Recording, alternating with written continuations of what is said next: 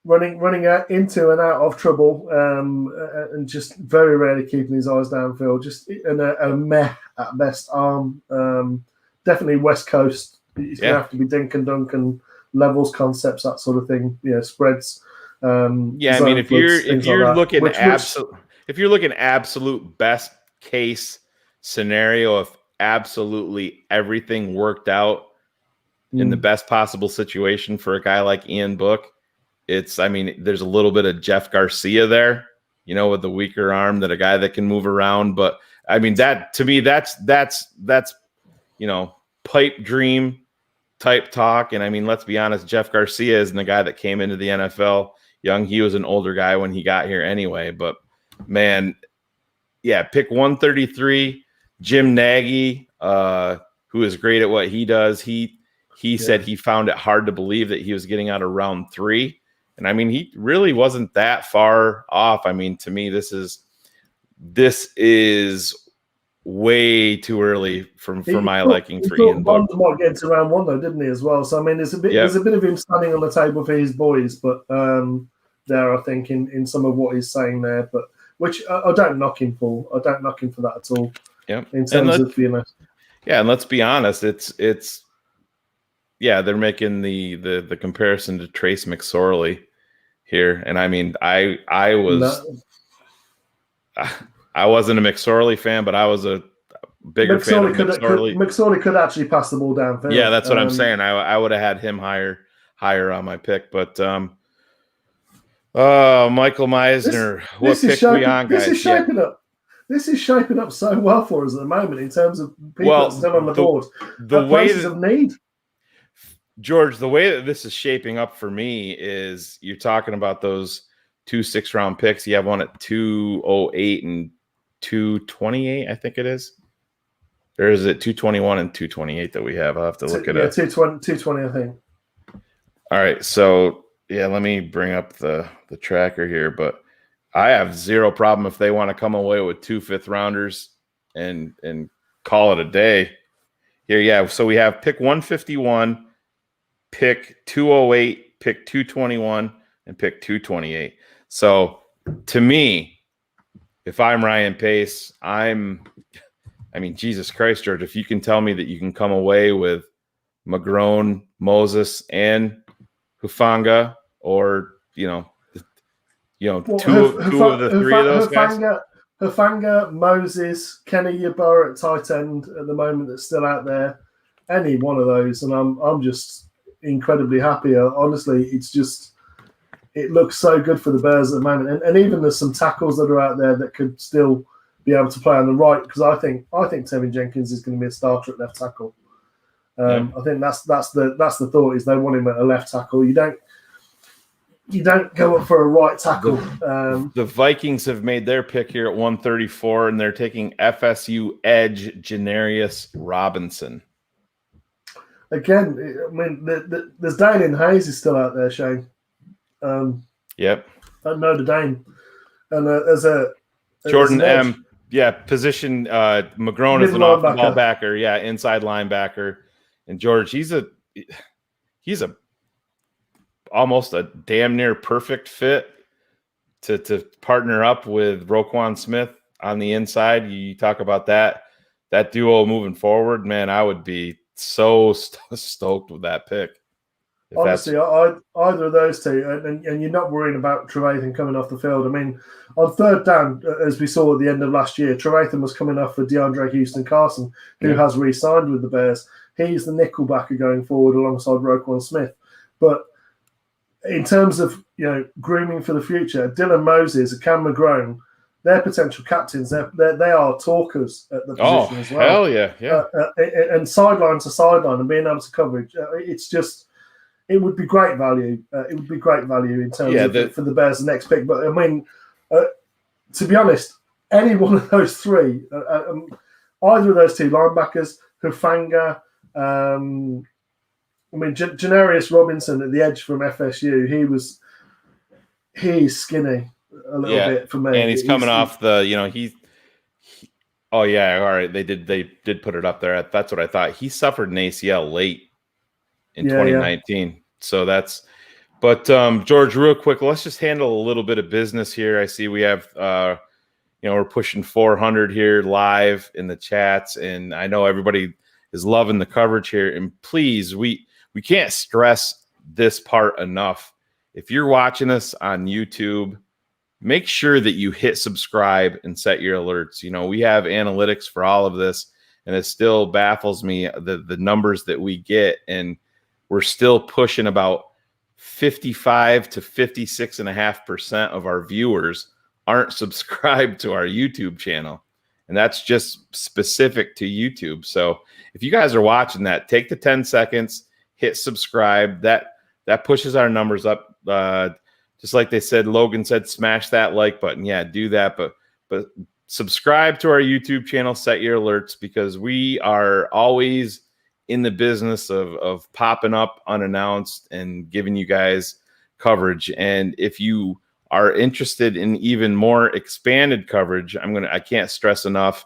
I know we have a lot of patrons that are in here, but I would tell you guys to head over to www.thetapeneverlies.com to become a TTNL patron. And what that gives you, the Draft Dr. Phil, Tape Never Lies, breakdowns that he does, you're going to get the free versions will be and range from anywhere from like 8 to 11 minutes, but the Patreons have full access to ones that are pushing 24 to 30 minutes. And I can't imagine what the Justin Fields one is going to look like. Patrons are going to have early access to that. Well, tomorrow we're going to be doing Justin Fields on Draft Mob. So yeah, Draft Mob. That's all 22. We have all 22 of Bears' new quarterback, Justin Fields. So you head over to the tapeneverlies.com, and the way that Patreon works, it is a subscription service. You get access to everything that we have done in the past and everything that we do in the future. It does charge you. There is a fee to it. Is $7 per month. You can put it on your card and have it cycle through. That works out to about 23 cents a day. And we'll just put it this way. George, we're about an hour and a half in here. So we've done about 22 and a half hours of Chicago Bears this weekend and NFL draft coverage over the last 7 days. And just the past 3 days alone, it's crazy. So we appreciate all the support that you guys give us. But if you want even more in-depth content from George, Phil, and myself, become a TTNL patron. Thetapeneverlies.com will get you there.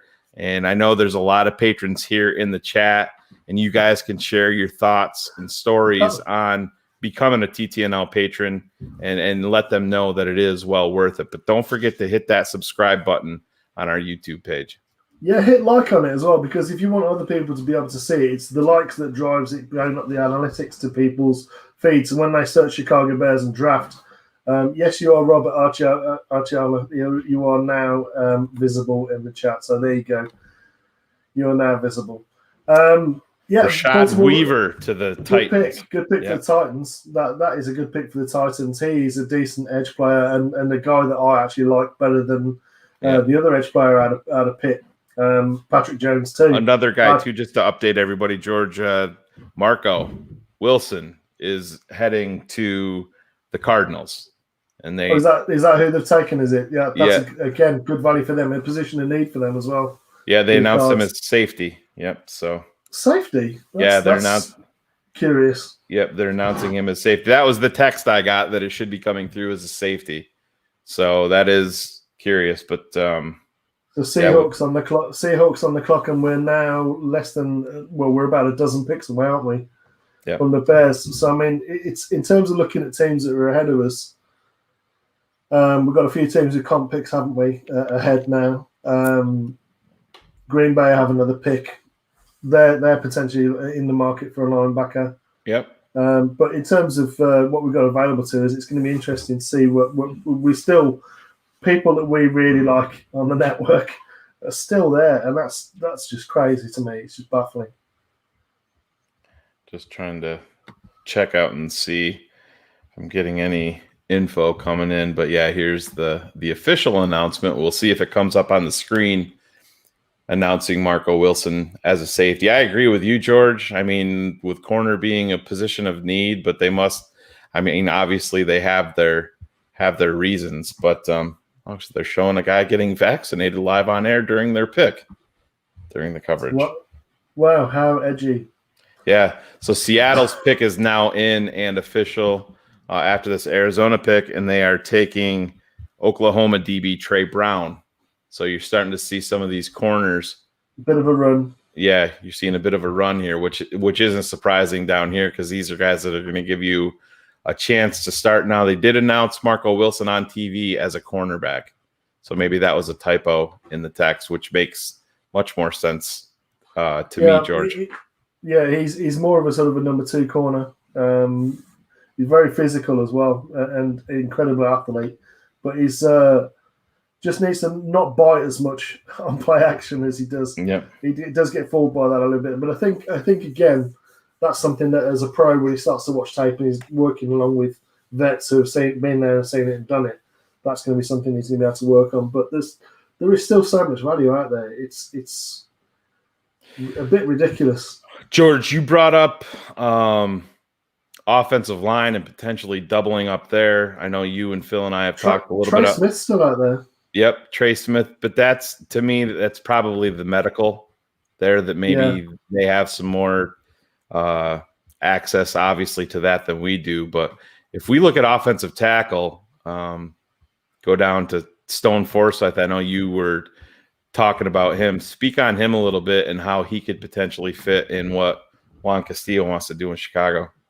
So in terms of Stone Forsythe, not a lot of mass in terms of moving people. He's not a road grader, but what he is a dancing bear in terms of he's very agile on his feet. Stays very neutral in his mirror when he's sort of going left to right against the pass rush. So he's definitely a tackle, probably more of a left tackle than a right tackle for me. But again, he's a guy that Stone Forsythe, I would probably bet would beat out Charles Leno at left tackle. So again, it's a thing that he was a little bit light, wasn't he, when he came in? Yep. I think he was measured at like 296 or something like that. So that's a potential why he's dropped to the point where he is.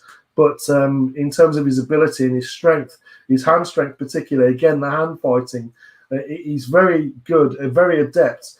Once he loses a leverage point, he's very good at regaining it in terms of being able to swipe, get hands off, get back inside to the pads. So that's something I like about him in terms of his play. He's a guy, again, that and Alaric Jackson is still out there. Josh Ball is still out there. There are so many tackles. Yeah, Josh Ball, to me, George, you and I have talked about it. He had got a little bit of trouble and ended up having to transfer. There was a domestic violence charge brought up against him that was thrown out, but he ended up transferring to Marshall. But when I watch this kid, I mean, you're looking at guys that have traits down here that you think that he shouldn't be able to move the way that he does.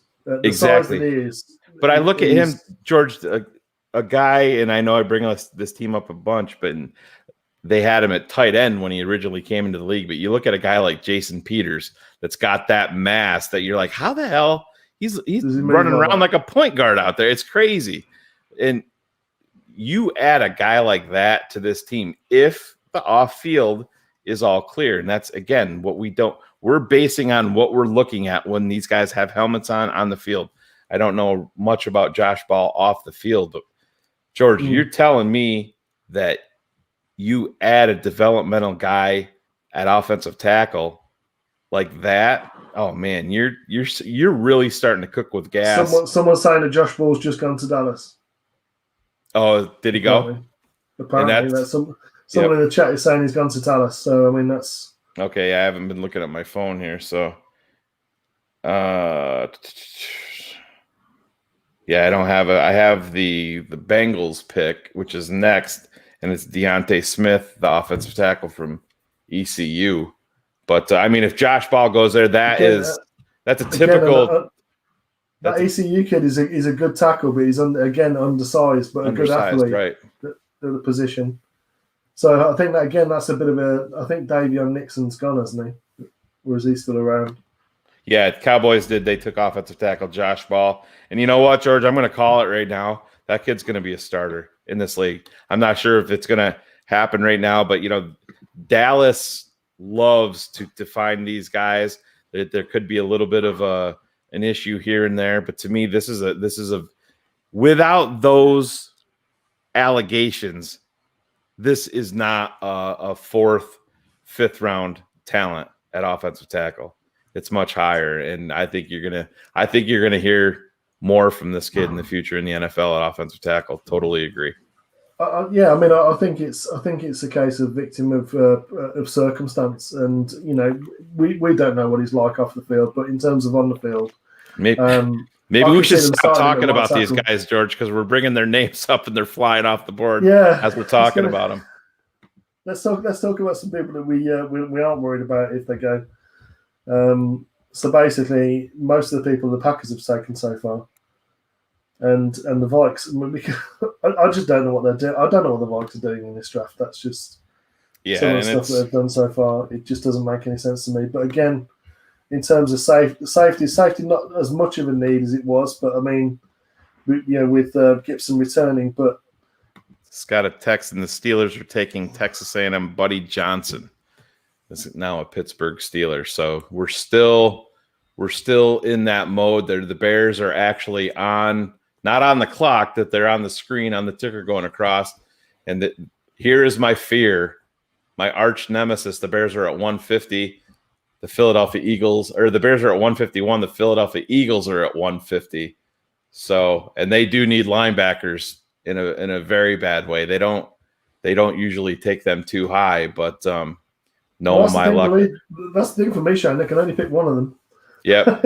Oh no, that's what I'm saying. They usually end up taking favorites of mine, so I would fully expect if he doesn't go before that, I see McGrone or Moses go off the board. But here's I don't know if you're watching the NFL draft on the NFL Network, but they have Josh Ball up there, 6'7", 3/8, 308 pounds, and to your point, George, he's just a guy at that size. To see him with the moving ability that he has, it's fun to watch, man. And I'm not an offensive line guru like you and Phil are, but I think I actually DM'd you about him if you had watched him. This is maybe about a month ago or 3 weeks ago, and I'm a fan, man. I think this is a great pick for Dallas. Yeah, definitely. I mean, and again, it's a potential starter. And they've had some health issues as well. So for them to get him there at that sort of this late in the draft. Here's the thing. Eric Edholm, who we're a fan of, George, he just texted out tweeted out, the Dallas Cowboys just took their entire character folder and set it on fire. So that speaks a lot that maybe there's some more issues behind the scenes that we are not aware of. So that's something to keep an eye, because based on talent, he shouldn't be here. But these character concerns can obviously push anybody down the board. Yeah, I mean, it's the same reason why that people are still talking about and being concerned about Deshaun Watson. Nobody knows what's going to happen. You don't know the details. So it's very difficult to sort of project what the outcome is going to be of any of these things. But in terms of the one thing I would sort of say about these kids that are having issues is a lot of them have come from a background that most people can't imagine in terms of what their experience in life is and the sort of the role models they've had going up. Brain injuries affects people's personalities. There's a possibility that is something that affects people, and for me, I did some really dumb stuff in my early 20s. Not me, George. You weren't perfect like I was. No. I mean, I know it's a shocker to look at me with my hair and to think that I might have made some bad decisions in the past and possibly still am making some bad decisions. That's called life. That's called life, George. We've all been there. We've all done that. Yeah, that's the thing for me. It's sorry, I'm not sure why it's playing. But are you bringing up a video? No, I was just basically trying to keep up with the draft tracker, but you're so far ahead of me. It's ridiculous. Yeah, it is. I got a guy texting me that's got got some access to some early results. That's why I was blowing stuff up here last night. But that's the kind of stuff you get here at this network, George. We get some early access, and that's why you get to see these classic reactions and stuff like that. And George, there's potential here for maybe you and I, if we're super surprised and excited, that we may lose our shit when the Bears have a pick coming up here. So hopefully there's some potential for that. If we can get a Polynesian nightmare, that would that really would set it off. So UCF wide receiver tight end Jacob Harris is coming off the board here next to the Rams. Is that the Rams? Yeah. Yep. Yeah, I mean, again, I mean, I think they're covering themselves, aren't they, in terms of injuries that they've had and sort of people that have left in free agency and that sort of side of things. But still not the tight ends that I would be looking at and thinking, that's a guy I would really like. To play off Josh Ball here, George, who we were just talking about, Dane Brugler just sent out a tweet just to kind of play off of the situation. If Josh Ball has been clean off the field, he's a second-round pick. You just have to be comfortable with his pass at Florida State. So, yeah, it's not about the past, is it? Because the past has happened. It's about whether you've learned from it and whether you're going to move forward as a decent person, as a good person. But because at the end of the day, you can't take back what you've done in the past. All you can do is learn from it, and it's something that we hope that we are currently seeing with the Chicago Bears with Ryan Pace. Hopefully, we get to see it in the season with Matt Nagy. And there's no reason why a young person that has made mistakes shouldn't get an opportunity to sort of show that they've improved themselves as well. But so George, let me make you the GM of the Bears right now. And at pick 151, Cam McGrone, Dylan Moses, Hufanga, and give me one more name that you're really excited about. Should we say Kenny Yeboah tight end? Brevin Jordan and Semi is still out there. So if those guys are all available, who are you running to the podium with and writing down? I'm excited at the possibility of pairing Dylan Moses with Roquan Smith, but Hufanga as well. Either one of those two, I don't think we can miss. So the Packers pick is in. I have it here. Offensive tackle Royce Newman from Ole Miss.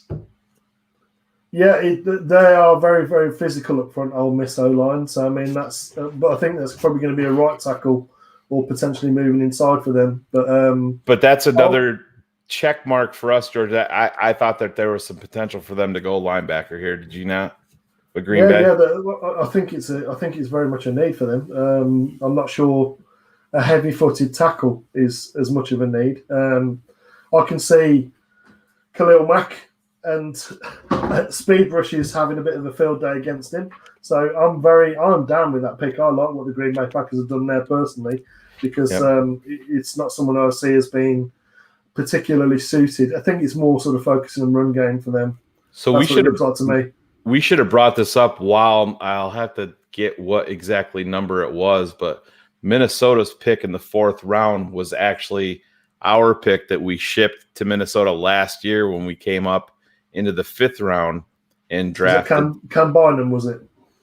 Was that the same one? I think that was Cam Bynum. Yeah, we gave up our 4th this year for a 5th last year when we came up and took the Tulsa edge. I don't know why I'm blanking on his name right now, but Travis Gibson. Travis Gibson, yeah. So that we should have brought that up, I guess. But so we got the Jets are on the clock. Let me check my phone, see if I have any new updates. Any thoughts about this? Any thoughts about this on screen, Shayne? The Jets have traded with the Vikings, so the Vikings would have been on the clock, I guess. Or the Vikings are going to be on the clock, I guess. The Vikings, so the Vikings are going to be taking over this next pick.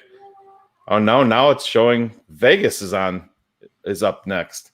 So maybe the text that I got should have been Vegas, and he wrote Vikings. I'm assuming, but So again, it's going to be interesting to see what they're taking. Why they're moving up ahead of the Kansas City Chiefs. that to me smacks like they're trying to sack someone out of. The Jets have traded pick 143, and the Raiders are now on the clock. So, I mean, they can go punter here, I guess. Mayock, you never know that the way there's some smoke out there that he could be jettisoned as the general manager after the draft about Mayock, which is interesting. I mean, speak on that a little bit, George. We liked the player. I don't think either one of us loved the player, but boy, when you're telling me Alex Leatherwood at number 17, boy, oh boy, that's it's high. But I mean, I was much more impressed with him when I saw the All-22 versus TV copy. Yeah, I saw much better footwork than I expected to see. And but based on who was available there, I mean, I'm a Bama guy, and I think we got the better tackle. Yeah, I couldn't have done that. So their pick is in. I guess I should just leave my phone on here so I don't have to do it every time. So the Jets swap with the Raiders. They receive pick 162 and number 100. So it's going to be interesting to see what the Raiders do with that. I think that to me smacks that they're moving ahead of the Chiefs for a specific reason. So George, speak on some safeties here. I know everybody there. A couple people have a Hufanga countdown going on in the chat, but speak on Bears' new defensive coordinator and the potential of adding Hufanga in there as a piece and how he could be potentially used. There have been some clues there, and the clues that we have is that he's talked about how he learning under Fangio particularly is his role model, and the defensive backs coach we used to have, can't remember his name off the top of my head, but what we did have with Eddie Jackson was a free safety sort of roaming the deep centre field, and more of an enforcer up front. Now Gibson can do some of that work, and there is a lot of interchangeability if you're in sort of a two safeties deep in the middle of the field doing sort of deep halves. Yeah, there's some interchangeability there, but what you don't have is someone who can come up and play the run more aggressively. Something that just simply wasn't a fit for Eddie Jackson. It's not in his tool set. It's not in his wheelhouse. So to come and ask him to come up to the line of scrimmage and play aggressively against running backs and linemen, that's not really his speciality. Get him deep, get him sort of reading the ball, breaking on it early, using his pace and sort of taking away the ball, and have someone like Hufanga to be able to come up, not only as a two-high safety and to be a playmaker on the ball, but someone who reads and reacts very quickly and accurately and is able to come up and sort of also be an enforcer near the line of scrimmage. But there's other safeties that are still there. Like Nazaruddin's still there. We did see a safety just come off the board, George, just to update everybody. Tyree Gillespie is who the Raiders traded up for from Missouri. Yeah, he is from Missouri. Yep. So yeah, he's very much an enforcer. He's very much a hitter. He's a Raider, right? That fits what they want there. Yeah. But the Chiefs pick I just got texted is in already. Yeah, Joshua Kando. Edge. Yeah, he's again. So these are really. So what speed and length? Speed and length is what comes to mind with Kando. Yep. I mean, that's the other FSU guy that was, I think, isn't it? So we're 7 picks away here. Let me just, George. Yeah, just keep talking. I'm going to text Phil and see if he wants to come on to be live with us since we're 7 picks away. I know the listeners would probably enjoy that. So the picks we've got coming ahead of us, we've got Jacksonville again, Jets, Texans, Falcons, Bengals, and Eagles. There's not too many there that are going to be looking linebacker, potentially Jacksonville Jaguars. So maybe we see one come off there. I think Philly could easily go linebacker also. That's a definite need there. I can see them sort of beefing up. I think there might even be a run on tight ends before we get to pick, to be honest.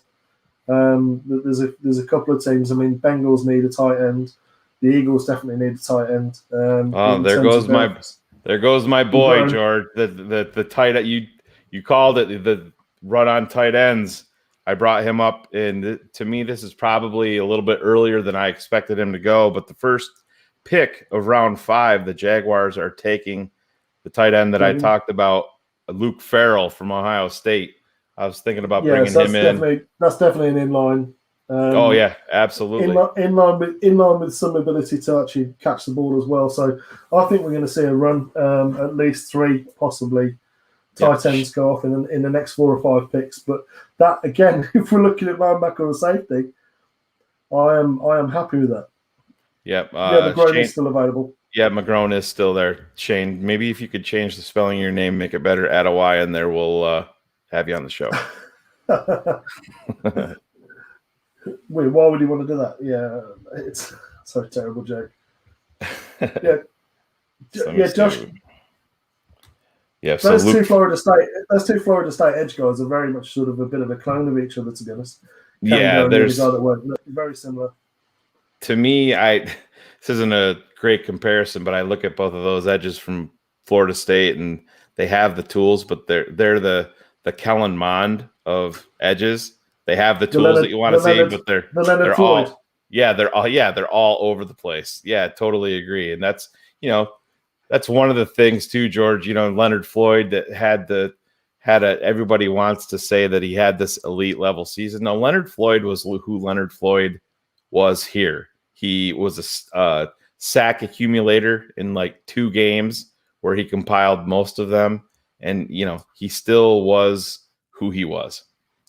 Well, Leonard Floyd he got most of his sacks off stunts, and the one thing that he could do is stunt well. Where other guys are taking the contact up front and him run through. What's that, George?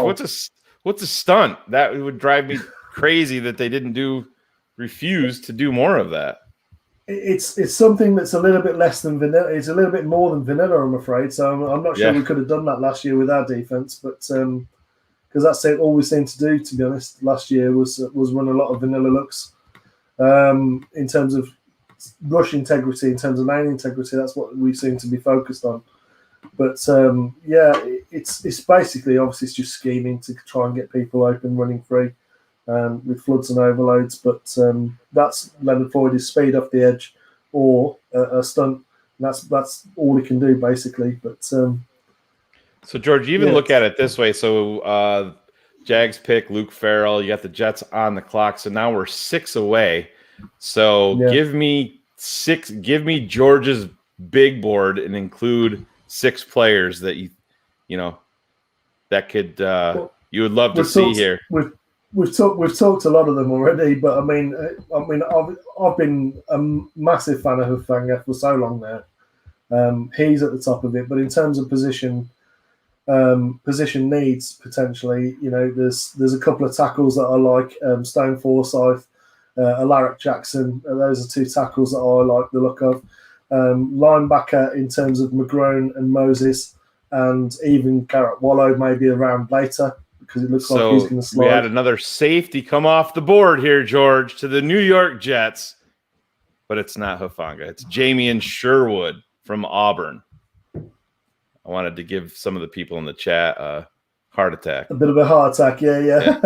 A drum roll, please. No, but actually, I saw your eyes the 2 pop linebackers, up a little Moses bit and there McGrone, too. They are. Yeah. When you said safety, I was wondering which one it was. I did hold my breath a little bit there. But I mean, there are still some good safeties. There are still some good safeties out there in terms of Nazaruddin is a traits guy. Hufanga, just an absolute football player. Trill Williams still out there. Darius Washington, the other safety out of TCU. All of those are guys that could come in. And Richard LeCount. Sorry. You want to say that one the right way, George? Yeah, I'll make sure. And obviously our boy Tyler Coyle as well. He's still out there. So I mean, I think that might be you'd be looking at the sort of the last part of. But Kenny Yeboah is another name that I have mentioned several times. Tight end of Ole Miss that I think would look very good on the opposite side to Komet. So, George, speak on this too, and this is normally what we see. We see the Bears excite us in round 1. They shock us in round 2 with even more excitement. What is the potential that they kind of go off script with the E.A. Booney type selection here at 151? We don't even know. Yeah, absolutely. That's in his wheelhouse. That's in Ryan Pace's amazing book of players that we don't even know what college they're from, let alone the actual player themselves. But yeah, I mean, at least we're not doing it in the second round like we did with Shayne this time. You know, I'm okay to accept it in the 5th. So let me give you guys a little bit of an update here. Brad Evans from Twitter, it's from SiriusXM. He just tweeted this out. The Chicago Bears getting Tevin Jenkins is one of the biggest heists of this draft. This guy is a mountain mover. Seriously. Addressing two of the biggest areas of need, quarterback and offensive line, with a pair of outstanding players is a huge win. Ryan Pace is converting me, and I can't believe it. That's, I mean, the converting you bit. That still need to see him. Still need to see him call plays like an actual grown-up. But Texans pick is in, George. One of the guys from your board is gone. Tight end Brevin Jordan is going to the Houston Texans. I'm okay with that. I mean, it's. Yep. I think potentially Falcons are up next. You're looking. I think Falcons. You're going to see either a defensive back or an edge player, maybe possibly might come off them, or possibly even a running back if there's one they like. They need more depth there. And then you've got the Bengals tight end needy, the Eagles tight end linebacker needy. And then it's us. So we're not far away now. It's and it's looking good. There's still sort of 5 or 6 players at second, third round grades. Here's an interesting trend, George. If you go look at, we were talking about the Raiders. They've had 5 picks so far, and they've drafted 3 safeties. And then you throw maybe it's a new defensive formation they want to run. I don't know. I'm going to call my shot here. I think Philadelphia, in true form, is going to take one of these off the ball backers that we want. I mean, I'm going to be super excited with Hufanga, but one of these off the ball backers, George. I mean, you have potentially to get an alpha at that position. Looks like we got Jimmy Graham in the chat. Oh, there you go. Yes, we don't need a tight end. Well, we need to head over to StreamYard.com/Facebook because it's Facebook.com/StreamYard. I can't remember. I'll have to bring it up here. Yeah, StreamYard.com/Facebook. Yeah. So we can see who you are, Facebook user. Just accept those terms and we will see what your name is. But let me check my phone here, George, and see if we have any updates. I think receiver is the highest need for us because we need somebody who's going to potentially be an outside player to make negotiations with Allen Robinson a little bit easier. So for me, if we get Fehoko, Moses, or Hufanga, I think any one of those 3 now, and I'm going to be a happy boy. But do you have any? What are you looking at in terms of corner? Because I'm not saying that's going to be out of Ryan Pace's wheelhouse here to bring in another young defensive back at the cornerback position. I mean, I make no secret of the fact that I really like Tay Gowan as a fit for press on corner in terms of what we got. But Kerry Vincent, LSU, is another potential fit. Sean Wade, obviously the question marks over him, but a great athlete at the position and someone we might be able to get some inside knowledge on. I mean, obviously Ohio State. George, let me ask you real quick too, and this is a position that we haven't mentioned here, and it also wouldn't shock me. I know they brought in Damian Williams, but he's not a young Damian Williams rehabbing from his ACL. Talk about some running backs, and I know the one guy that Gainwell. Is that somebody that you like? I mean, you're talking about a guy that can come in and fit into this offense. I think he is that guy. Do you think that there's potential for these guys to go running back here? Yeah, Gainwell is a guy you can flex and sort of, so you can put him in the slot as a receiver, you can put him in the backfield as a runner. Not particularly great between tackles, more of a sort of a speed banter outside kind of guy. But a guy I really do like out of Virginia Tech is Khalil Herbert. He is very much an all-round back. Think Dalvin Cook, that kind of player. Again, he's got speed to bounce it outside, but it has a little bit more better patience, a better blocker in the backfield. But if you want someone who's a Tariq Cohen type clone. You've got Javian Hawkins and Jaquan Hardy. Those two backs are fast as anything and decent catches the ball. Falcons pick is in. You can see it on the TV. Taquan Graham, defensive tackle from Texas, 6'3", 292, all Big 12, honorable mention. But this is shaping up very well, George, here for the Bears. If they're smart to take some of the guys that we want, these selfish bastards. You might need to give Phil a call so we can get him on live for the reaction. Yeah, he hasn't responded. Oh, wow. Shocker here. Cincinnati's pick is off the board. They went with kicker Evan McPherson. Stunned. From Florida. Well, there's nothing like drafting a kicker in the fifth round. Yeah. Again, just the linebackers are falling. So I mean, bravo, Cincinnati. I've got no idea what you're doing. I don't think you know what you're doing either. But bravo for putting the balls on the line and taking a kicker. That's just fantastic news for the Bears. So George, we're pushing about 500 people here live with us. Real quick before the Bears come up, Philadelphia is on the clock. Go over there and smash that subscribe button, set your alerts. If you're not a patron, head over to the tapeneverlies.com. Become a patron for $7 a month. That's 23 cents a day to get the best coverage that you're going to get anywhere. But I'm going to call my shot here. I'm sticking to it. I think that Philadelphia is going to take one of these off-the-ball backers, George, that we've been waiting for, unless there's some more, concerns medically with Dylan Moses. You can never undersell that coming off the knee injury. But he still, at this point, I mean, you can buy some time for him to get back to 100% when you have Danny Trevathan there. You can medical redshirt him year one. I don't mind that at all because you don't need him year one. But he is second-round talent, bordering first-round talent when healthy as an off-ball linebacker. Yeah, but I think there's a possibility they might take linebacker. This is the Eagles. They might take linebacker. They might take tight ends. But there's a possibility because of value. Safety might be on the board for them as well. But it's interesting because we still got our boys out there, and it's positions of need.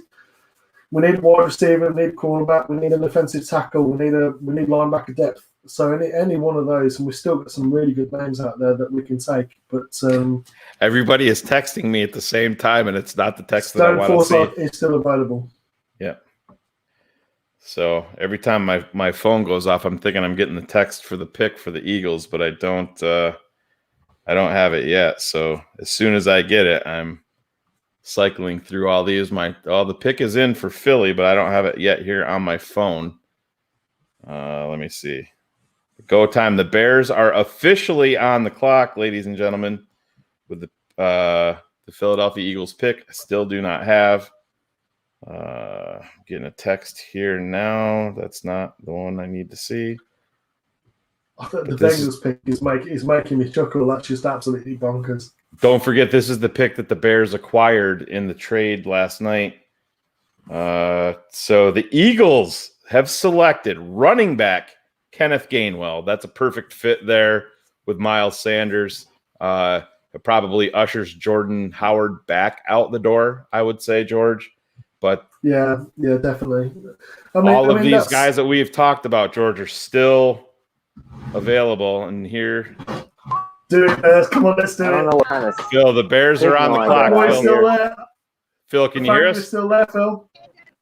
Can you hear us, Phil? All right, I can hear you. I can hear you now. Can you hear me? No. Can you guys hear me? Yeah, we got you. So the Bears are officially on the clock. Yes, Kenneth Gainwell, running back, just went to Philadelphia. The Bears are officially on the clock. Hufanga, Dylan Moses, Cameron McGrone. These guys are still out there. Still on the board. Davion Nixon is still out there, Phil. I know a favorite of yours. Trey Smith. Yep. Oh, wow. Stone Forsythe. My phone is Why is Gowan fallen? What's the story there? Well, there's been some stuff there about, I don't know. I don't think it's anything football related.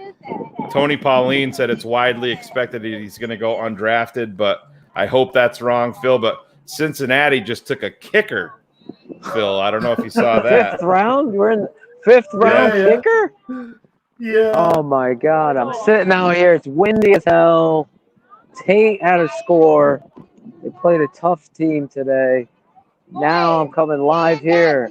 We're gonna leave here in a minute, but I gotta be on live with you for this pick. What do you think here, guys? Hopefully you can hear me. Yeah, we got you. Simi Fehoko or Dylan Moses or Cam McGrone or Stone Forsyth or any one of those, or obviously Hufanga. My phone is absolutely I would melting love right now. the Hufanga pick right here. I mean, you talk about getting football players, changing a culture. That's the reality of what would transpire here. I'm sorry that I'm moving this around. Everybody's messing around with me here. Here we go. I'll use this hand. Yeah. Tony Solomonski, Darden is off the board and has been for about 20 picks now. So, yeah, Jalen Darden went to the Bucks. The Bears have not traded the pick. Oh, I'm going to be leaving here, heading back. So I'm waiting to see who it is, George, and I'm not getting any text yet. Of course, I'm not going to get a text on our own pick. But yeah, the pick is being televised. Pick is being televised for the Eagles now, but it doesn't even show that. I think Phil has frozen. Pick is in. Didn't win a while. So the pick is in? Yeah, pick is in. So the Bears have went way off script. So the Chicago Bears have taken offensive lineman Larry Borum. So there's the Ryan Pace curveball that nobody was. You nailed it. Yep. I really don't know anything. No. Larry who? He's from Mizzou. I'm bringing it up here. He's a redshirt junior, 6'5", 322. Borum moved from Detroit, 3-star recruit. I'm just going to Lance Zierlein. Mobility will be judged relative to his position. Some teams might be tempted to try him at tackle first, but he doesn't appear to have functional lateral movement. If a team can fix his hand placement and get him working inside, buy some development time, bigger guard, experience at tackle at the collegiate level, strengths, play experience at both tackle spots, broad waist, thick chest, natural size creates movement. Weakness, he's more of a mauler than a controlled blocker, unable to find proper range in pass sets. Inability to get his feet set properly leads to his inconsistent anchor. That's all for I literally have nothing. So 6'5" to 322, 33 1/8 arms, which is very long. Massive hands, 10 3/8. But again, in terms of the rest of it, just no idea. Cars just texted that he thinks that this is more of a sign that Tevin Jenkins is going to be your left tackle. Yeah, I mean, it looks. I'm surprised because interior isn't really a need, is it? Interior offensive line. So I think they see him as a tackle, and I think as Cars has just nailed it there, that to me means Tevin Jenkins going left tackle. They see Borum as a right, as a bit of a mauler on the edge. But that, size wise, 6'6", 332, with 33 and a half inch arms, that's good size. I'm going to need to look at the Mizzou tape, obviously, just to sort of to look. It's not someone I researched because I've got other tackles that I like that I've seen a lot more tape on. But I think that kind of does. But George, this like, even though he's not a guy that we talked about, it's sure. this speaks to the fundamental shift, and we're to the point now where we can't say that Ryan Pace is dismissing the offensive line. You know what I mean? This is still the third. It sounds more run game centric to me. Yep. No, I agree. It's not the guy that we wanted, and I'll be 100% honest because that's the way we keep it here. This isn't a guy that I've even watched or had on my list, but that doesn't mean that he can't play anything like that. So the Bears have sent out the official tweet. If you want to follow Larry Borum, it is at LBorum, BOROM_. So we'll throw that up there for you guys. But to me, this is a pick from Juan Castillo. This is probably somebody that he has earmarked, and I agree with Cars. I think that this is trending in the direction that Charles Leno, that maybe they are on the same page as we are at TTNL Network in terms of his future here, George, because they have to clear some space. And when you're telling me that you can cut $9 million off of that payroll with a post June 1st cut or potential trade of Leno, that could be with what's in store, because don't forget about Arlington Handbright and Lachavious Simmons are guys that the Bears invested in the draft capital last year.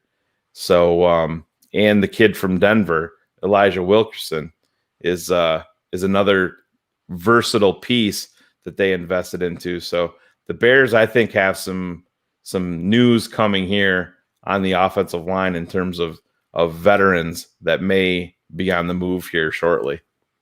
It makes sense in terms of as a cap move as well for Leno. I mean, that's what makes sense.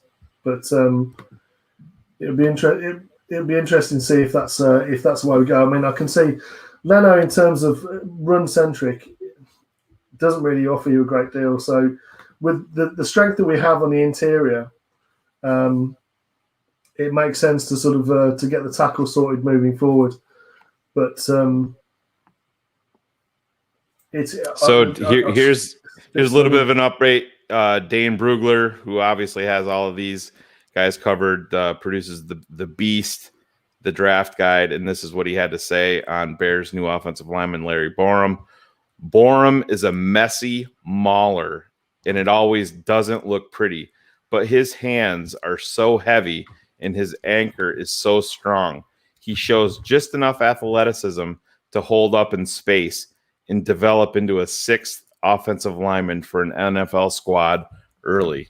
So you see the shift here, George. What was the number one thing that they pointed out that drew them to Tevin Jenkins? Was the mentality, that I won't be stopped. I'm going to put you into the ground mentality. And I think that that's what we have with this guy. I've managed to find some cut-ups against Bama of him in space. I mean, it's just watching like a video of him. He is very heavy-footed in terms of what I'm seeing. But we'll look at the Mizzou tape. I'm sure we'll dive into him. But in terms of blocking, yeah, he's. I'm just seeing him just completely wipe out Dylan Moses on a pull. So that's So just George, real quick. Friend of the network, Richard Gordon, just sent me a message, and we know Math Bomb Kemp Platty from Twitter, the relative athletic score, the RAS score that he's famous for. He checked in at 8.65. That's pretty high. That's athletic now. Yep. So 8.3 height. The bench was abysmal for him, the 3.29, but his speed grade was great. 40-yard dash at 5.15 at his size put him at 8.48. But here's the big one, George. When you're talking about an offensive lineman, the splits, the 20-yard split was 9.5 in terms of the RAS score. I mean, this is out of a 10. So you're fast first 10. Yep. And the 10-yard split was 1.81, which would have been a little bit lower puts him at 7.26 out of 10. So this is a traits guy, and to me, this shows Juan Castillo saying this is a guy that I want to work with. The thing is, as well, if it's inconsistencies in his game that's causing him the issues, that's the thing that Castillo is brilliant at. He's getting guys consistently doing the same thing, snap after snap after snap, and improving them. That's what he's known for. That's what he's done in the past. But there's still a lot of value here for the Bears moving forward. Even if that one's a bit of a head scratcher, it's interesting to see. Well, and don't forget, George. We're not privy. I think Leno's gone. Yeah, no, I agree, George. We kind of alluded to. I think it spoke to a lot of that last night when they made the move for Tevin Jenkins. I mean, if they had any belief in Charles Leno, listen, they gave Jermaine Ifedi like a 40% raise in his 1-year contract. And that speaks to it. Even his contract isn't even guaranteed either, is it? I think it's just there's not it's guaranteed. I think a little bit more than half of it is guaranteed, but I find it hard to believe that they're going to move off of Jermaine Ifedi and his positional versatility inside and out, and also lose $2.5 or $2.4 million against the cap. And when they do that, when they can just simply move off of Charles Leno post June 1st, and you're creating $9 million in space. I mean, that's we've got a short video. If you want to add it to the stream, Shayne, we can have a live look at Larry Borum. It's a highlights thing, so we can just take a look, see what we see. But in terms of size, definitely right tackle. Oh, Jesus Christ, he looks like a glass eater. Look at the size of his arms. Yeah, that's some big. It's really George. We'll take that off. Send me the link. It's your internet is getting a little bit choppy on your end, so I'll bring it up. That's the tape, dude. It's an effect that they put on there. Yeah, send me over the link, and I'll try to share it from my end. See if it's a little more clear. Just where are you gonna send? You send it on Twitter, George? DM or? I'll put it in the. I can put it in the private chat, so I'll just do it from there. Okay. I'm just getting it now. All right, good deal. But linebacker Tony Fields just came off the board to Cleveland. WVU linebacker. All right, yeah. So let me get this loaded up, George. If you want to. Caden Stearns, safety out of Texas, has gone to the Broncos. Tony Fields, linebacker West Virginia, gone to the Browns. But neither of these are the guys that Cameron Grown is a good player, so why he's not getting picked? I mean, I've not heard of anything medically with him with regards to being dinged, so it's a bit of a shocker that we're seeing again. I think we're just seeing traits people that are coming on. Yeah, so let's go here. Is that up on your screen now, George? In terms of what I'm sharing, this should be hopefully. It's not going to be choppy for you. Let's go. Is that playing for you, George? Yeah, that's playing. I don't know if you want to mute the audio on it, though. Oh, you don't have any audio? No, yours is... This is coming off your screen, isn't it?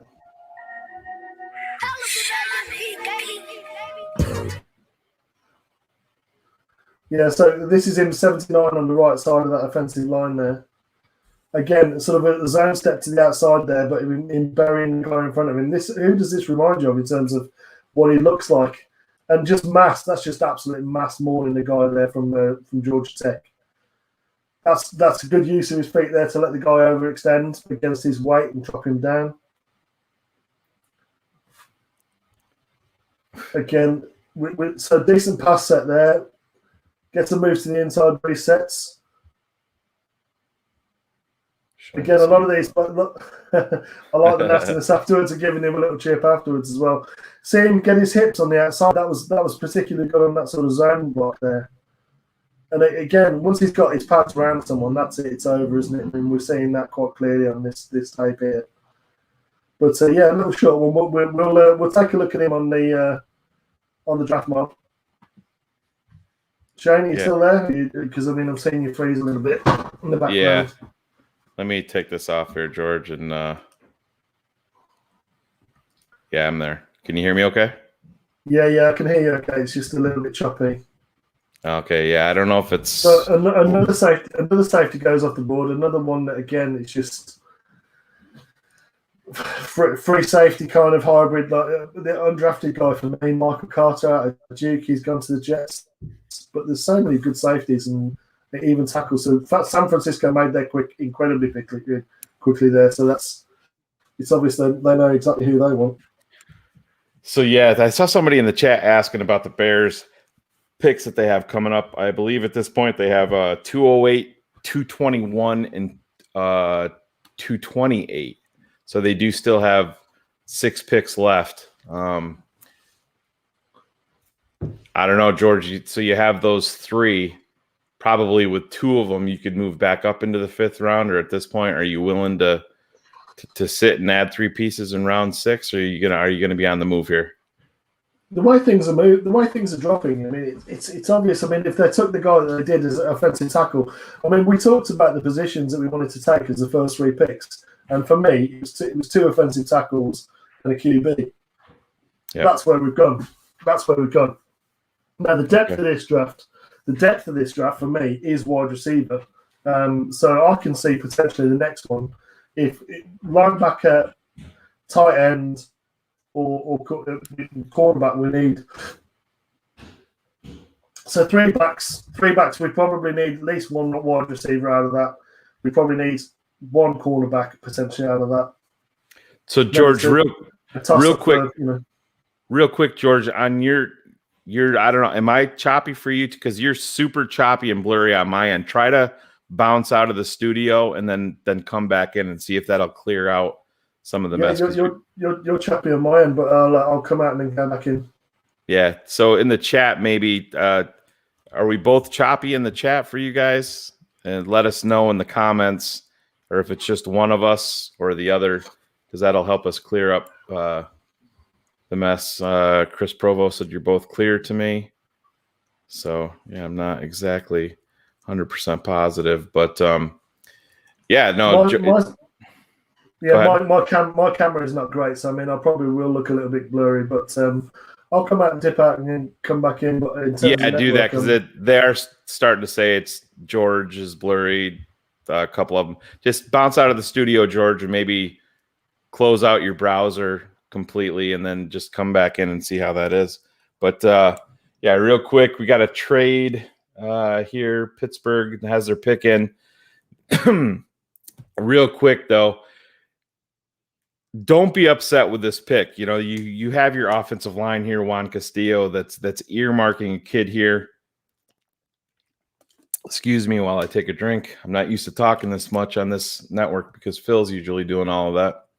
But I think these guys may be listening. I honestly do think that they're going to clear some room here financially in terms of Charles Leno.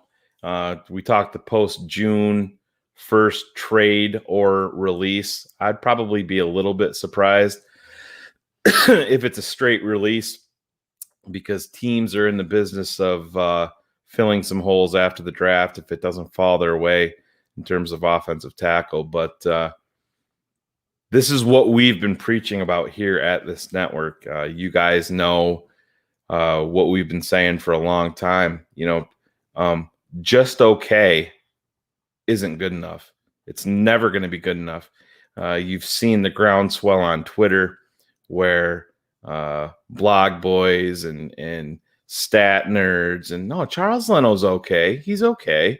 You know, he's just good enough. Well, no, you just invested future draft capital into a quarterback that you do not want anybody to touch.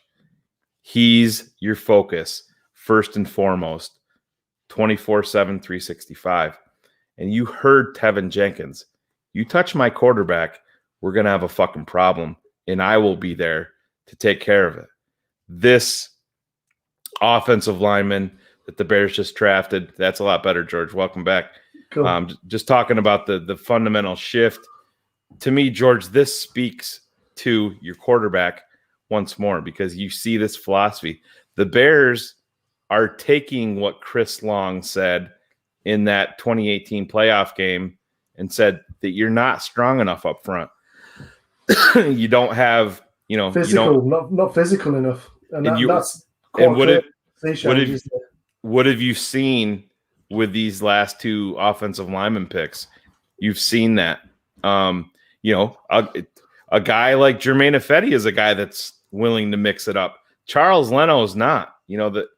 The softest puppy shit is funny every time Phil says it, but it's an apt, comp for the guy. It's exactly what he is. Charles Leno thinks a great offensive line move to slow things down is just to dive on the ground. And how many times have we seen him do that and the guys jump over top of him and go and destroy the quarterback? Just speak on that, George. Yeah, I mean, the thing is with offensive line plays, you can't be a shrinking violet, and there's far too much passive nature to Charles Leno in terms of the way he approaches the game and the way he is off screen as well, off the field as well. The guy is, he was a dancing bear at Boise when he was there, so he was very much sort of a mirror guy. Wasn't really asked to move people up front. He's too passive in his sets. He doesn't strike well enough. His hands aren't aggressive into the chest plate, which is where you need them to be. He's a guy that sort of is very much wait for them to come to me rather than you're in my way. You are the person that is my responsibility. You are the person that's going down. And that's the mindset as an offensive lineman you have to have. It's you or them, and it's going to be them. So the Vikings have just taken a wide receiver that I like, and I know that our boy John Santucci likes as well, which is Emmitt Smith-Marset, a very shifty guy and very quick as well. So a good playmaker then for the Vikings. That's great value for them there personally. He's a little bit lightweight though. But Leno, too soft, not aggressive enough in terms of much to wait and see for what they're going to do before he chooses what he's going to do.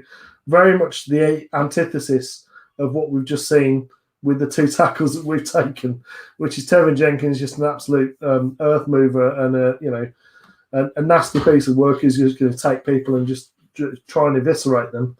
And what I'm seeing from Borum, the more I'm seeing now, I'm just playing some of his tape at Mizzou in the background so we don't get copyright dings. But once we get the tape from our friend that gives us the All-22 college tape, I think we're going to see a guy who sometimes gets a little bit narrow on his feet, needs to have his pad level sorted out. But again, that's just repetition and making sure that we get that right. But to be honest, being able to do that, that's about sort of just working on his sets and repetition in drilling. And that's something that is right up Coach Castillo's wheelhouse. So, those things, it's a case of what you can't just get is 33 and a half inch arms, 330 and athletic at 330, which he is, and that the width of his body. We've got two tackles that now look like each other. Tevin Jenkins and this Borum they look very similar when you see them just walking around, etc. So hopefully we're going to see that when they get on the field. Yeah, and I saw the Factor One had a comment in there. He's pissed that the Bears couldn't get anything for Anthony Miller, and that's you're in the range now of maybe you're getting a fifth or a conditional sixth, but you have to offset. Everybody wants more picks, and I mean, George, where do you get to the point with Anthony Miller that if you're going to get a conditional sixth, that he's just going to provide more value in potential? And we've seen him have 7 touchdowns in a season. His contract is not that bad that he can't carry it anyway. Right. Because it's not an expensive contract. It's still on rookie deal. So it's not an expensive contract. So it's not like you're going to worry about it. The thing is, you do see a guy, when he plays within the scheme, is able to get open and is able to make catches. It's just a little bit inconsistent for me. Yeah, and it's, like I said, you have to weigh the point of, he may hold more value to you, and maybe he had his coming to Jesus moment where the fucking owner of the team goes out on the score. He has become a father this year, hasn't he, in the off season? Yeah, well, I think he was a father during this past season. Also, okay. I don't think it was after the year, but I think Anthony Miller was the classic case of come in, had success as a rookie, and said, "Oh, this shit's easy. I don't have to." I'm not going to say that he doesn't work because he's in shape, but you have to go above and beyond. And if you are expecting things just to fall in place for you, it doesn't come to you. You're going to be out of the NFL real fast. And it doesn't. Improvement doesn't come to you. Just being the guy who could sort of freelance and do what you wanted at Memphis doesn't cut it in the NFL. And we've said a few times with Anthony Miller, why catch it with two hands when you can one hand and drop it? There's too much of that about him. It's about sort of look at me, not look at the stats that I'm putting up and the points that I'm putting up. A little bit too much of that.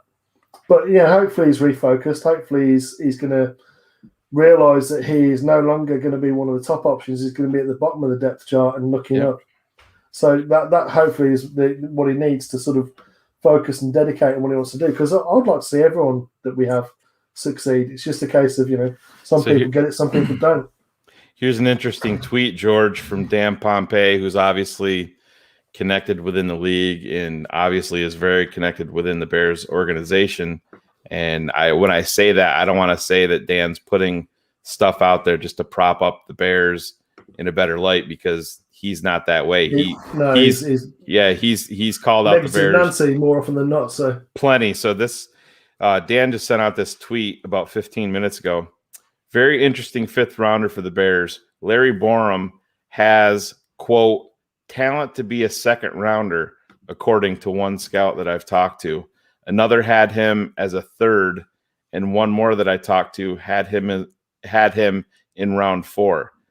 They predicted he would go later because of conditioning issues, and that's one thing that I was going to bring up that I thought was was very apparent, George, on the video that you put up of him. They predicted that he would go later because of conditioning issues. If he gets that together, he can be a starting right tackle in this league. And what does that tell you, George? When you hear that, he can be a starting right tackle in this league. He just needs to get in better shape. That means that they're buying time, and they think maybe they have their starter at right tackle, and that means that they would have potentially their starter at left tackle in Tevin Jenkins. What about these things does not look the same as the other? So let's look at the way that Whitehair blocks, physical and aggressive up front. What about James Daniels, physical and aggressive up front? What about Alex Barrs, physical and aggressive up front? Ifeadi, physical and aggressive up front. Mustafa, physical and aggressive up front. In terms of the Tevin Jenkins, the alpha in that room. In terms of Larry Borum, we're hearing very much the same sort of story. There is one that does not look like the others, and it's quite obvious as to which one that is. I think, and it makes sense in terms of cap room. I'm not sure what the detail is in terms of cutting him. So I'm just going you're talking about Leno post June 1st. You're talking about it's around $9 million in savings in terms of a post June 1st, and that's, let's be honest, that's when it would be. It's a post June 1st trade or release. I believe it's right around $9 million in savings that you get because he's in the last year of his contract. And I mean, George, if you're telling me that you can make a move there and clear $9 million, look at it this way. Would you rather move off of Charles Leno and save $9 million, or would you rather move off of Jimmy Graham and save money? To me, Jimmy Graham can bring you more to the table off the field and on the field with Cole Kmet, and more importantly, with your brand new quarterback than Charles Leno does. The leadership and experience is far more valuable with Jimmy Graham. It's what we said last year. Well, what I was saying about Jimmy Graham last year was that's what he adds not only to the offense but the pass game. is veteran leadership in that room, as well as the ability in the red zone to put some points on the board. Charles Leno is not someone that helps you put points on the board. He's someone who very often gets you, first and 40. 3 of the penalties at Charles Leno's feet. I think he's a 6 million cap saving now if cut. Yeah, 9 million if it's post June. To go back to Borum just for a quick second, George flipped over on ESPN and their coverage. They called Tevin Jenkins and Larry Borum the 2 most powerful offensive linemen in the draft. That will do for me. I mean, what's the best way to help a quarterback who's in development, Shayne? Yeah, let's have an offense that can move people off the line of scrimmage. Yep. That's where it all started. George, this is you and I were talking a little bit pre-show, talking about our new quarterback, and the separator with him is 1, 2, 3, and then see ya. And when you have these guys that are winning at the line of scrimmage, I'm not sure. Hey, listen, if you're listening to us, you're obviously a football fan and you're a smarter football fan because of that. But you have an elite level escape artist back there that will take that little rollout and that may become a house call. And speaking of non-powerful former football players, we have a guy here, George, that could have been an undrafted free agent in the Afghan League from the Damascus Car Bombs, Philip Atoshin. What's up, boys? Phil, so have you heard who the pick is? I heard through the static. My phone was dying like my dad's phone and the signal up there at the field was tough. So I heard Borum, the kid from Missouri. He's a right tackle. So what does that say? That tells you right there, Juan Castillo is involved, number 1. Number 2, Tape Never Lies Network. Again, fuck you, blog boys. Left tackle Jenkins. You got your right tackle in Borum now. They obviously really like this kid. Yeah, I'm not sure he's a day one. No, but in terms of what they're talking about. Yeah. It makes it Fady the placeholder, doesn't it? Fady was exactly on a 1-year deal, George. So you have the menu in front of you and what happened to the soup that they had last week? Well, it was shitty. Got a lot of freaking 100 crew heads up in here. 400 over. Wow. Yeah, salute to everybody. I'm just celebrating, George. I'm celebrating the reality.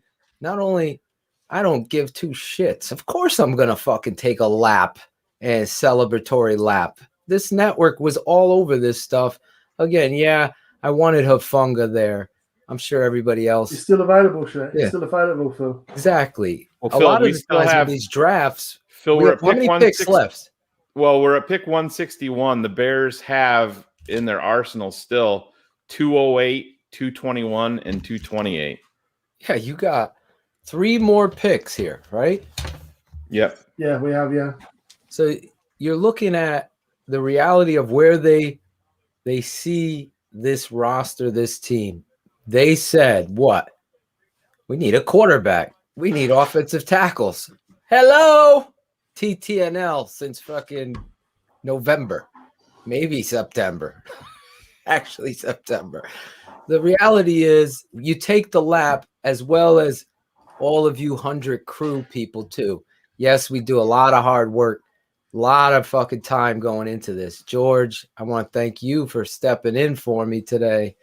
I needed a little family time. We've been live all week covering this team and giving you the real truth to things. Again, I'm not afraid to use people's names because I know the work that we put in. So it might rub some people the wrong way, but the reality is if anybody's telling you that Tevin Jenkins is a guard or a terrible pick or anything of that, why did they give up that? When you drafted, you had Steve Edwards, Matt Waldman on here talking about it last night. Steve Edwards, you want to get this fucking new kid killed? Okay, keep playing soft as puppy shit, Leno. That's the truth. So Chris Trapasso is basically put on Larry Borum. Cool, calm, collected big man, understands how strong he is. That helps him to control his control blocks. Probably needs to play guard in the NFL, which I think is a misnomer because the guy's got really long arms. Moves well relative to how wide he is. Clean up the hand use, and this guy is a starter day one. Beautiful. This guy, Borum, all I know is my buddy coached at Syracuse. He had told me on the way back that Borum is somebody that is somebody that needs to just work on his body. He's like, you got a bunch of those. Juan needs to get after this guy. And listen. Well, we have that. Sam Mustipher's the same thing, man. We talked about exactly. I didn't hear. I couldn't get the signal. It was chopping up outside for me, and then I ran in here to come get a Coke Zero. They should be sponsoring us here. Listen, if you're in the chat and you're a Facebook user, I'm trying to protect you from Shayne's bark. I think we've already done it twice. Oh yeah. But I'm not going to miss those. Sometimes it resets on you. So just go over there and right here on the bottom screen. No one stepped in the producing seat tonight, huh? You guys are doing it all by yourself. Shayne, how you holding up? You've been live. Usually it's me live the most. Yeah. Today you've done it. Doing good. I'm not going to say that. Great not going to say that I'm not tired, but it is what it is, dude. And I wouldn't want to be anywhere else than right here with you guys. I mean, this is a little 3-day stretch of the NFL draft. And Phil, real quick, I mean, I would love to see the tape on Borum. I didn't get to see that. I was telling you, Coach Mike Cavanaugh was the offensive line coach at Syracuse. He gave Borum a thumbs up. I said this kid is somebody that is going to work his ass off to try to be a starter in this league. Apparently he recruited him. So when you see that kind of stuff, again, we're going to pull the Borum tape. In fact, I just saw it pop up in my email that our boy Chris is already on the job. On it. You got to love you, Chris, man. You're the man. I'm going to get to work on Justin Fields. If you haven't gone over to our YouTube channel and subscribed, it's honestly shameful at this point because if you love and live for this stuff or watching it, I heard Shayne when I was at the soccer field, 52% of you that watch all the time haven't subscribed to the channel. Just go over there. The other thing about this pick that I want to say, it's, Borum is bringing that same kind of personality, according to Mike Cav. I haven't seen his tape, obviously. Yeah, my father and I obviously will have maybe another guard or tackle or center to break down, but we're going to be breaking all of these guys down on our patron side with all 22 tape and coaches clinics. So Borum, obviously we broke it down. Jenkins, you can go over to our YouTube channel and share that shit to all the haters. I'm the narrative crusher. We're going to have a goodbye song for Charles Leno, Phil. Oh my God. I heard Shayne talking about it. 9 million in savings. I mean, what are you doing?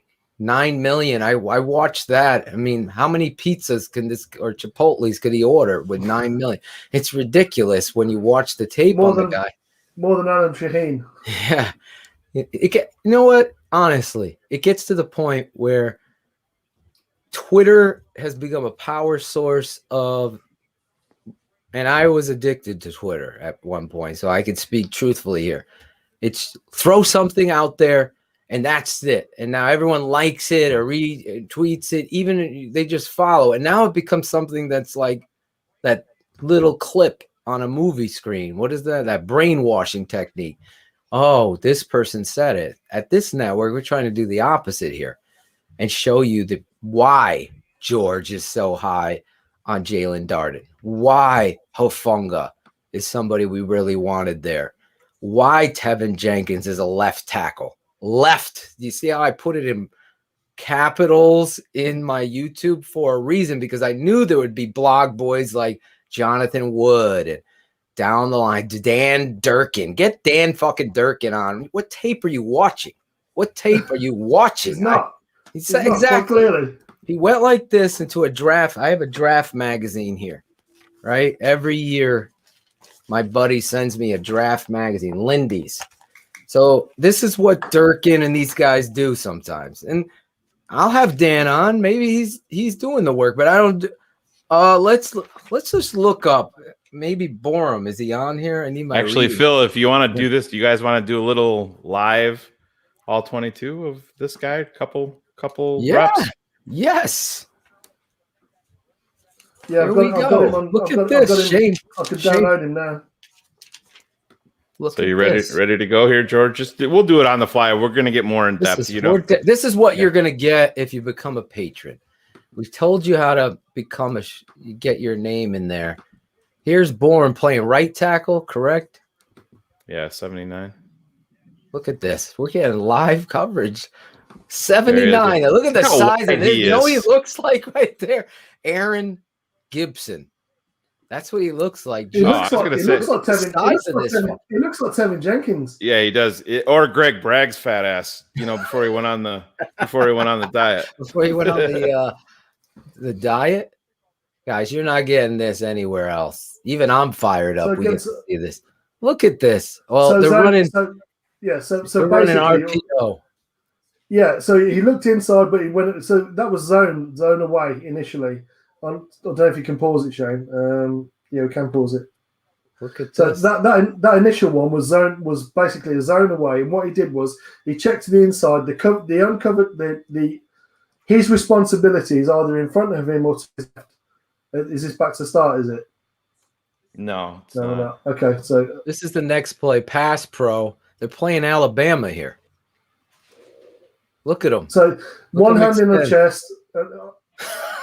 What I did like there is in the pass pro is he's actually giving a proper punch and he's resetting his hands. So he's not feeling like he has to be grabby. That tells me he's got a lot of confidence in his pass set. We got two big cats. Exactly. Yeah, red hat. It'd be nice to see him against a top defensive end. Yet you're watching him against Alabama. This is Alabama. So enjoy the show. Hello.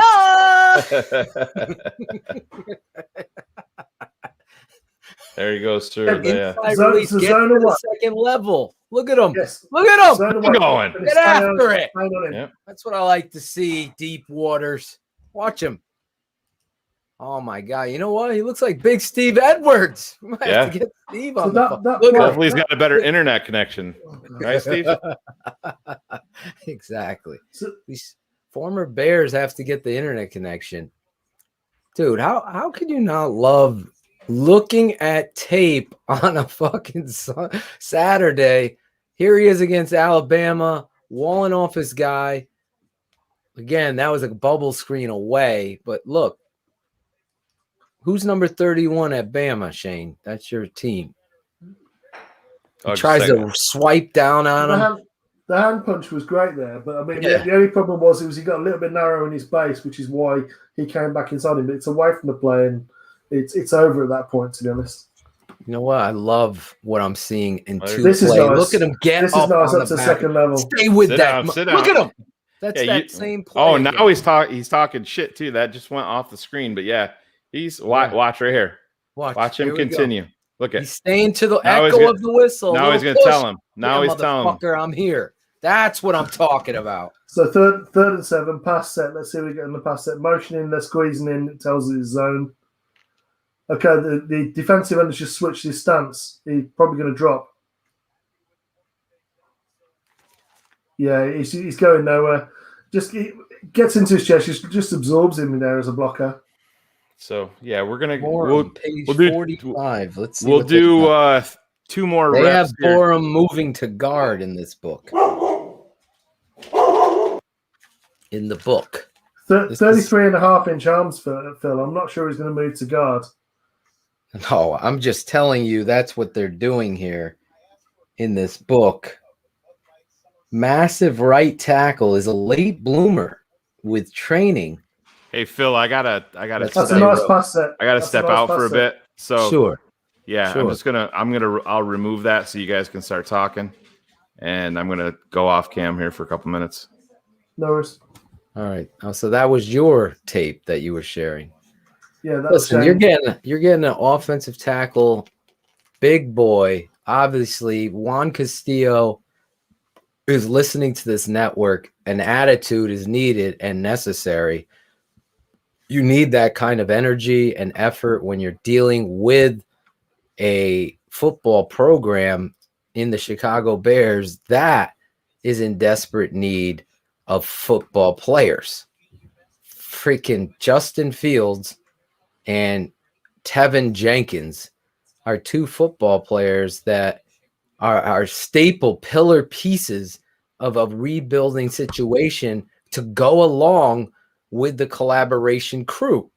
So the collaboration crew is, they went in there and sold we're going to build something different.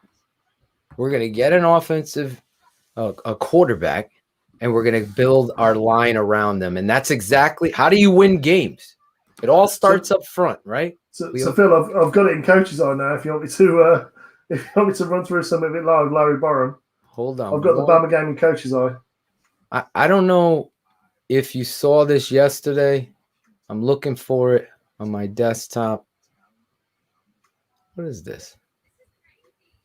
Where is it? Hold on, George. 1 second. Here it is. Let's play. So I want you to see this real quick. This is yesterday. Let's go, Jenkins. That's confirmed from Adam Schefter also. So they're trading up. Tackle or give me death. Give me a tackle or give me death. We gave you 2 of them, Phil. You gave me 2 of them. Why? Because it all starts up fucking front. That's what it does. You want training? You want protection? You want to run the football? Then you get these big guys that go after dancing bears. This is the reality of this network. This is where do you want to give them a taste of some plate. Do you want to give them a taste of some Patreon? And deliver. You don't fucking sit there and start worrying about everything else. You worry about building the offensive line because that's where you're going to win. Obviously, first thing is first. Quarterback. Got it. Then you go back and build. Fuck the blog boys with their fucking questions, with their answers. With all of that shit, they've never played it down. Never played it down. You've been losing for years. We're close. Average is okay. Ain't gonna work. You want to fucking win? This is how you do it, George. You get off the line. I'm ready. Yes, I got fired up. One more time. One more time. Let's yesterday. This is real. That's confirmed from Adam Schefter also. They're trading a tackle or give me death. It's got to be this. Well, Phil, real quick, before we do it, I'm getting nervous. You're giving out position players, and we're moving on from shitty quarterbacks. So we're going to bring out. You're giving up. That did Shayne show you when it was Jenkins? My reaction? Yeah. Oh, okay. Yeah, it did. Okay. It got a bit screamy there towards the end. So should we give them a little bit of a taste of Patreon content? Because what you can see, I can zoom in, I can move around the field, I can do whatever I want to do. Look at this. We're working on. Give me a little bit of a taste of Patreon stuff. So there the motion comes across. We can see him coming in. We can see a squeeze in. So rather than coming in for man, we see a squeeze. You see he's going back there. Let me take off the comments. So sit back, relax. We're going to do a little film review here on a Saturday in the draft. You got Borum coming over to the Chicago Bears, right tackle. I talked to former O-line coach. Now he's at Arizona State, my buddy Mike Cavanaugh. All the best to him as he goes with coach over there. What's his name? Former Jet coach. You play to win the game. The game, yeah. What's his name? What's it? Oh, God. Damn it. Someone in chat, you do it. Somebody in the chat, give me Herm Edwards. Right. Herm Edwards. He's coaching there. He was very happy with Borum, saying he's going to be a right tackle. I'm looking at him right away with George here. This is an interesting concept here, Phil, because we've got the defensive end coming free because this tight end is going to come and meet him, which means the responsibility for Borum to ID is whether this guy is coming or whether this guy is coming. What I like about this rep, which we've already seen on this, and we're breaking it down live, is he sees the inside linebacker has an inside fill where the center is. Yep. So the guard big on big, the inside linebacker has an inside fill. So it means he has to ID this guy. And we see he does that very quickly. Okay, what does he do? Does he lunge at him? No, he resets his feet. You see him reset his feet there? Yep. He's got the longer arms. Lets the littler guy get his hands in. Just controls the position. Now, I'm not worried about the linebacker, the 31, the edge guy. The tight end slips him and not blocks him. That's the wrong move. He should be getting a chip there. That's the reason why it's dead in the backfield. But Borum is doing his job. What I like particularly is he's IDing very quickly on the fly. My guy is the outside guy. The inside linebacker is doing the fill on the inside. Give him the coaches second level. Fast forward through it. Okay, so we'll do that. We'll get to the second. Yeah, give it. And he's still working downfield. And he's saying, "Damn," because they got to it. Now this is a read option here, so his responsibility is what he's doing. To George's point, because he doesn't know whether the quarterback is pulling and is going to have to turn and get to become an edge, setting an edge rather. Yeah, so the different things are, I mean, obviously we could have a stunt to the inside, in which case this guy becomes his man, and that would be an outside fill there. So this is what you have to read on the fly. So because this guy, so when we see it go, he's already stepped down. This guy, I've identified him, and you see he's got his hand on the hip of the guard, just making sure he doesn't need help at that inside. He sees flow. See how he saw flow? The linebacker 32 is flowing. Both linebackers. Look at him redirect himself instead of going to get the backside backer, because clearly 55 has that responsibility. He tries to regather, get there. He doesn't. They have the tight end going to the outside and setting that edge. So, again, first play, RPO. You're going up against Alabama here. This is probably top 4 defense in the entire country, or the number 1 defense, depending on who you talk to. Here he is in pass pro. Look at the kick slide. It's already back. You're already seeing. Now he's mirroring. Look at him. Big man. Do you see a heel hit the ground? No, you don't. You don't see the heel hit the ground. Just staring. Just staring with that outside foot. Staring with that outside foot. Right there. You see his hands? His hands? Look at that hand fighting. Okay, so the inside hand. He waits. Hand to the inside plate. The linebacker fights to get the hand off. He resets with the right hand. Gets the shoulder. Other hand on the backside hip. You're going nowhere. I love this draft. I saw somebody asking, Phil, do you love this draft? I absolutely love this draft because it's not sexy for the nerds. I love that, number one. Number two, I don't know how anybody couldn't. This guy's 600. What is he? 300. And he looks 340. Look at how 332. Yeah. Well, I'm right in there. And look at him kick slide back. For a big man to get that length right there, right now, he's going to be off balance. Watch him drag that front foot back, keep that toe up. So things I like to see, inside foot's pointing towards the line of scrimmage, outside foot's pointing towards the man. And what we do see is his heel doesn't come down. Heel doesn't come down. It keeps that toe Look up. at a left Perfect. foot. You see the left foot's still low to the ground, but not dragging, low to the ground, but not dragging. That means if he needs to post step to the inside, his foot's near the ground and he can get back inside. Watch the hands. That left hand here chops on the outside of that to get the inside of the pads. And now he's got, that's a nice body angle as well. That is great. That is great, and you're not getting that anywhere else. I'm sure ESPN didn't show a highlight of him. But here at TTNL, we're breaking down film. This is what our patrons get. 23 cents a day. If you haven't subscribed, why haven't you? www.thetapenevelies.com. Let's put it down at the bottom of the screen. So he's got no one to go. He's got no one to go there, so we'll just let it go. Is he going to look for work? Yeah, so he's thinking it's already gone downfield. So at least he was getting downfield there. Look at there it is. What am I doing? Right there at the bottom screen. You want to become a patron? www.thetapeneverlies.com. Every weekend we go live X's with the O's, me and my father will be looking at this guy, Tevin Jenkins, Justin Fields, and every player the Bears sign and undrafted or drafted. We're going to be looking at all of them and putting them up like this with George producing here. What I like is he has the mass to not be worried about the fact that the guy's got his pads, he's got position, and he knows it's a backside boot. So he's letting him lose to the wrong side. He's conceding ground, knowing that every time he's conceding ground, he's getting further and further and further inside.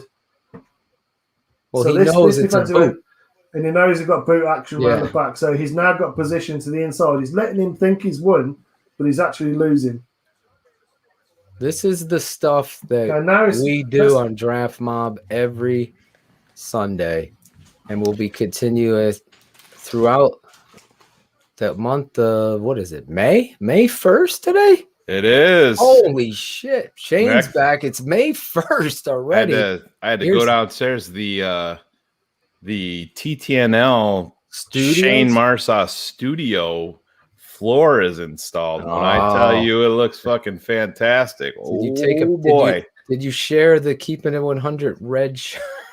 Did I show you the Oh yeah, I saw that. Steph is so jealous of that floor. I want to talk about this rep, guys, because real quick, George, I just want to give you guys a little update, some more news on offensive tackle Larry Borum. I don't know if you guys shared this already. No. Ryan Cox shared this. Larry Borum has trained this entire offseason out in California with quarterback Justin Fields. Whoa. What? Really? That's impressive. That is very impressive, actually.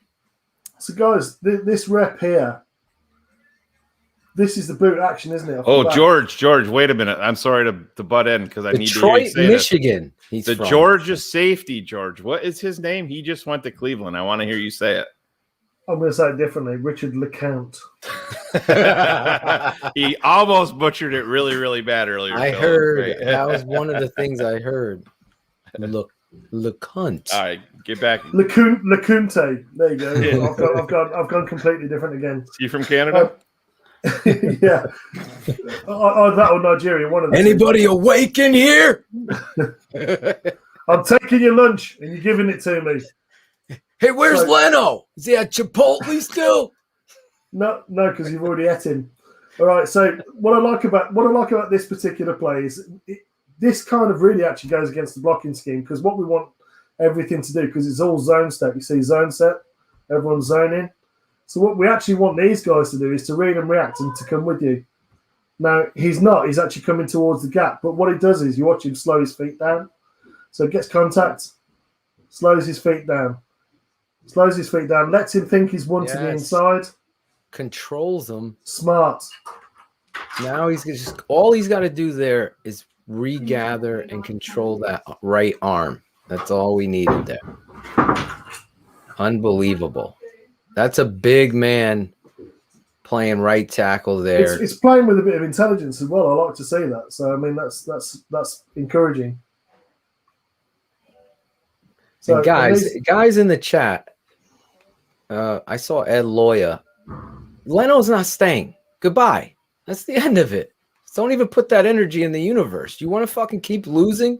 You get nasty tackles and you're going to keep puppy shit out there. What? For what? No, I know your dad. You don't do it. I know you're going to like this. And my father's over there. On night one, you got right after you pick Fields. What does he say, Shane? You got to get rid of that left tackle, Leno. Steve Edwards, you got to get rid of Leno. But you think the Bears are that dumb? Like, I'm not making this shit up. It's the reality of setting. You are building a different kind of pillar here. You got, what do you do? What are the two most important positions on offense? You can argue center with quarterback, but a quarterback left tackle. That's what they did. That's what your Chicago Bears did. They did exactly what we fucking said they should. The two biggest needs, they got it. Anybody unhappy because you wanted a third round fucking pick that could possibly be a bust, then you need to go check yourself in the mirror and continue to be a losing franchise. Right, Phil, now, Case deserves a lot of credit. We talked about that right from Jump Street, Phil, and I said the most important thing is the way that you have to look at it is, yes, everybody wants more picks, but when you are getting specific, anybody that's unhappy with protecting your most valuable asset, and that is exactly what Justin Fields is. Khalil Mack is not your franchise player anymore, ladies and gentlemen. Roquan Smith is not the building block centerpiece of this franchise. It's Justin Fields. You just protected him by making a major investment on a move up. And if anybody is pissed off at that, like I said, go change the fucking batteries in your calculator, because you're not a fucking football fan. Exactly. Go build a fucking rocket and shoot yourself to the fucking sun. Guys, I need to dip in like 5 minutes, but I just want to, if I could just go back to this.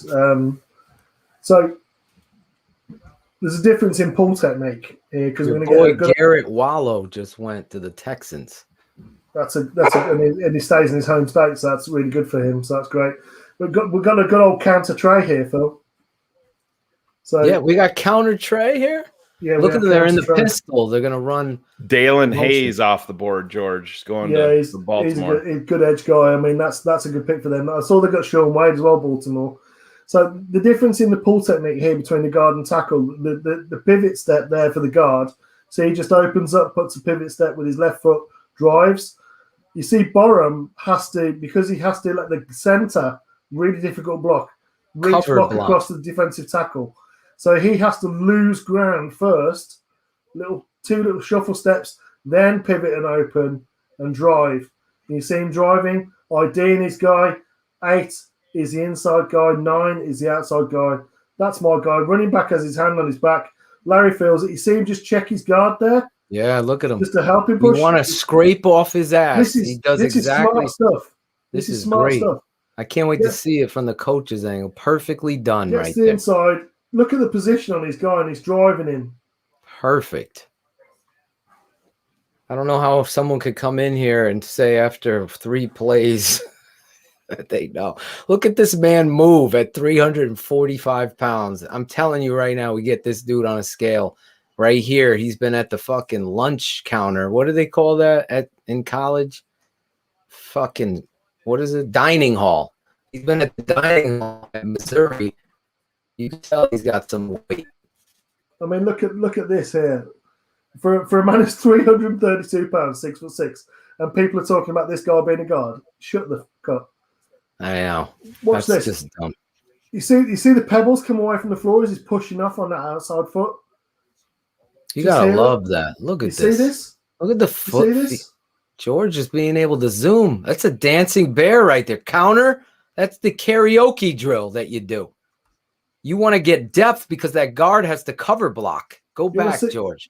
You did a great job isolating on his feet. Now put it together. Watch. The center's got to cover the guy that he is going to block. There you go.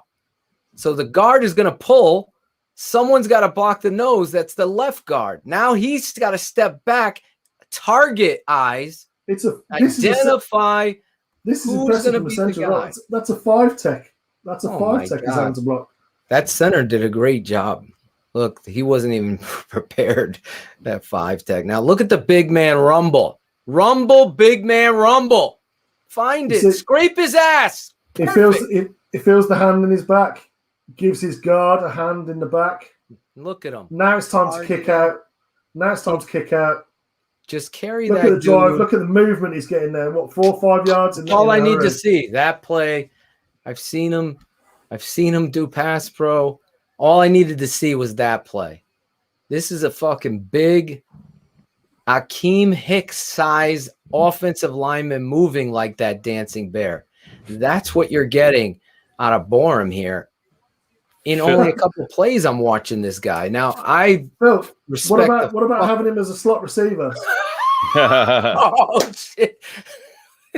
Let's see if he's got good get off. Oh, I thought he was going to. If he knocks him, I would have fucking loved Hey, real him. quick, guys, just to give you a little bit of an NFL update, non-draft related. Adam Schefter was on ESPN, and he provided this update about the Green Bay Packers.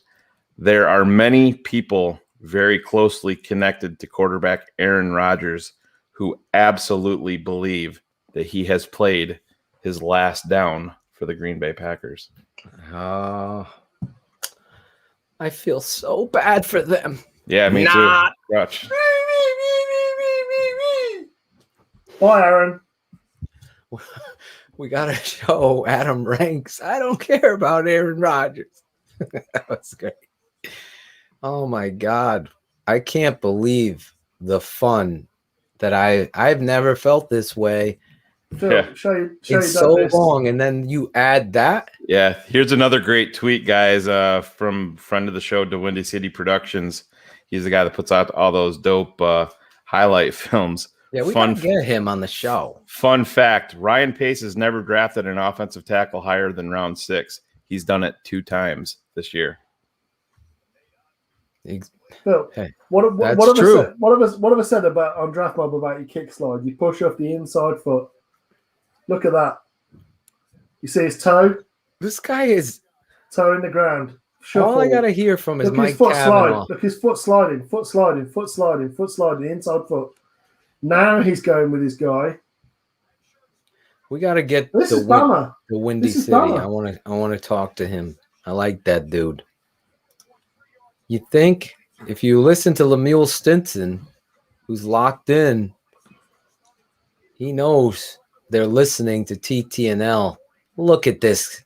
That's a big man being able to backslide like that, mirror and control. Are you freaking kidding me? And someone wants to move him to guard just because he's big. That's not what you do. Watch this athleticism. This is Akeem Hicks size moving on the right tackle. This foot is position. Perfect. This one. Finish this here because this is what we do on the patron side. Slide that pebbles, heel never comes down. The pebbles are coming up down. Exactly. It's like salsa dancing. You have to know the rhythm. Now he's past. You see, now he's past your inside foot. You turn. Now he's level. You got the size to absorb him. Okay, fine. We'll just absorb him.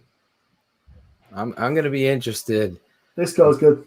Is that a real quote, that Tom Brady fan that you put up there, Tom Brady fan, about what he said? Can we confirm that? Or did Tom Brady fan just make that up? What was the quote? It was something that I guess someone asked him to describe, and him, meaning Borum, describe your play on the field. And he's like, I'm a guy that's going to, I'm paraphrasing, take people and drive them into the dirt. Yeah. You know, here's more of an update. New Bears offensive lineman Larry Borum last season, just versus Alabama in the, here it is, Shayne, right there. Breaking it down. 44 pass blocking snaps, 0 sacks allowed, 0 hits allowed, 0 hurries allowed. Right there. My boy Tom Brady fan, and I'm not a fan. I'm not afraid to say I'm fine with you being a Tom Brady fan. I am mean, physical, dominant, big person that's going to displace people off the line of scrimmage, and that's what we've seen, right, George? He's describing himself. I don't even think he's giving himself as much credit for his great feat there. My father's going to see that, and he's going to be excited right off the rip. I'm excited because we got to have a little film study there and show you exactly. Ready for draft mob tomorrow. Oh, my God. I can't wait. Have you caught a lot of tape like Shayne asked you? Oh, Justin Fields. Yeah, I've got the Clemson and Bama games. There you go. They're ready to go. We're going to be breaking down Justin Fields tomorrow morning on Draft Mob, our patron show. Every Sunday morning we go Draft Mob. Do we have that graphic? I thought I had it. I guess we might have deleted it. I'll have to get it up there. Packers just picked a decent defensive lineman, Tadaro Slayton. There he is, big man. Definitely Larry needs to get in Borum. better shape. Yeah.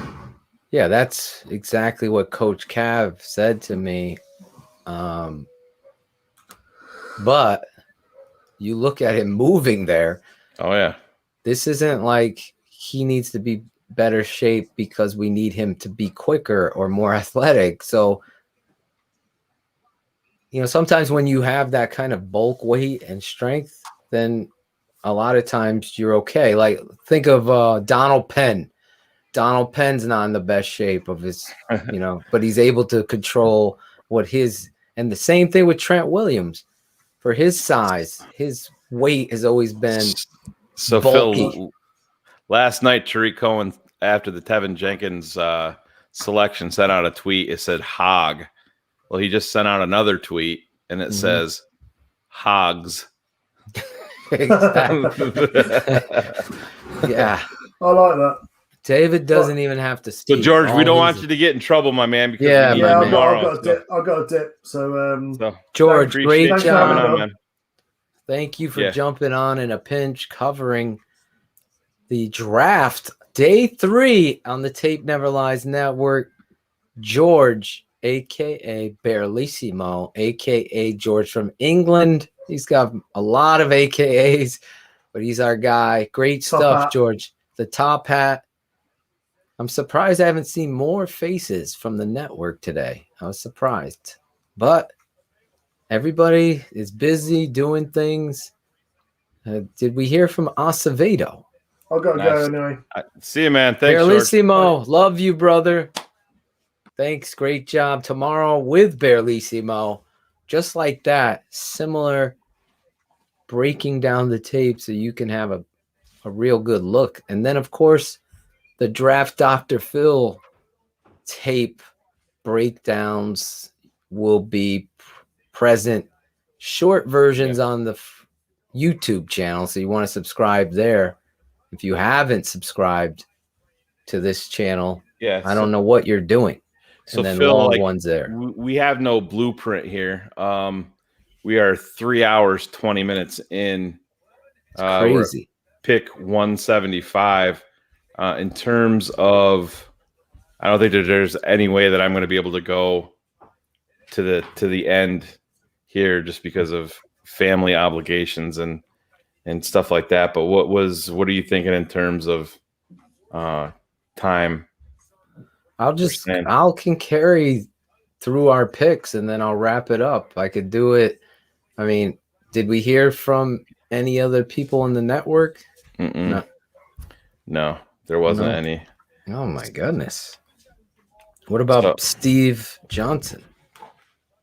No, I mean I can keep on bouncing in and out, but I'll stay. I don't have to do it right now. I'll wait. I had my we're good for a while. So I just wanted to make it. Yeah, once the Bears are done, I'll wrap it up, put a bow on it, unless you're staying with me. I know I wanted Alex Acevedo, the swag update. I saw him pop up. I saw him pop in, but I guess he's got that Illinois internet. I don't know what's going on. Everybody's having their issues. Yeah, Brian, you didn't get the email because you didn't win it. We announced the winner last night live on the show. No, he's got the smiley face. It was no. I know. I'm just busting his balls. Where is our winner, Dan? Is he in the chat today? Maybe we can bring him on. One Facebook user, go to StreamYard. www. What is it again? StreamYard.com/ or Facebook.com/StreamYard. Correct? Isn't that what it is? No, it's the other way. It's StreamYard/Facebook. Yeah. Yes. Go over there so we could see who you are. And I want to thank you for thanking me.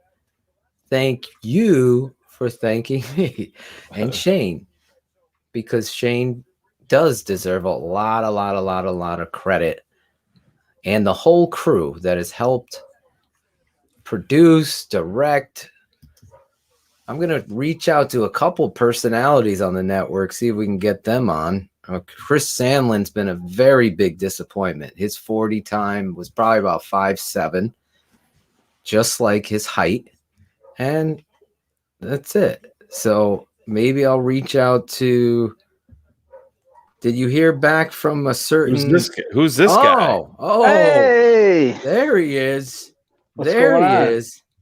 So this is the first time that there's no residue or a smoky background. And I know. We might have a conversation with this guy. He's got the Claudio. The swag He's got the behind Claudio hat going on. Look at that. The Claudio hat. Who designed that hat? Ace? That would be the Ace and Claudio collaboration. Collaboration. Nice. Collaboration. Actually, Customization, collaboration. I did ask my buddy to come on the show. I'm going to text him from Mexico. I asked the Hacienda El Oso show to come on and talk a little bit with us. I'm checking in with them. Low key? Alex, people want to get a little closer look at that hat. If you can go forward with them. And so Claudio and Ace Swagman, Alex Acevedo designed that hat. I'm not a big fan of these bulky style. I'm more simple. Well, hat. it's guys like Alex and Claudio need to take the focus away from their face. Have people look at the hat. So it works for them, Phil. Miguel is feeling it. He's like, take my money. See, yeah, I can wear that one. Why didn't you send me that as a favor? Jesus. I needed a hat to wear. He didn't offer that one up. These will be in the swag shop. We will not have the Chicago Bears. That's custom. We can't sell that due to copyright. So yeah, don't show that. Yeah, I can make it for myself. I just can't sell it. So, well, I'm sending out the invites. I'm wondering where these guys are. Juan and Loki. Juan Castillo.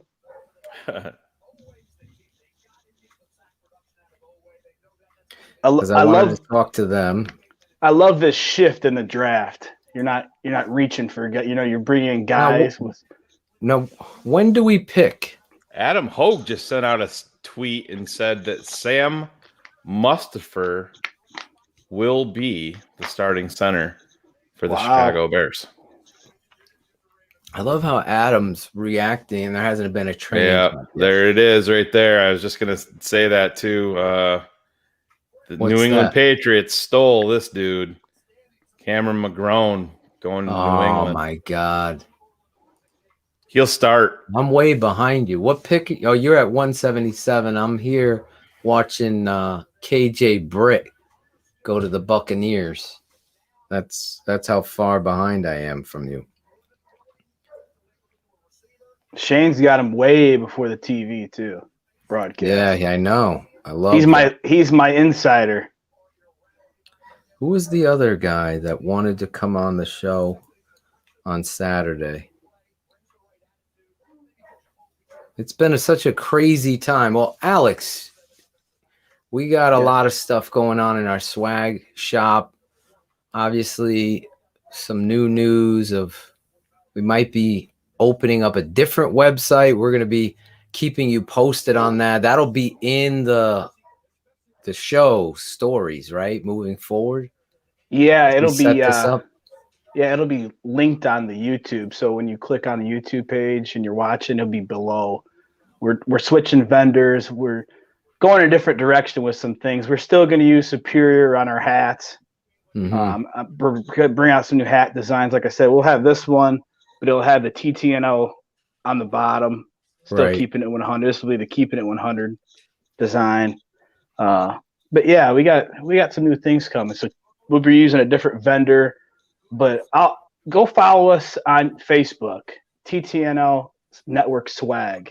Just look it up on Facebook, follow us there, and I'll get you all the updates. So, hey, real quick before we get into this a little bit more, I want to give you guys a couple of updates that are draft related in terms of the Bears. And I had missed this one last night, but Adam Hoke sent out a tweet, said that the Bears added Anthony Hibbert to their strength staff this offseason. He spent the last 6 years where? Oklahoma State. Yep. Wow. So I think he had some. Well, it said he was a valuable voice in the evaluation of Tevin Jenkins, the player and the person. And here's another one. Larry Borum had a 0% pressure rate, which Yes. was first in the nation among college offensive tackles. Wow. That is a showcase of somebody's ability to set the edge, keep people off your quarterback. It shows exactly what Shayne and everyone was talking about in regards to you draft this kind of talent, then you need to be able to get protection to keep them upright.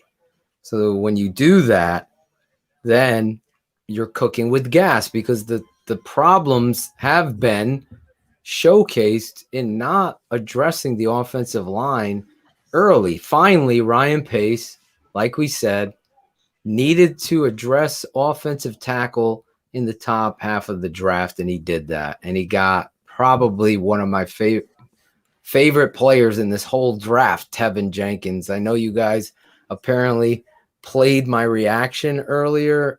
Yeah. This is real. This is raw footage of all night. If you go to our YouTube channel, you would see the reaction we got when we selected Justin Fields with Adam Rank and the whole nine. This is because we care like you, the fan, cares.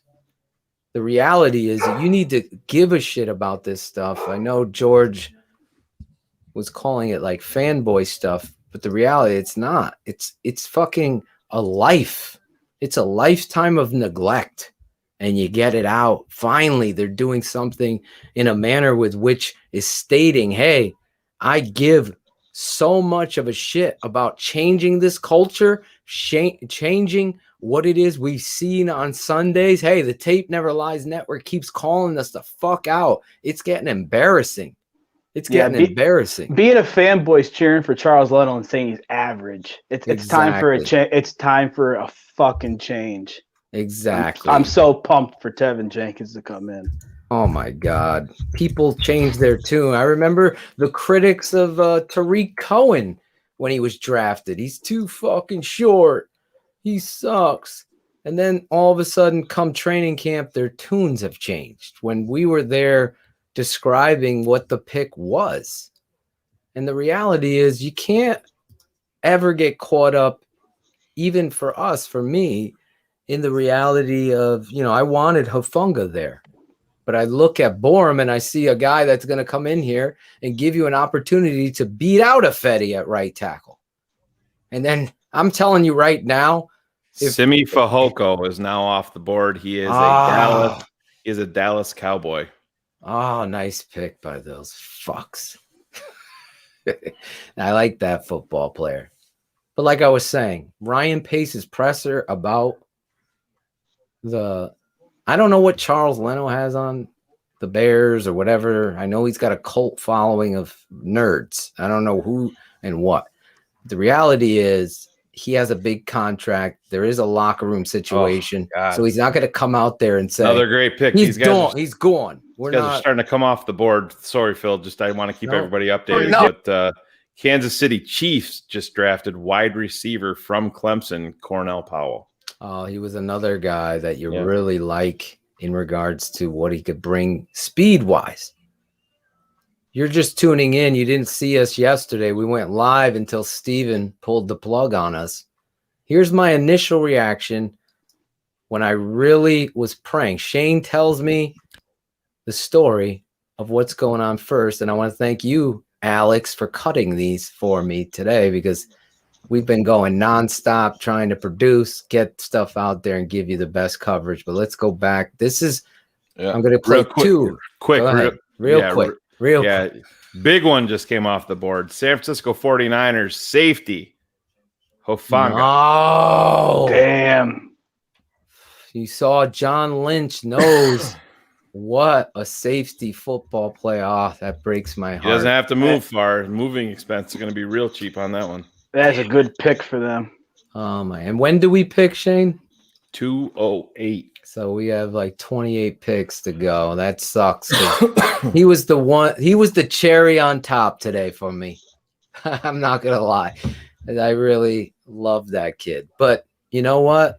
I can't be spoiled because this happened. tackle. Let's go, Jenkins. That's confirmed from Adam Schefter also. Give me a tackle or give me death. It's got to be. Want. Well, Phil, real quick, before we do it, I'm getting nervous. You're giving out position players, and we're moving on from shitty quarterbacks. So we're going to bring out. You're giving out. All right, that's the first part of it. Give it to me. The Chicago Bears at number 39 are selecting offensive tackle Tevin Jenkins. Yes! Oh my God! I unplugged my headset there. So what Ryan, I to say that we're 2 for 2 now on our first 2-round picks in the draft. Let's do it. The guy that was projected to be at 20 for the Bears. Exactly, Greg. Oh my God! This is. And that's what this is about. That's why the emotion, the passion. I'm laughing at myself because I don't even remember how I reacted. I was cutting that and I could not stop laughing. Give me a tackle or give me that. I think that'll be a drop in our as we go to the season. That'll be in our opening song. Again, there's a lot of work when you have a 5-6 hour show. Imagine trying to pull all that stuff up and get to that point. It's unbelievable where the Chicago Bears are and where this team is. This team has done a 180, Shayne. Because the other day we're looking at this, they got, like, when I say Shayne was hyper-focused, he didn't give 2 fucks. I don't give a fuck about any tackle, Phil. Get up and get not in the first round. No, exactly. That's what I'm talking. And they did it. As much as I love Tevin Jenkins, let's just switch this around, guys. Look at it this way: if the Bears had stood pat and took Tevin Jenkins in round 1, everybody in the NFL knows where they were going in round 2. Everybody knows. So this was always about going up to get one of the big guns at quarterback. And everybody knows the story. I love Mac Jones, the kid from North Dakota State, Trey Lance. There was the least amount of downside for this situation here in Chicago with Justin Fields. And the Bears, they took the fucking bat to the plate. They swung. Yes. And they fucking hit it out of the park. They grabbed their nuts and they told everybody watching, suck my dick because I just won the fucking game. And that's exactly it. Whatever. I'm just telling you, this is a franchise changer. This kid, just Phil, do you remember like 3 months ago, I said there's going to be more to this network than the tape evaluation. I said we should do a show just breaking down how these guys process information when they're at the podium. Exactly. Because Mitch would crumble. You hear Justin Fields up there, and he's the dude when you're sitting in a lounge or a bar or in a auditorium anywhere. He comes into the room and he commands a fucking presence. And I'm not sure the last time the Bears have had that. Polarizing. Yep. Confident. Striking. Handsome. Strong. Determined. Proven leader. Are you talking about Braggs or Jenkins? Or Fields? Braggs? Giving Braggs that kind of... Oh, I called him a fat ass earlier. I was just kidding. I felt bad. Oh, my God. But real quick, Alex, the real reason we brought you here, do you guys want to get into that? Yes. We can start talking about it. Can we? Not? Is the other guy, is he able to come on or no? Yeah, he was real busy with some obligations family-wise. Okay. He said he'd let me know if he could, but throw this up here. And Alex, once you see it pop up, you can start talking about it a little bit. Yeah, me and Ryan Cox talked, and Shayne mentioned it to me that Ryan Cox wants to do a fundraiser for his son. And I reached out to our graphic designer and said, hey, I gave her the story on Spencer and how the network and everything. And I would take it down, my bad. No, it's all right. No, I gave her the story and told her that we need, this is what we're gonna do, and she went ahead and that's all that's her design, Mhm. and she put that together, and we're gonna put that up for sale. We're gonna raise money for the foundation. I can't think of the foundation that. Do you remember, Shayne? I don't right off the top of my head. I should have wrote it down. That's my bad. Yeah, we'll get that all up. Yeah. I'm just kidding. No, the point of it is we're gonna make a difference here. 100 crew, Spencer Strong. I'm glad I got in on this, and we're gonna raise money for this little guy. He's been fighting, and we're gonna show. I can't wait to get this out there.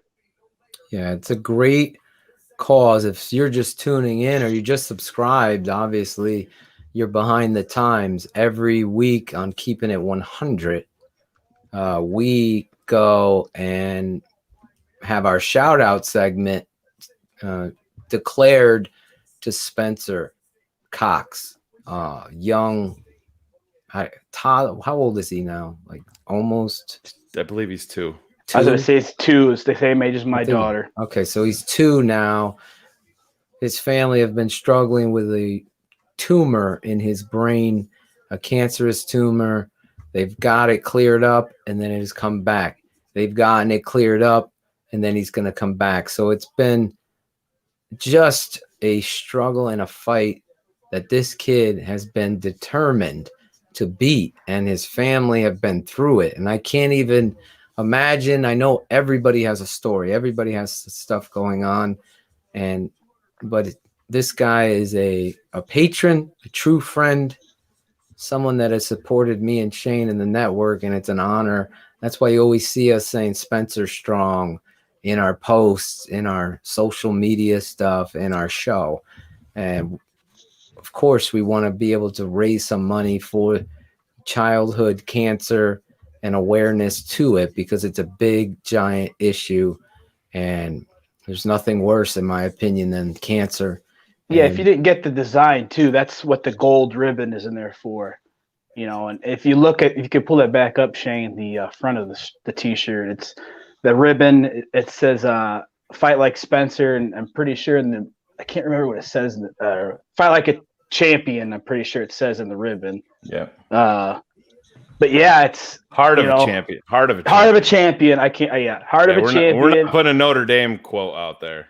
that was Shayne. That was a Shayne quote that Ryan let me know that Shayne said on one of the previous shows, and yeah, it's just something special. I shout out to Katie Lowry for putting that together, and got to put this hashtag. Got to put the hashtag Spencer Strong on the back, and then we're representing the Tape Never Lies Network. So I can't wait to get that out there and raise some money. Phil, real quick before we talk more on this.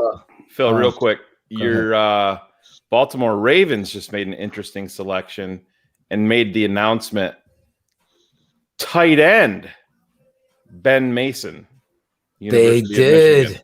Tight end. Oh, he just went. They announced him as a tight end.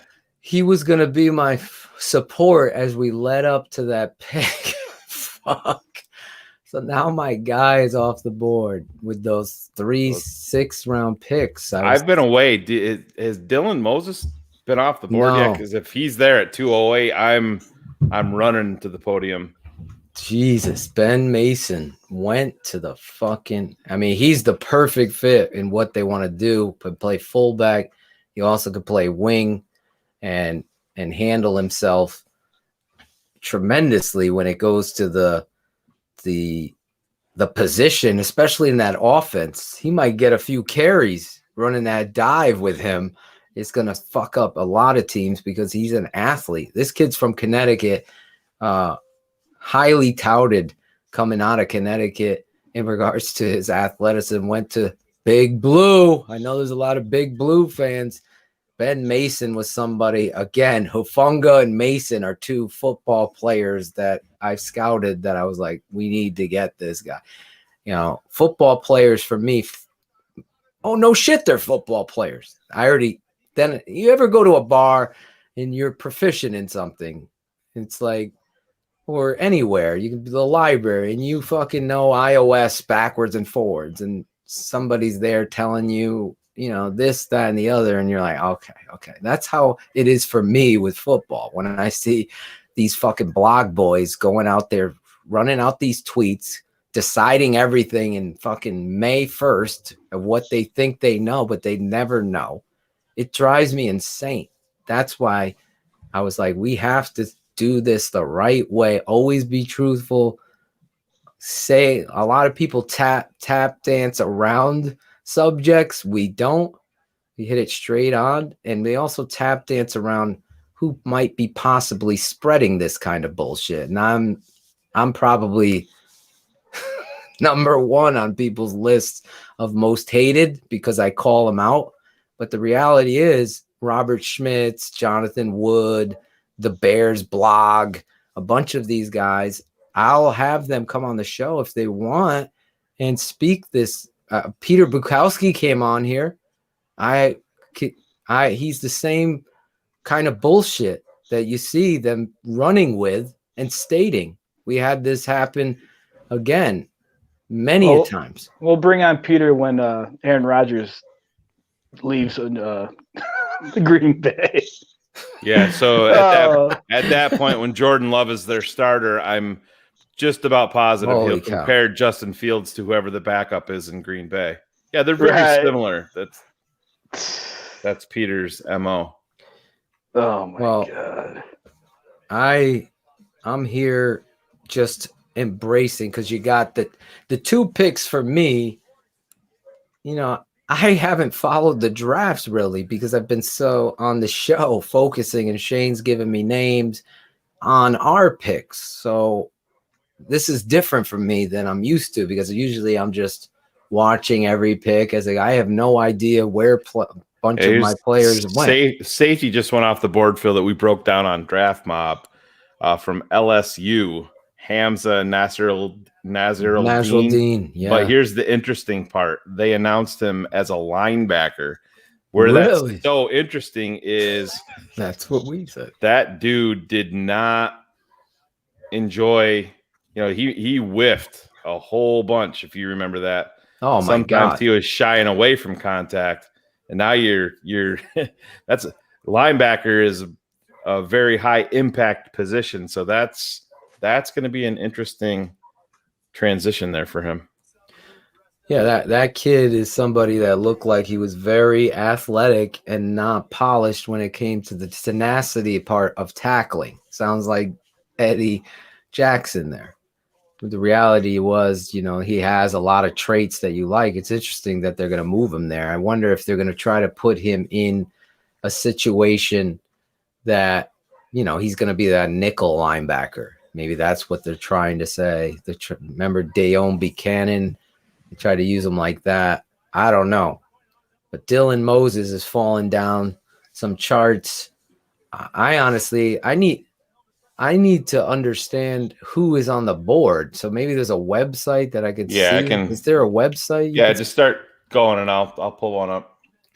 So I want to do this too, because I haven't, you know, we have a lot of time here till 2:06 pick. So I want to shout out this guy, and those of you guys that are new to the network, this guy brings the hype each and every day. Hogue said Jackson improved this year on his tackling. Oh my God. Adam Hogue said that, Shayne? He said what? He said Eddie Jackson improved this year on his tackling. I don't know what. I need to hear that, because I'm pushing Kenneth to get Adam on, and I totally like Adam Hogue. I really do. I know this for a fact. I've met him. He's a class act. He's not somebody who's going to shy away like some of these guys from a little debate or discussion. I want to let him speak, and then I'm going to hammer him with the tape and the truth of that. But that being said, I hope I can hear that footage before because that is completely and utterly wrong. Eddie Jackson did not improve. I mean, now for me, I don't know who's on the boards. That's the only thing. So I can't see my big board. Did you send me a site, Shayne? No, I'm looking for a good one. I mean, I found one, but it wasn't. It was. I just need like a board so I could see some of the names of some of the guys that I have scouted. Did you guys touch on this? This Larry Borum on NFL.com draft trackers listed as a guard. Did you guys touch on that? They announced him as an offensive tackle. And I heard that. NFL.com, Lance Zierlein, who me and him don't see eye to eye whatsoever. He defines people like that. Okay, I just went back and it just says guard. I'm like, I wonder why they.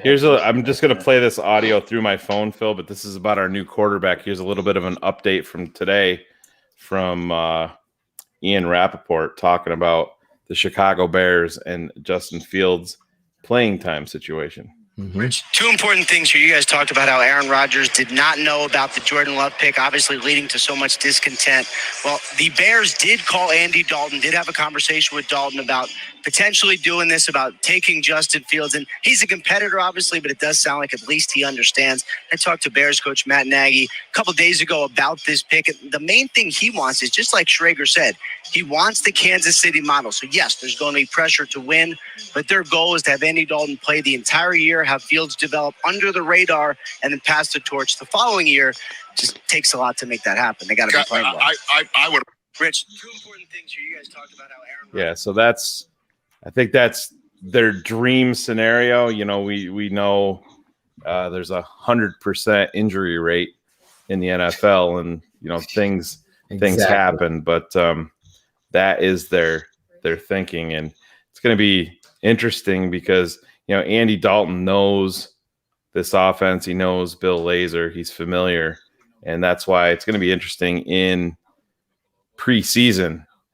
If that is the overall plan and he's not going to be starting, I'm giving this kid all the fucking reps and snaps in the preseason. But it's going to be, you got to give him reps. I mean, that's how players learn. And you saw Matt Nagy, to his credit, kind of own that reality that he removed all the starters, and that kind of impacted the season, that he wasn't going to do that again. But then COVID came, and that kind of threw everything off, obviously, in regards to starting the season. So it's going to be interesting to see. Obviously, we're in the direction where things are getting better. There was a pandemic here. I know some people have some conspiracy, but the reality is I've lost a few people that I'm very close to a virus that was happening, and the NFL and these billion-dollar businesses don't close because of some fucking phony shit.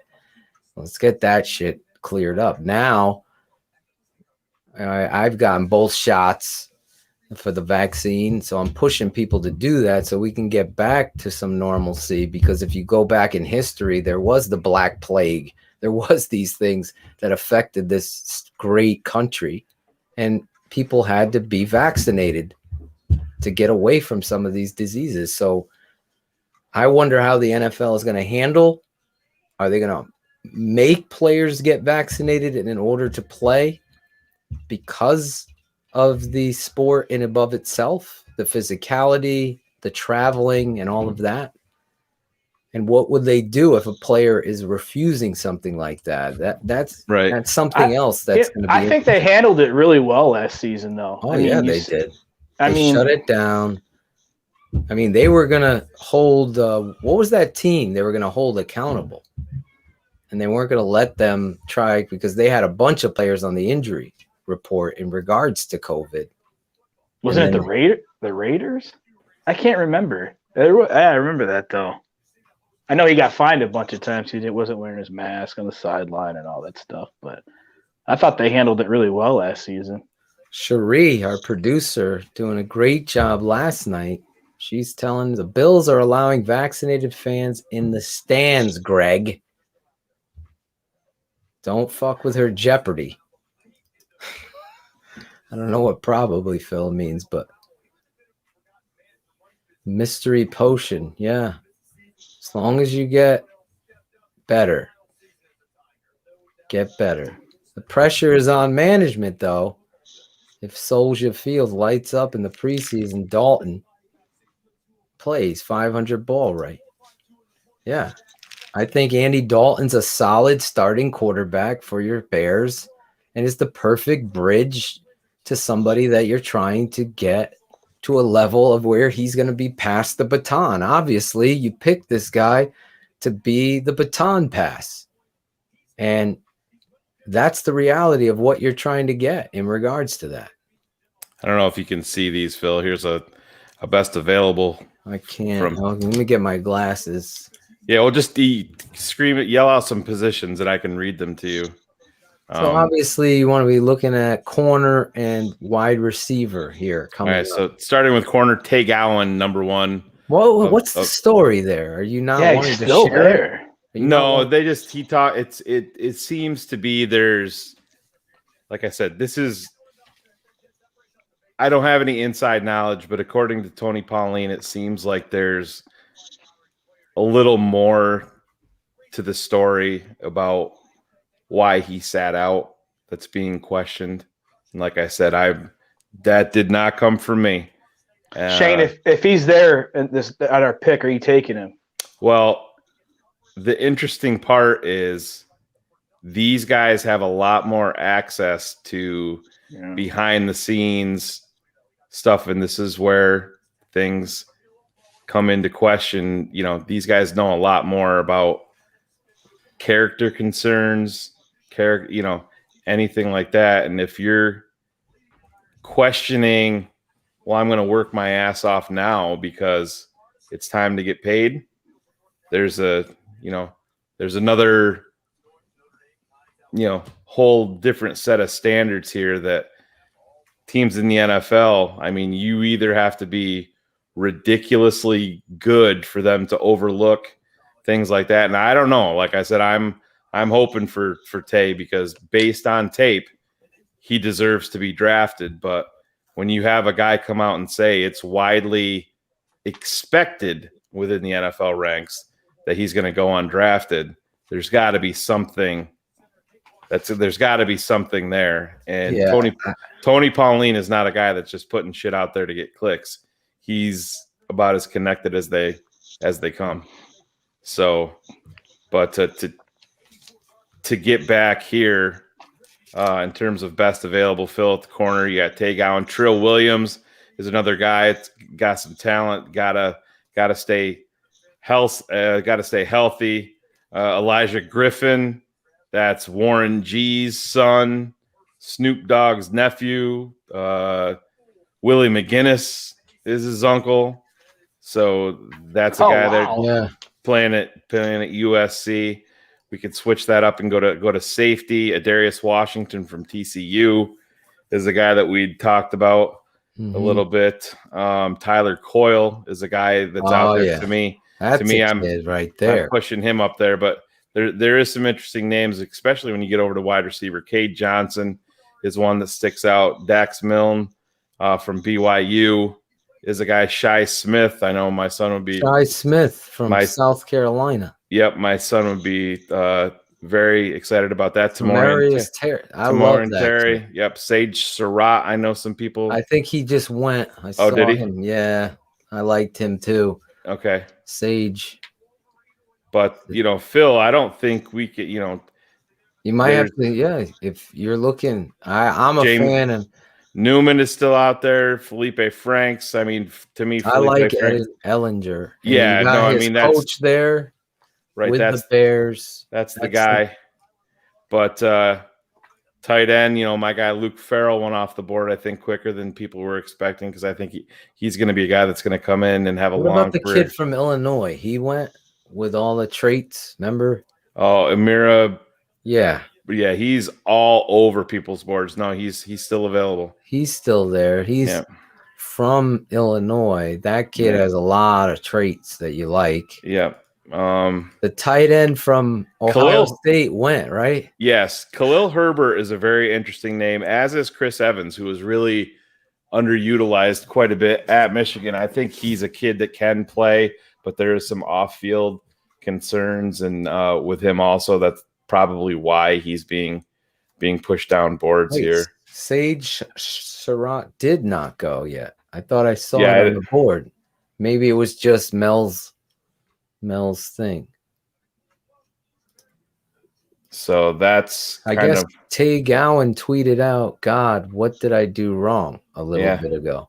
Yeah, well, that's those are times when you should during the draft maybe holster the tweeter, and I would let all that stuff go, and I wouldn't be I would give very little chance for people to judge on anything. So I mean, it's I think Phil, you and I were talking to Jackal at one point, and Jackal had read someplace that he's expected to come off the board. I don't know if you remember when he brought that up, and I said, I'm not sure about there. I'm not saying that the guy's talented, but it seems to be playing. I'm not saying that he can't turn it around, and all of these guys are wrong. Based on tape, he's a talented, super talented kid. But you see these tumbles on draft day all the time, and most times it's due to information that we don't have readily available. But there's some, we talked to Naquan Jones here, Phil, on air. Yep. And when you are in school and you're loafing and you're out of shape and not taking it serious, and then you decide to get serious because now it's time to go pro, teams don't like that. Mm-hmm. Teams don't like that. And because what's going to happen when your pocket's not so thick once you get in the NFL, I mean, you have guys that are on the practice squad. They're getting, they're making $4,000 a week on the practice squad.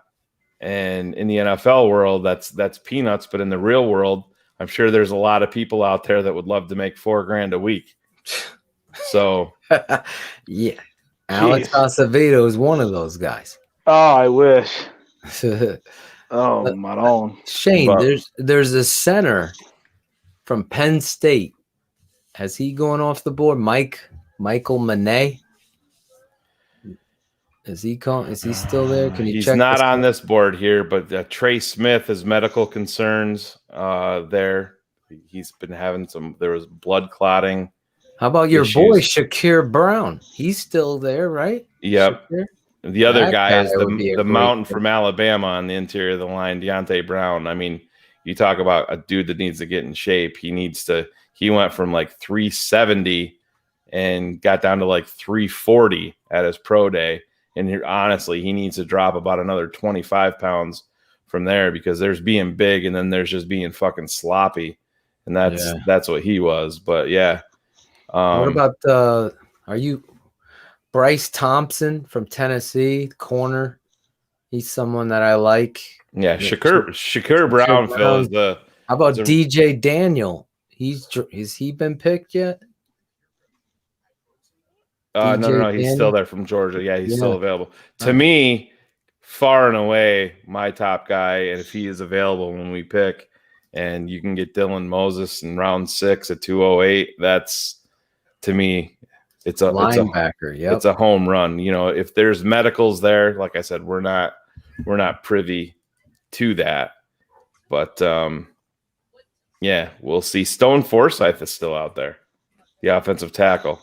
Yeah, in Florida. It's probably not a area that the Bears are gonna triple down on at this point. I'd be very, very surprised. But I'm so behind because I wasn't able to see all the picks. Deontay Brown just went off the board to Carolina. Yeah, I didn't get to see where Naquan Jones went. Did he go? Because I'm looking for him. No, that's what I was saying. I am not sure he's going to be going because of concerns about, like I said, you can't. My guy Ernest Jones go, the linebacker from South Carolina. Ernest. Yeah, they don't have a deep best available here, and I don't know off the top of my head if he did or not, Phil. But I can't believe Stone Forsyth is still going. He's still on the board. That's an interesting guy. You get another tackle. Oh, Jalen Mayfield went to the Falcons. Yeah, he went. That was last night. Yeah, I never saw where he went because I was so amped up for our coverage of this. Do us a favor if you're here watching one of the 500 plus watching, make sure you're subscribed, hit the like button, smash it, as Michael Williams would say. Get over there. I don't know what you're doing. I do not know what you're doing. Phil, did you hear back from Loki? Is that Loki? Yes, he played in this soccer championship and he cannot come on. He's still there celebrating. They won the cup. I seen. Congratulations, Loki. I seen that. So I can text you this pic, Shayne. We could put that up there. He's holding the trophy. Or will it not work because it's going to be a file that won't be able to be shared? I don't know. Steven Johnson said he can jump on for a few minutes. Do you want to? Yeah, that would be. Yeah, bring him in. Just tell him to not hit the end broadcast. That would be great. Don't hit the end broadcast. Factor One had a thing here, and I would say, Dylan Moses. George and I talked about it. If you want a comp, he's a more athletic, better in coverage, tone setter like Danny Trevathan. To me, it's an immediate upgrade as my cat takes over the broadcast here. Immediate upgrade because the Bears cupboard is barren beyond the top two. I mean, E.A. Booneway needs work. Obviously, Josh Woods is the guy there. Keep your finger off the red button, Mr. Johnson. There he is. I'm not touching it. It's stupid. They have the end broadcast button in the same place on the desktop comments where it says leave studio. It's the dumbest thing. Yeah. Oh my God. Your cat needs its own channel, he says. I know. Old ass cat back there. Plays with Steven, none of us knew a lot. That was pretty good there. Jeremy, I like that. Plays with Puss. Yeah, there you go. That sounds like a show that will be on another network. But Steven, you happy? Yeah, we're building the pillars. I'm good with that. I think he's going to eventually slide into guard. I don't necessarily think he's going to stick at tackle. Don't bring that bullshit here, Steven. I'm bringing it here. I'm sorry. He's not a guard. He's going to play tackle. Are you in a restaurant? So I'm going to give in his family's game room. I'll give you the quick tour here. Look at that. We have the game. We have the arcades. We've Nice. got the Look at basketball. this. We've got the darts and the skee ball. We've got Fuck. We see who has all the money around here. So how much is Zach paying you over there at Shayne? This is Casa de in-laws. Oh, there you go. I thought that was the Shy City Sports headquarters. What arcade game is that over there? So it's got like all these different things. Oh, you could play a bunch of them. Quick breakdown. You got all the games. Oh the fun my things you fuck! can play, I'm jealous, every man. Atari game known to man. Like I'm jealous of that. It's fun, man. We come over here a lot, and then on the flip side of that, we got a beautiful pool out there. It's currently closed, but we enjoy it out here. This is TTNL Cribs here on Draft Day. It's just jumping around, but that is really nice. I like how that setup is, Steven. We got to get you a Matthew Carsonson fathead for that room. Yeah, have it replace the Cubs 2016 World Series banner we got up in here. Cubs, throw that away. Oh, here he goes. Now, should I give Matt Carstensen this fat head that I have here? Should I show it or save it? I thought that was going to the barn in Wallingford, Connecticut. That fat head is already gone to the barn. Oh. There's another one here. Should I show it or no? Save it. Oh no! There's a second one. Why am I blanking have how more. much one How that do you- is? He was Don't tell holding it Angelo over there's his a head. second one. Shayne, Oh. it's pure bliss. Yeah, you might as well show it. Give Let him. me some grab the fat head. Should we send it to Stephanie Carstensen? That's Yeah, my we question. She can hang it up. It's hanging above his bed at night. Oh god. Hold on. Shayne, you got to do the impression when I bring this out. All right. You Keeping It 100 fans. Here we go. My guy. Here, let me isolate you. Yeah, isolate on me. Yeah. I can't do it. Hey, come on. Hey, Coach. Angelo Joe Marino, Wallingford, Connecticut. How you doing, Coach? I want to say real quick, Coach, I just want to tell everybody, I think Tom Brady might win Coach of the Year this year, Coach. Tom Brady's a fabulous, fabulous coach. And I'd like to tell everybody, if there's any hookers that work for cheap out there, I'm open for business. Phone chargers for everybody. I'm Angelo Joe Marino. Wallingford, Connecticut. Ladies, I'm buying a canoe. We're going fishing. I love everybody. Fishing. So I put him back here. I'll let him watch the For, draft. for the next draft pick, you can get Angelo on. He'll announce it. There he is. You have it early, so we're good. It'll be a psych. Angelo Joe Marino, the hype man. Those of you that aren't watching Keeping It 100 every Wednesday night, you're missing out because of guys like Angelo and this guy right here, Larry Funkster Jones. Shayne, This is the guy. This guy is competing with Angelo in regards to Keeping It 100. Yes. He's singing the song, man. He's got good. Keeping It 100. I love Funkster. Keeping It 100.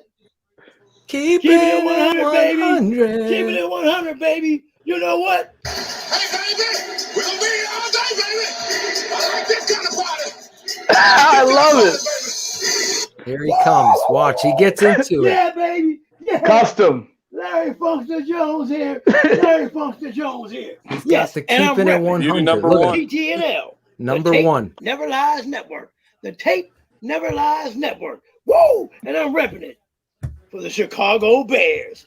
Draft Dr. Phil and Shayne, the smartest man. Woo!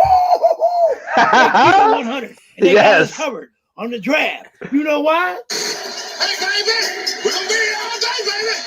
I like this kind of party. I like this kind of party, baby. Yeah, they're going to be here all day, baby. Draft day on coverage for our Chicago Bears. Keeping it 100. Woo! Draft Dr. Phil, the smartest man. Going to be here all day with the draft. The draft right here on TTNL. The best football show on the Chicago Bears. Smoking on social media. That's what I'm talking about. I Larry love this Funkster Jones representing TTNL, the Tape Never Lies Network. Shayne, the smartest man. Draft Dr. Phil. Time to get ill for the draft, baby. Yeah. Hey, Shayne, what's up? Hey, Draft Dr. Phil, what's up? What's up? Give our boy Claudio, because we need some super cuts. Yeah. Baby. Out there, mate. What's up? It's time to get draft up. Yes. Pace and Nagy, get the job done. Bring us home a winner, because we need one. Yeah, and the quarterback, put that thing in a mix. The Chicago Bears, for the last umpteen years, we've never had the quarterback. Umpteen. Come on. Oh, I love this guy. Tonight, the Tape Never Lies Network. Draft Dr. Phil and Shayne, the smartest man, repping the Chicago Bears throughout the land. Yeah, let's go. And one other thing. Hey, baby, we're gonna be here all day, baby. Yes, we are. We've been here all day, all week. That's right. Nah. TTNL, the Tape Never Lies Network. Smoke weed every day. Smoke weed every day. I know I will.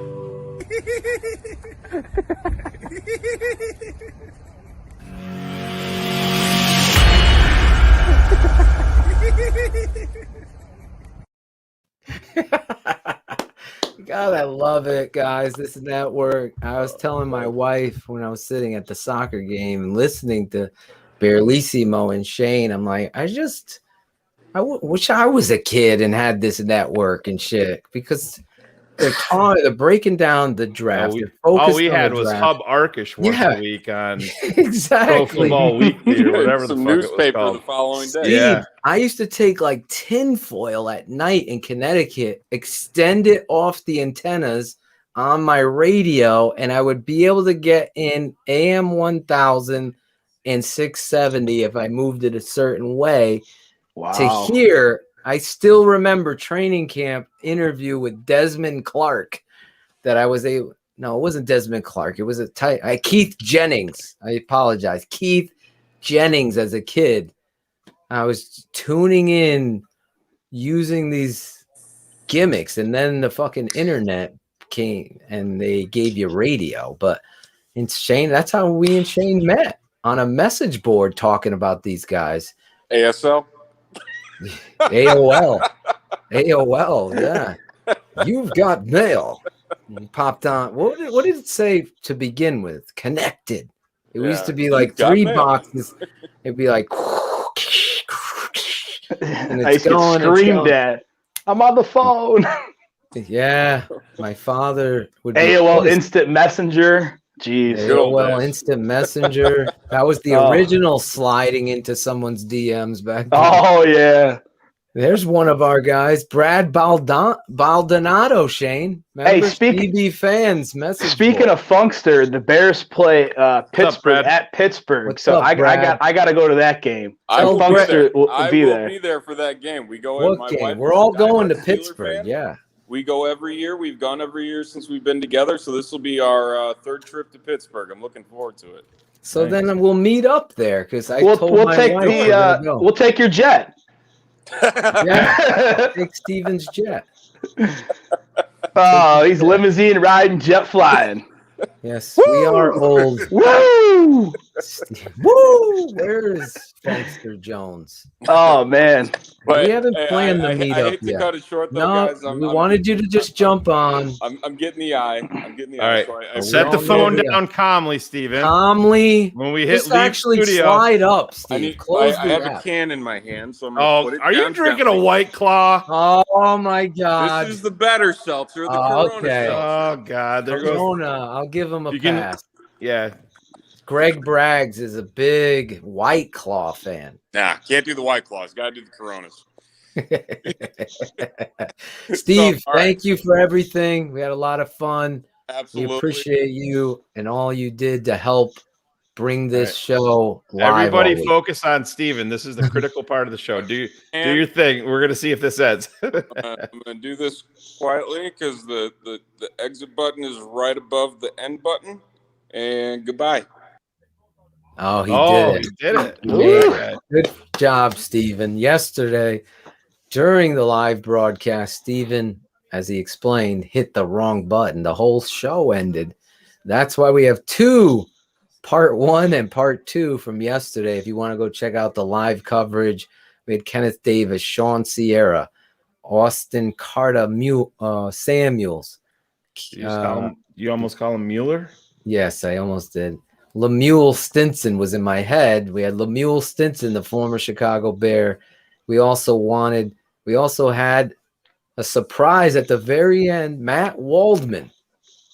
Oh man, we had so much fun. that was great at the end. Austin Carter Samuel is awesome. God, he's great to listen to. And Matt Waldman, he fits so perfect what you guys do. It's awesome. Oh yeah, he loves the show. I love him. Great follow. Check out his rookie scouting portfolio. RSP. Yeah. RSP. You know what? And the other thing he does for all these victims of sexual abuse, these children, it's a huge issue in this country going on. It's something that they try to sweep under the rugs. Obviously, the story of that guy, did he hang himself, this, that, and the other. I think he donates, I forget the percentage of his rookie scouting portfolio to children that have been sexually abused. So it's a great cause. It's a great thing. I really, really appreciate it. Right here, I'm okay. Shayne, are you lifting the ban on buying Bears paraphernalia? Yeah, I think that, I'll be honest, I think that ban got lifted when they fucking figured it out and went and got their quarterback. There you go. You heard it live here. The smartest man has lifted the Chicago Bears ban on swag or hats or whatever you're going to get. It is now okay. And I know Ted Phillips is watching. Ted, get us that linebacker from Alabama too while you're at it. But I'm signing off on Shayne's decision. I was leaning all of it onto him. So Madison, I've lifted the ban. You guys can go out and support Justin. Maybe open it up. Let's get interactive with the chat. Disagree, agree, fire away. Anybody have any issues with that? It's okay. I appreciate the fact that you want a number 1 jersey, that you're going to be a part of it. Yeah, we're going to get you guys all involved right here. If I lift the ban, my son was probably going to kill me in my sleep. So the ban is over. You got to lift it because nothing's going to change, but you do see a change happening. They're trying to make up for their mistakes. And they did change, Alex. Yeah, that's what I'm saying. You see a change. That's what I'm saying. You see the change now. Michael Williams. I rely on this dude. I love this guy right here. Big supporter of us. He's agreeing with you, Alex. Lift the ban. The ban is over. We need a cool Kennedy song for the ban being lifted. Agreed. He's 70% redeemed himself tonight, to be honest. Where are you, Bradley? Oh, you're in England. So it's very... There he is, Loki. Shout out to our friend Loki. Is it weird that Loki and Angelo wear the same size shirt? Can we get a picture of Angelo in his shirt? Poor Angelo. Hey, did you see him fix that lawnmower yesterday? Where is he? Should we see him jump on for 5 minutes, Shayne? No. Yes. No. Shayne. You've lifted the ban. No. He's still suspended. He makes his return. We announced it last night. He makes his return on the One Chip Challenge show. And Steven Johnson wants in on the contest. Steven Johnson, we forgot to talk to him about that. You're a fan of Keepin It 100. Alex, do you eat spicy food? Hell no, not that spicy. He's not. I watch the videos. I'm good. Yes. No way. Angelo. Yes. That's just for you. It's the hype. All right, good, Claudio. Very good. But what about Angelo? Tape never lies. This is Angelo Marino from Wallingford, Connecticut. But what about Angelo?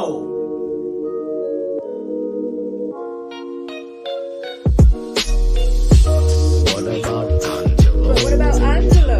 What about What about Angelo? This is Angelo Marino from Wallingford, Connecticut. But what about Angelo?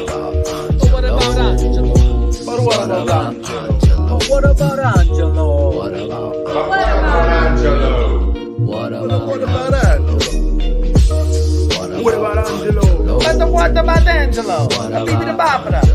What about Angelo? But what about Angelo, eh? What about Angelo? Thanks. What about Angelo? But what about Angelo? What about Angelo? The Angelo Marino from Wallingford, Connecticut. But what about Angelo? But what about Angelo? Pero, ¿qué pasó con Angelo? Hey, you see the Angelo Joe Marino? Angelo Marino from Wallingford, Connecticut. You see Angelo? The Angelo Marino from Wallingford, Connecticut. What the fuck is Angelo Joe Marino? Angelo.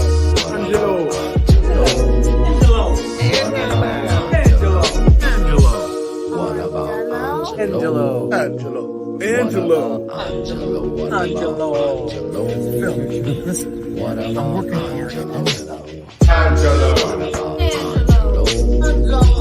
What about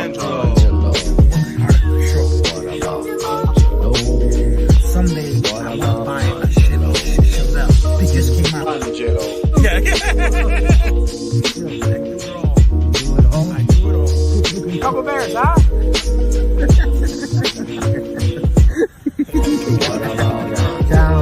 Angela Marino from Wallingford, Connecticut. This is Angela Marino from Wallingford, Connecticut. That's right, ladies and gentlemen. But what about Angelo? Good, man. That's good.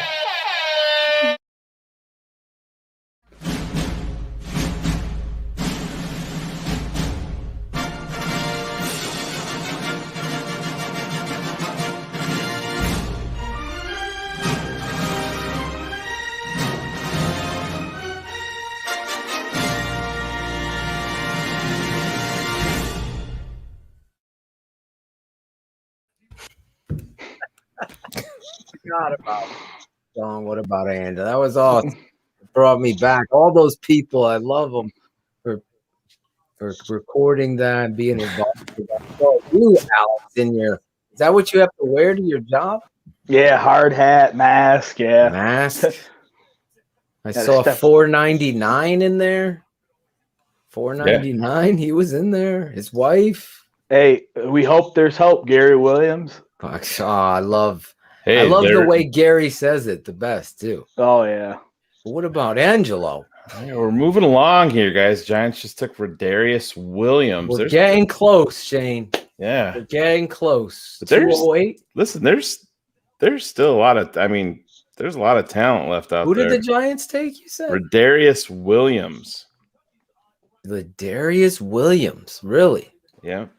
You imagine if the Bears go here and take Stone Forsythe, oh my God, and say, you know what, fuck it, I don't know, we'll see if he gets healthy type of, that would be an impressive pick. That would be exciting to get that tackle. The other kid that I like is from UMass, that tackle, if they were going to go, Larnell. What's his last name? Larnell Coleman. Larnell Coleman. Young guy over here, Northeast. Has he gone yet, Coleman? Is there a way to search who's been drafted? Someone give me a site. What's the name? Larnell, probably. Coleman. He's from UMass. Lamar Luttrell? No. Larnell. You don't even get my fucking joke. Jesus Christ. Oh, from the Nerds. Yes. Dun, dun, dun, dun, dun, dun, dun. What was his name again, Phil? Larnell Coleman. Larnell Coleman. No. He's a very, very good offensive tackle here on the East Coast. 6th round. He's connected to the Jaguars, who have met with him multiple times. So I guess that would be something to look out for here late. And then you got Alaric Jackson. I saw Alaric from. And that's you start getting this late, you know that he's going to come in with a solid fundamental base. Being coached up at Iowa. What about wide receivers? Bengals take a good one here. This is the kid's been a favorite of mine, Chris Evans from Michigan. I think he was, underutilized. Oh, they took him? Yeah. The Bengals got him? Cincinnati did. It's a very good pick for them. The receiver from South Dakota State. Cade Johnson? Yes. Yeah. Is he gone? Yeah. No, he's still there. Still available. Oh. Yeah. And our guy, Terry. Tamorian You know Terry. what? If they got one of those guys right here too. Yeah, from Florida State. He's still there. To me, those guys. To me, even unless he's just undraftable because of medicals, to me, it's Dylan Moses all fucking day. If he's available at 208. I mean, it's not even close. That's a football player right there. Well, you're talking about a guy before he hurt his knee was being mocked in the top 15 picks. I mean, that's how good he is. He's an enforcer, man. You tell me about he comes here, he is your Danny Trevathan replacement, and you have the interior of your linebacking core is Roquan Smith and Dylan Moses, moving forward. And these guys were just busting everything apart in the SEC. So to me, that's the clear target for me. Yeah, I like that. I mean, if you look at positions of need now, especially when you get into this part of the draft, you're always looking for those special teams guys, and you've seen it over and over and over again. 6th-round picks. Who's been the last 6th-round pick that has really stepped up? Houston Carson? Was he a 6th-round pick, or was he Houston DHC? I think I remember him going in that draft. I think he was a 6th-round pick. Yeah. So he was probably the last one. I can't think of any other 6th-round picks that, you saw Hambright be drafted last year. The Latavius Simmons. I wonder where his future is. Are they going to move him inside to guard? I don't know what his story is. Yeah, and Hambright, Arlington Hambright, they still have. Yeah, he's definitely playing guard. Yeah. That's where you could see where Juan Castillo, that's why I'm laughing at Steven and wanted to kick him off. We're coming right up here. The Bills are on the clock right now at 203. The Bears have pick 208. Originally, we had pick 204, but we traded. This was involved in the Tevin Jenkins. I mean, I can't imagine all the nerds that are probably, oh my God, they're probably stabbing pens into their blow-up dolls because the Bears don't have this. Oh my God is right. This guy just sent me a nice site, he says, to check things out. Real quick though, Shayne, another kid from the East Coast that I want to keep an eye on is the linebacker from Boston College, Isaiah McDuffie. Has he been picked? I don't believe so. So McDuffie is a guy that stands out in regards to what it is you're trying to do. So I want to see. I want to see where he's at, because he's somebody that can go and play some football for you. He's instinctive, and you're going to see him on special teams. How about our guy? Remember we were watching tape, and then we watched that nose tackle from BYU? Remember him? Yeah. Has he been drafted? Tonga. I need a Samoan. He's still there. I need a Samoan, Shayne. Could Tonga be a guy? Tonga. He's still there. Khyiris, I believe. Khyiris Tonga. Yeah, Khyiris. 6'2", 325, Shayne. Pronounced Khyiris Tonga. I did it right. Look at that. Played at Utah, then went to BYU, I believe. So Dustin Reagan Padilla just sent me a DM, and I didn't notice it at first, but he just informed me if you go. How is he doing? I haven't seen him at all. Tried to get him to come on the show today, but he said he doesn't want to come on. No, he said, Shayne, I got to tell you, I'm a gigantic pussy, and I'm afraid of everything, so I'm not going to come on because I'm a pussy. But anyways, Charles Leno, offensive tackle for your Chicago Bears, has removed yes, please, the Bears picture on his Twitter account. Yes. Really? Best news of the freaking round here. That all made sense too, because they want the Trent Williams news, and then all this happened. It just makes too much sense. What you explained. It makes way too much sense. No guy, you got pancaked. You never try. I'm making this up off the top of my brain, and that's all I got. We're making a fucking parody song here. I would love saying bye, Mr. Leno, just a guy. But Philly's average. You're falling on the ground. You never try.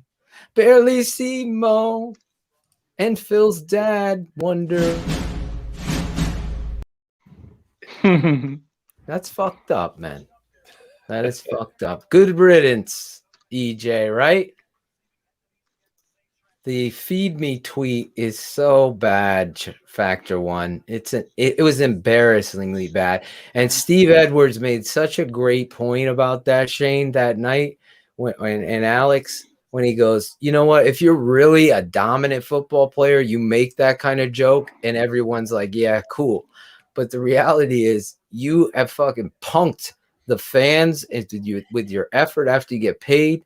You talk down to people, you condescending, and you don't fucking try hard enough for me. And then what happens? You get snippy. You get I believe I had a B+ grade. That's the kind of shit. Softest puppy shit. Jesus. William Sherman just went. Yeah, my son is very upset because his two favorite wide receivers today have been Marcus, please tell drafted. me. Shy Smith just went. Shy Smith just went to the Panthers. Yeah, Riley's guy. Yeah, we're gonna have a Charles Leno farewell tour. We're gonna have a Charles Leno farewell song parody. Oh my god! We will go live when Charles is finally gone. It'll be Austin. The life of me to see that happening. Does Riley want to come on and talk a little bit about his pick that he wants? Right, you want to come on and talk? He tapped out. He pulled a Tate. He's pissed. He's got daddy's. Good call. He gets fired up like daddy does when you don't get your way in terms of football, especially on draft day. So I can't blame him there. He's holding out for Austin Watkins now. That's the last one that he had on his little board that he did. Austin Watkins. I wonder if I could share like one of our parody songs. But like just share it in the background. Can you do that? I don't know. We want to be careful. Able to. We don't want the wrong words to come up in that though, right? What words is that? You know what I'm talking about. Where we don't want to. Are you talking about some of the old parody songs? I was thinking of the Leno song. Oh no, we're gonna release all those, so we're gonna do that all at once. Remember? I forgot. I don't know. Let me just see if this works. This is a random song. Share screen. Is it a tab or is it window? It would be a tab. No, it's not a tab. Oh, it'll let you share a window. Can you see that? No. Can you hear it? No. Oh. You have to add it to the stream, right? Oh, okay. Hold on.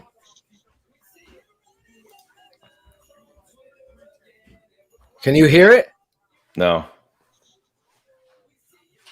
You can hear it very, very light, but it's not that. Can't really make anything out.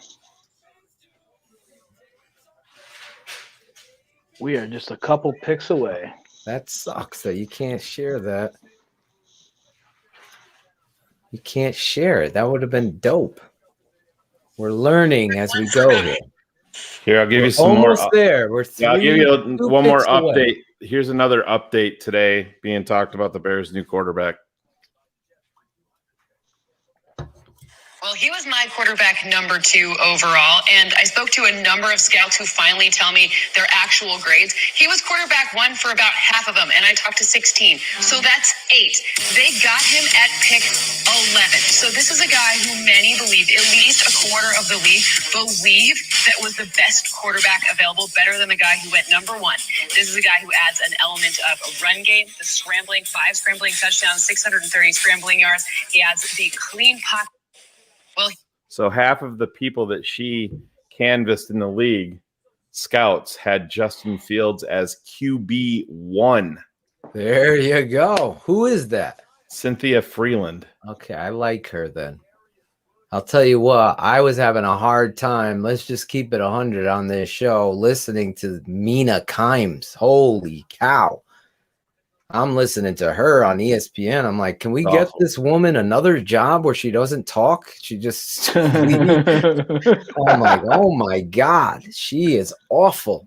I will tell it to her. It's just horrific. I'm like, I couldn't even listen to that shit.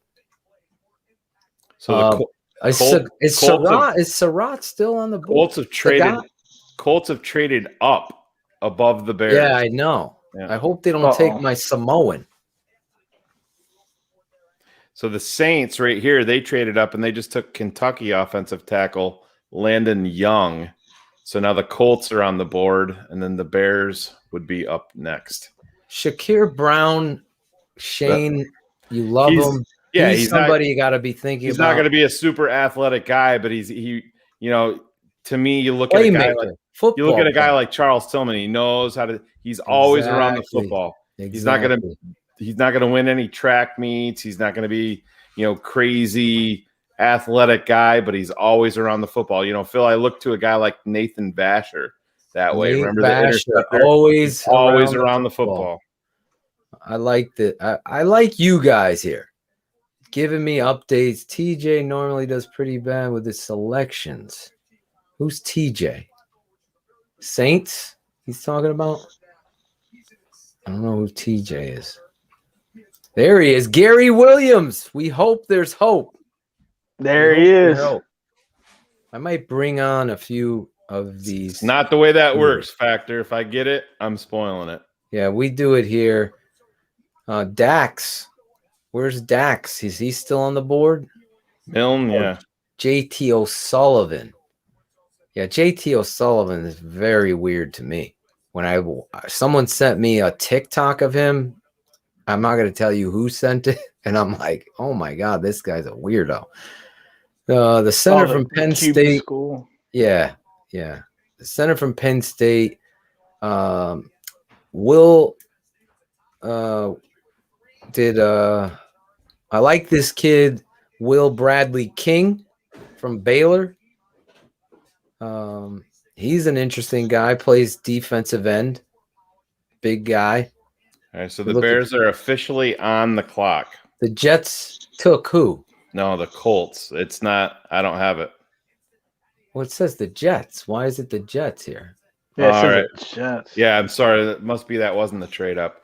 But so the Jets, with their final pick in the 2021 NFL Draft, have selected offensive tackle Jonathan Marshall. John Marshall? Yeah. Jonathan Marshall, huh? And the Bears are officially on the clock, like I said. Stone Forsythe has sunk like a stone. I can't believe. I'm looking for Marshall. I don't even see go get Dylan Moses, man. You cannot get this talent. Holy cow. Down here. Can you get Dylan Moses? Can you get Dylan Moses? Here he is. Who's this guy? Tooch! Looks like an angel with all that sunlight behind him, like me. Angel in the outfield here. It's 91 in Iowa today. That's that bright Iowa sun shining through. All right. Wow. The Jets picked, you said? Yeah. Or no? Jonathan Martin. So the Bears are officially on the clock for you right now because the pick is in for the Jets. That's where I am. Now, yeah, the TV is still showing the Saints pick up there, but yeah, it's not in real time. It's the Bears are on the clock. Yeah. So now you're looking at where the Bears' needs are. They've drafted a quarterback and 2 offensive tackles, folks, not guards, tackles. They're protecting the edges. I love the defensive tackle from BYU, the nose guard there. Also, Marvin Wilson from Florida State, who I really like, is still out there. There's another guy that's maybe from that Florida State connection, 6'4", 303. Big man. Remember, this kid was fucking the top defensive lineman in the country coming out of high school.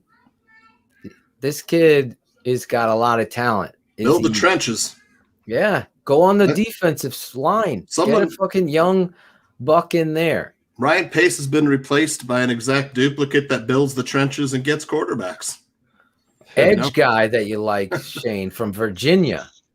Charles Invasion of the Snowden. GM snatchers. Snowden, not snowed in. Patrick Johnson from Tulane still available. Don Diz, you have confirmation on that? He's saying that the Bears traded. Tay Gowan is still there, man. I'm gonna believe in Don Diz. He's from Connecticut. Yep. Don Diz. Bears traded back. The Bears have traded back, Shane. Is that official? I'm looking. I'm going to. I'm not seeing it anywhere. Is what I'm saying. I'm going to the official site. Yes, Bears are trading back with Seattle. The Bears have traded back Don Diz, my boy. It looks like it's a pick swap. Yeah, but they got to get something back. No. I'm just saying they're not very. I worded that wrong. They're not falling back very far because they're after Pittsburgh. So they're about 7 or 8 picks away now. I'll count them up. Let me do the math. 1, 2, 3, 4, 5, 6, 7, 8, 9 picks. After they pick, it'll be 8. So Shane, your 7 or 8 picks was right. I don't know where Tooch went. We'll wait till he gets back. I want to see. In true Chicago Bears fashion, they got the 6th. You know where this goes. The Seattle trades up and they grab the guy that we. If they grab the fucking linebacker here, yeah, that's what it's going to be. That would be a fucking crusher to the soul of Marsaw. I wonder what they get for trading back then. You probably, I don't know. Hey man, I really like that move. Seattle have. I tell you what, man. I tell you what, man. The Bears have 2 picks close here because it goes Chicago, the Colts, Green Bay, Denver, and then Chicago again. So we got multiple picks. Some multiple picks. Did we get an extra 7th round pick that's going to make the show longer? I just looked in the 7th round. I didn't see anything. We're waiting on. So here's the update. There's Stone Forsythe to Seattle. So yeah. So Ryan Pace is traded back to Chicago Bears. Trade pick 208 to Seattle for pick 217 and 250. So right now the Bears will have pick. We're gonna have a busy few minutes here because the Bears have pick 217, pick 221, pick 228, and pick 250.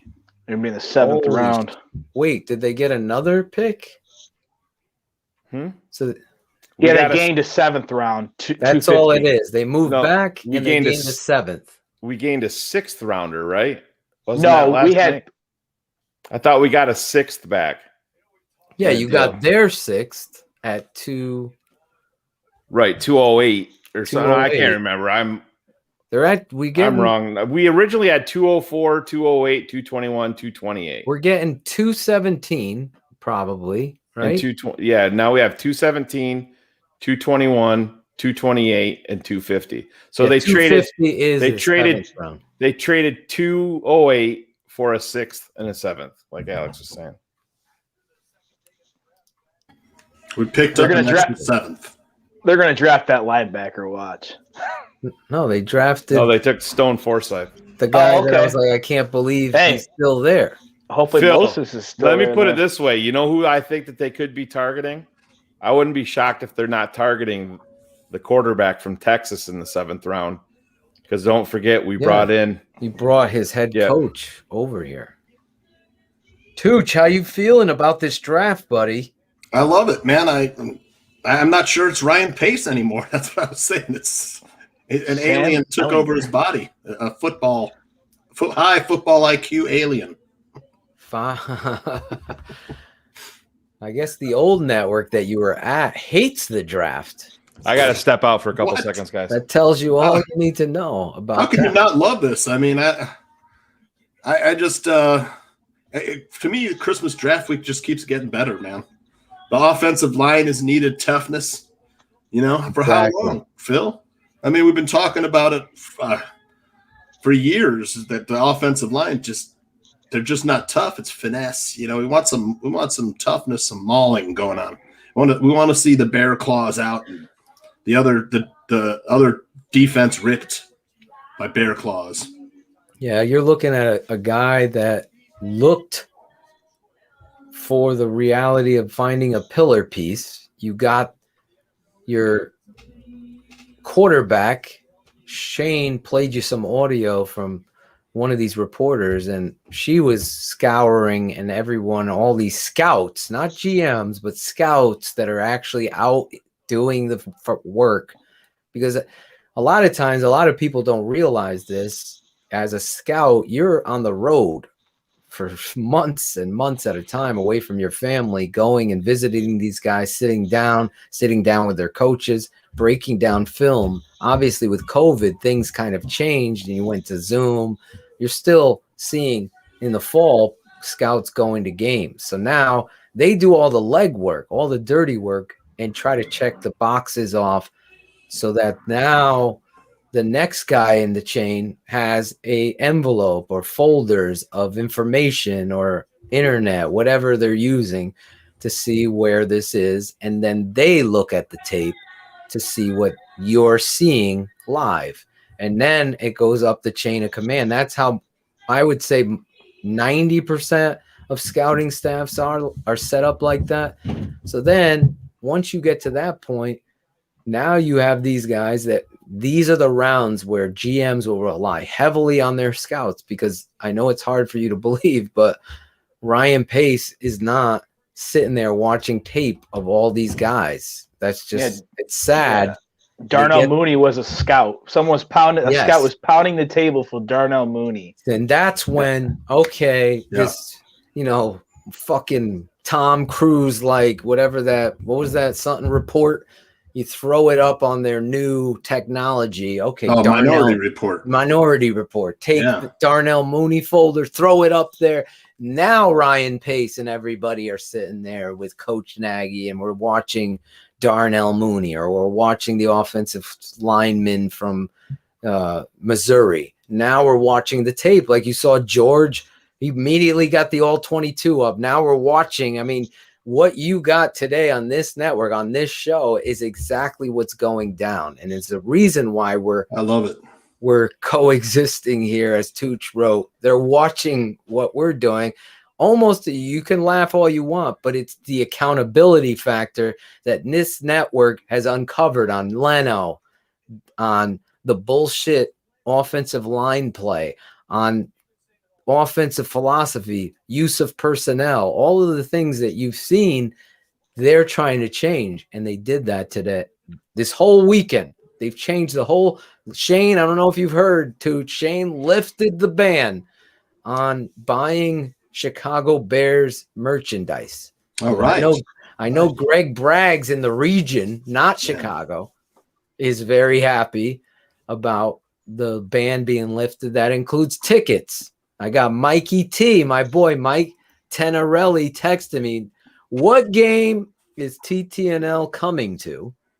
I'm setting it all up. So he's competing with Sammy the Bull. I might have to drive out from Iowa. Come on in and see a game. I got you tickets to your first fucking game. It was Bears, Packers, and the wife wouldn't let you go. It was all this drama. I go, get her on the phone. This time she won't be working though, we'll be driving in from Iowa, and we'll be on vacation. So just want to shout out the TTNL crew. You guys haven't stopped yet, and we get to take breaks and do whatever we got to do. Hope your platform explodes even more. Bear down. Robert Cook, you know how I feel about you. You're a true ambassador of this network. And that's what all I want right here. I see from now on, if you send me a DM that's a positive, I'm just sharing it to my story on my Facebook and Instagram, because I want people to see the passion and the love that you guys have for this football team with us and what we're doing here. So I ask that you go over, subscribe to the fucking YouTube channel. Subscribe, hit the bell. Yeah. So you're available and know every time we're going live, because Shayne and I, if Charles Leno gets cut tomorrow, we'll be going live right away to talk about that. I don't think he'll be cut. I think he'll be traded. Look, it's Sunday afternoon. 570 people watching the show, and half of them aren't subscribed. I don't get it. Come on, that's what we push need. the subscribe button, folks, or I'm gonna Tell drive him it. to. I'm gonna drive it from Iowa. I'm gonna do something else. Start busting some heads. Those of you that lay it get in down. those of you that have been with us the whole time, like we're not always going to agree. There's going to be some dumb asses out there, some dumb asses. But the fucking reality is, you got to understand. We're Good gonna pick for Cleveland we're here. still gonna go. I'm interested. I was at Demetric Felton. The Iowans are coming out in the chat here. All right, let's hear it. I see Racy There's some good McNabb. Hawkeyes out there still to be picked up, man. The tight end out of Iowa, Shayne Byer. I saw the Browns took the receiver from LSU, Shayne. Man, I don't know if Amir Smith Marset got picked, but he's a damn good wide receiver. Yep. Cleveland took Demetric Felton from UCLA. Good player. Love that. Yeah, that's what I just said. Yeah. Man. I don't see that. I'm on 211. What pick you have? No, that's what it's going to come in. I'm telling you, it's early. Oh, that's the what they're pick taking. is in. I'm sorry. Who are they showing the highlight of? No, I'm Who took getting the kid these from LSU. The Which receiver one? here. Titans. McMahon. Yeah, the Titans, Tennessee Titans. The Titans did. All right, the Bears. Bears are on the clock. Coming up, and here is the official trade. The Bears trade pick 208, as everybody knows, for pick 217 and pick 250.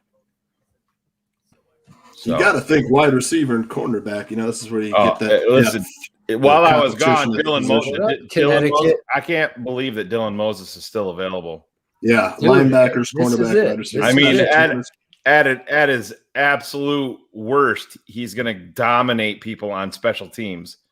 While Danny Trevathan is in there. Get him. And is he an upgrade to Josh Woods all day, and Iggy Abunaway? Yes, all day long. Just like George said, and if he is dealing with some medicals, then IR him for the year. Stash him. He's that good. Yeah, I've hated on Pace, but you move down 7 spots and gain a 7th. I will pat him on the back for that. I mean, yep, yeah, that is good. He lost. I think they weren't looking for another tackle because that's what I said. Surratt. I mean, what's his name? There's 2 Surratts, a linebacker and a wide receiver, right? Yeah, I meant the brothers, the offensive tackle. What's his name from Florida? The tackle the Seattle traded up for us. Stone Forsythe. Forsythe. Thank you. That kid was somebody I really liked. He dropped all the way here, but the Bears have already picked their tackles. So the Bears are on the clock. Shayne is going to give you the pick well before. Yeah, they're not on the clock now, but they're coming up.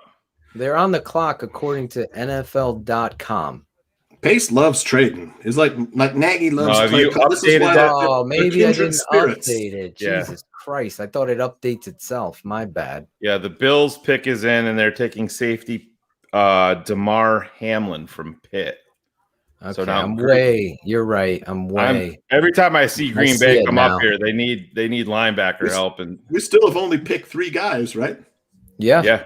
I'm just like, well, that's the thing too. I know. Don't be a dumbass. I'm not. I'm just no. I'm not saying that. But here's the thing: the Bears roster is a lot better than people are giving it credit for, and everybody's saying it's an aging roster. They have a ton of young talent. Never before have we seen a guy gets ushered. Yeah. Like, just say if they go Dylan Moses here. All right, so Danny Johnson is available. Yeah, creating competition. Exactly. What Dr. Phil preaches all the time. But there's not all the time. That's why I always laugh when we just bust George's balls on mock drafts and look, you come away with 12, 13 picks. It's just not realistic on this roster. If you draft 12 guys, there's not 12.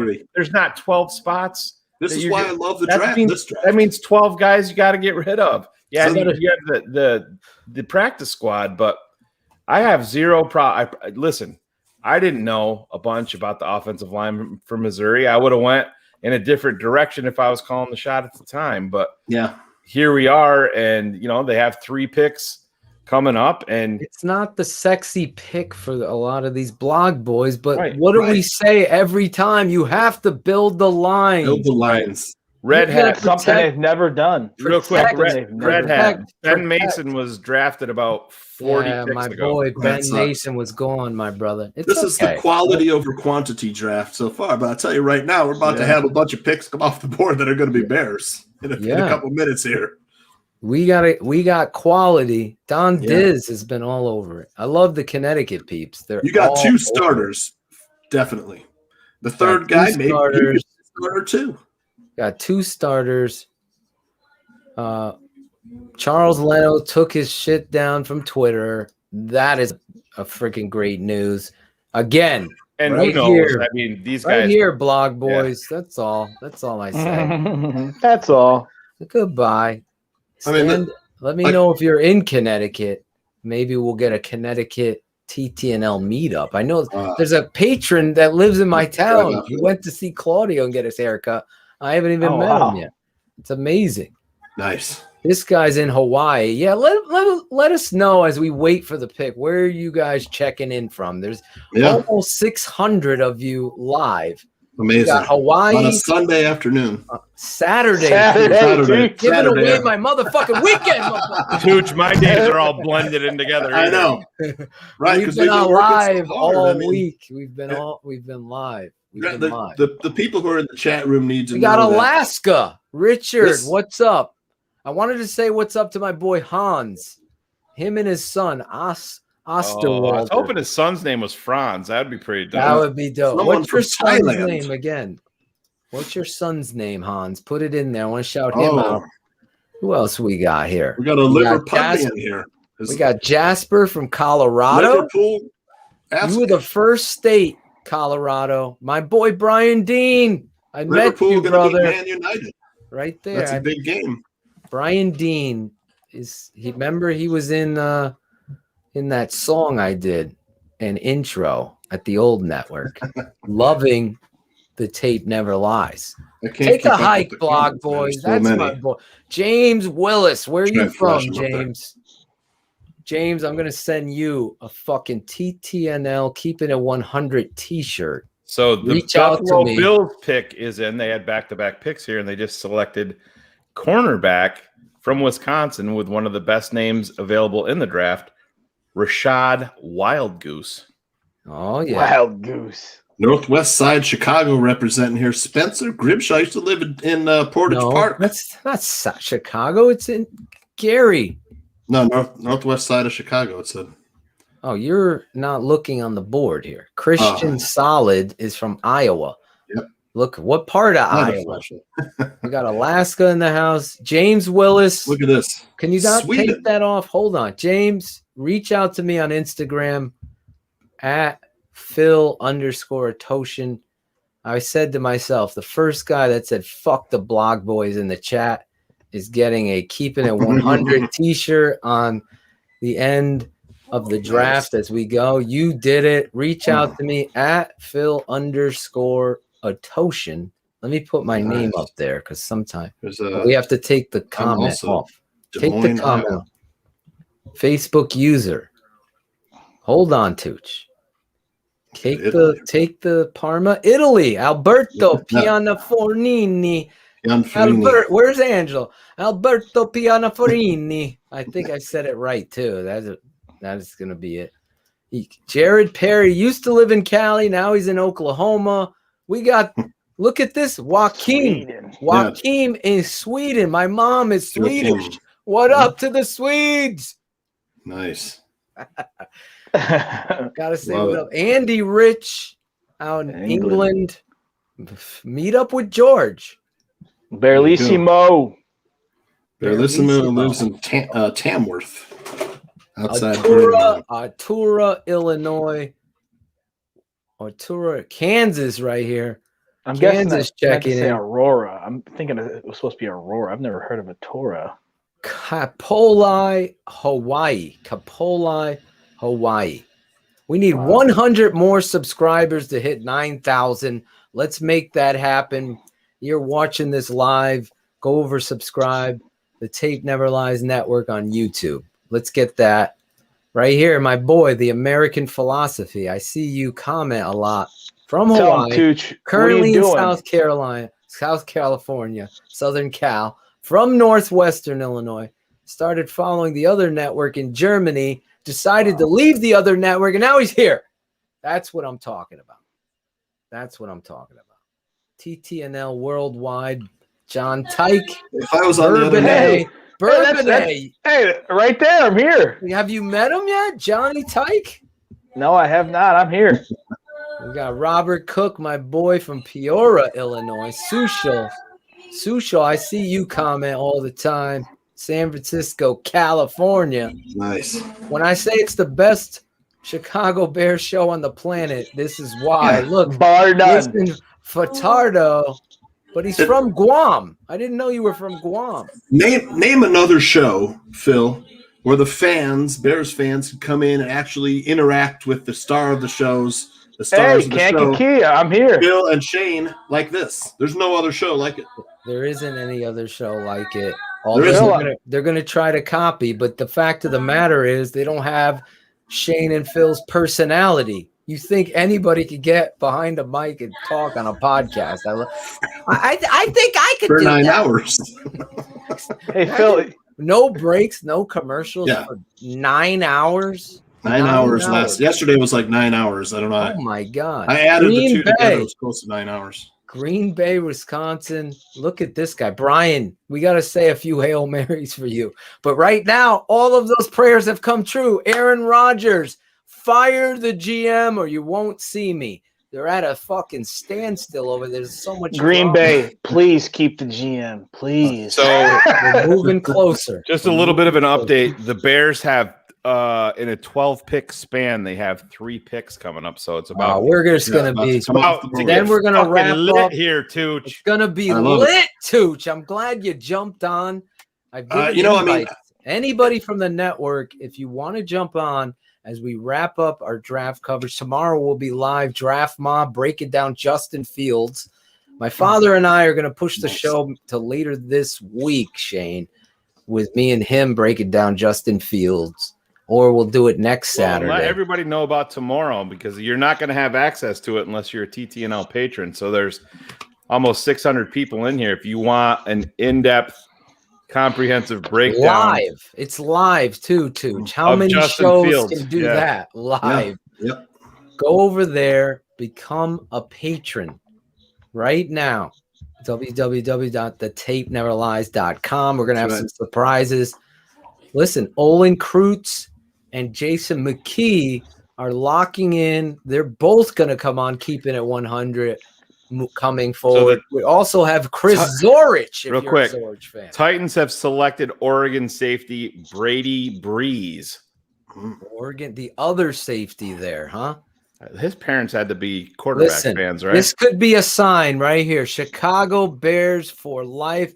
Ufa, Kifa, Samoa. Can we get a Samoan on this football team right now? Is he still out there, the USC safety? No, he got picked. But I'm talking about the big nose guard. So the Bears are officially back on the clock. Here we go, Shayne. Here we go. The picks are coming in. They're fast and furious. Ralph Tribby from Brooklyn, New York. Biggie. Moved to Houston, Texas. I'd like to see Tay Gowan go here to the Bears. Atlanta, Georgia. Out of Frankfurt. Is Frankfurt like Germany? Yeah, Hufunga already went off. We're waiting. Frankfurt, Illinois. Hufunga's a 49er. Yeah, he went a while ago. Shayne is going to break the pick well before you. Maybe. I'm getting there. Must be busy. I'm not getting as many texts as I did, but yeah, we'll see. You just keep sharing where the you're Steelers just drafted Miami defensive end Quincy Roche. Rock Davis. Rock Davis is from Atlanta. That's the first Atlanta person like our boy Matt Waldman from Atlanta, the ATL. Co-overthrower is from Connecticut. Well, reach out to me on Instagram. I'm going to make the Connecticut TTNL heads banquet dinner something. Connecticut's where I live. Connecticut's where I live. Every time you say Connecticut, I think of that. Exotic. This sounds like Angelo's favorite fucking town right there. Exotic, Manteca, California. That was his last girlfriend's name too. Look at this one, Phil. The home of Kyle Orton, the star at Altoona High School. Altoona. Yep, Altoona High. Didn't Ashton Kutcher go there? I don't know. That's a great question. I hope Ashton comes on the show, man. That'd be great. Hey, real quick before the pick comes in, is Pace gonna get back on course with somebody that we're expecting and wanting, or is he going off course again here? I think he's gonna go off course. His guys, are gonna be picking a player that they've scouted. So who do you think, Phil? Cedar Rapids, Iowa. Thank you. Cade Johnson. I like Cade. I like Johnson. If they're going wide receiver, Shane, there's two guys that I really like at the wide receiver position. I got to get back to my board here. Hold on. Wide receivers. Thank you, Michael, for sending me that site. This is so Cade Johnson, obviously South Dakota State kid. Tamorian Terry. Yeah. There's a kid from Alabama, Birmingham, small school kid. Austin Watkins, obviously Tyler Coyle, the Connecticut boy, the safety out of Purdue. Amazing test numbers, amazing tests. Shane, can we get your linebacker Dylan Moses here? It makes sense. It's the best available any position. As far as I'm concerned, that would be a football player. I thought he was the best player available last round too. But how about Tony Carter, the fullback out of LSU? The Bears pick is in. Okay, here we go. Shane, do you have the pick early? I do not. Oh, so we're waiting on Shane to give us the pick. I would love to see a wide receiver. The Bears have selected fantastic pick. Virginia Tech running back Khalil Herbert. Oh, the kid you were talking about. Underrated explosive. back. Nice. Yeah, Bearlissimo and I talked about it. This is Khalil Herbert is an explosive senior running back out of Virginia Tech. Let me tell you about him. Florida boy. You and Bearlissimo talked about him already? Yeah, no, George brought him up early on as a guy that we would wish George was here. Brought it up. Yeah, there's George right there. It was his guy when we were getting ready to come on the board. I can talk about him because I round, scouted this kid actually. This kid's out of Florida. This kid has a lot of fucking talent. He what's it called? He shut it down, and there was questions about whether or not he was going to play because I believe he went to Kansas, if I'm correct. Is that the story there? And then he transferred over here from limited playing time. I think he left Kansas and went to Virginia Tech. Am I right, George, on that? Anyway, I just know that this kid is perfect offset running back, vision, strength. He's about 5'9", 200-something pounds. 5'9", 210. There you go. 5'9", 210. Potent, instinctive runner with low center of gravity. Good contact balance. Let me tell you something else about this kid. From one of the agents that I know,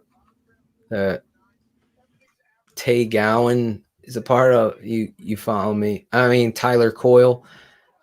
This kid receives several awards for his leadership, Shane. Yeah. And when you get somebody like that is a leader, you're adding that to the locker room with Damian Williams. This kid is more than a scat back at 5'9", 210. He's physical, instinctive, has very good vision. So, listen, this is a guy pegged probably for the fifth round. You're not drafting for need down here. You're This drafting guy's gonna play football. Best player available in competition. Open that competition And up. I'll share something with everybody that may shock people. Damian Williams is not a lock for this roster. I agree. Just telling you. Yeah, he was a Jayhawk. Thank you. I was right on that. I think my buddy had told me he left there to try to get more carry. Ended up going to Virginia Tech, and this kid is an athlete. He's got the vision. He's got a very instinctive runner, and you could see when somebody has that instinct and that vision. And he's not. Oh, look at that, slow guy. Tooch. Somebody, we got a new image guy. What's that? You got son? Who is that guy up on the screen? There he is, Tooch. Shayne Marsaw pulling off an image. Looks like Thomas Jones there. Oh, Ellinger just went to the Colts, Shayne. Phil, what did we say all last year? We want playmakers. Yeah. That's what they're looking for. This kid is somebody that he fits what you're doing offensively. Obviously, you all know how I feel. David Montgomery's elite. This isn't changing that story. It's what Shayne is saying, what Bearlissimo is saying. You bring someone in. Now you're looking at pushing Cohen. Now you're looking at pushing Damian Williams. Exactly. Now this kid comes in hungry. What are you doing? You always are trying to make yourselves better. Here in the 6th round, this kid had a 5th round grade on him. You took a good player. Obviously, Bearlissimo had mentioned him earlier. Now you got to come back. You got to get a wide receiver now. That's my opinion. Yeah. You're showing me that you're going all offense, and that's what you do here. In my opinion, I would love to see the kid Johnson now from North Dakota State. South Dakota State kid, Cade Johnson. Dakota. There's another guy. I don't know if you guys know Michael Strachan from Charleston. He's 6'5", 224 with good speed. I mean, a big target like that on the outside and in the red zone, that would be perfect for Josh Fields. Oh my God! I don't know if you've seen this kid. target. I have not seen. He's got speed to take the top end off too. I wish I had some pro day numbers on this guy, but I know this kid Austin Watkins from UAB, Shayne Riley's guy. Yeah, that kid has got some really good traits, and you know what? He's family with Sammy Watkins, former Florida kid. This kid has a lot of things you like when you watch the tape on this football player. He's like a hidden gem in this draft, in my opinion. And that's Austin Watkins. Those of you wondering. It's a University of Alabama, Birmingham kid, 6'2", 200. Good, decent. He's decent speed, great hands though. Yeah, that his strength is his hands. He's got great focus and strength in those hands. Any other? What about the kid from Iowa? Did he get drafted? Yeah, Amir Smith Marsaw. That's my guy, man. That kid's a got drafted. Yeah, I like that kid. Oh, he might fall to this area. Yeah, so did I. Oh, he went to the Vikings. This dude is texting me here. Yeah, it sucks. You're quick on the text, Scott. There's Bears running back up on the screen right there if anybody wants to look. I haven't gotten. We're at. Come on. No, Phil, on our screen, dumbass. Oh, I'm sorry. You can see. I didn't think we were doing that. So I'm seeing a lot of people saying that, not in our kid. chat room, on the Twitter sphere, that this kid, he's got no chance of making the roster. Come on. Yeah. Oh my God. I love the stories that are written based on Twitter. Fuck Twitter. He's not going to play, or he's got no chance. I mean, come on. Look at this kid. Good for now. Everyone's got a chance. The Bears have no chance to trade up for Justin Fields either, correct? Remember? That was no chance for Tevin Jenkins to fall to the second round. No way they'll get Jenkins. Exactly. No way Shayne and Phil got let go. Anyway, whole different thing. I like this kid. Look at this fucking kid. Low center of gravity. I'm looking at this is awesome. Now you see him bounce to the outside. He's got that feel, accelerates through the freaking hole. Right? Competition for Tariq Cohen, man. Looks like to me. Well, don't forget he's coming off an ACL. East-west. He's not going east-west. Tariq's coming off an ACL injury. Very good. Very good. Think about it this way. Tell him, Chris Towner. Maybe Damian Williams is okay. Maybe Tariq Cohen's not as far as the Bears want him to be in his rehab. You can't discount that stuff. There you go. Tell him I like Bears cigars. Is that John Necrone? I mean, Cordero Patterson was a running back. Anything.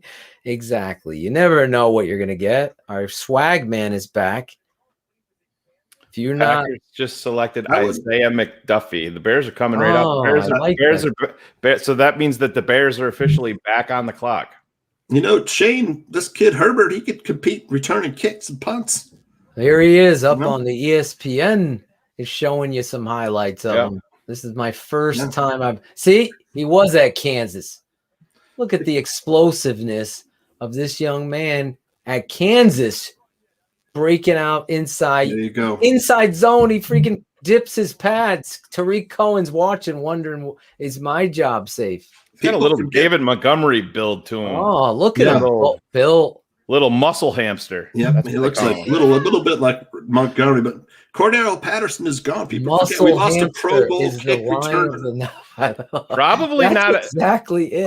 Guys, you got to look at it this way too. It's probably not a great sign for friend of the show Ryan Nall. Yeah, right. I didn't want to say it unless they bring Ryan. Yeah, you got to keep it 100, man. We would say it if he's here. It's just, it's business. It's nothing personal. It's just the way it's the NFL. I'd love to see Ryan Nall play some Brad Muster type fullback. You know, he's a good receiver out of the backfield. The Bears are on the clock, guys. The Bears are on the clock. Yeah, Nall could take a JP spot. That's Phil's guy, JP Holtz. Oh yeah. The kid Josh Imatorbebe from Illinois. If you want to draft tools, that's your dude right there. I mean, he's. How about the kid from Notre Dame, Ben Skowronek? Skowronek, yeah, Skowronek. Yeah, that he's still guy's out there. always catching a ball, like making himself available, selling out. He's a football player. Yep. I know Shayne hates Notre Dame players. 6'3", 220. I know. I like football players. I don't hate Notre Dame He'll players. play all the special teams. I just think the team is vastly overrated every year. I honestly didn't know he was in this draft, the kid from Notre Dame. He's a decent route runner. 6'3", 220. That's got a good size, man. Yeah. So Ryan Pace has drafted Jeremy Langford, Jordan Howard, Tariq Cohen, and David Montgomery, and now Khalil Herbert. It's not a bad list. Jeremy Langford was like that Jordan flash Howard. in the plant. Did you leave Jordan Howard off that list? No, I said it. Jordan Howard. I love Jordan. I miss Jordan Howard. The pick is in. There he is, Muskegon, Michigan. New subscriber. Welcome. We really appreciate you. Hit that subscribe button. The pick is in. Bears select wide receiver. Here we go.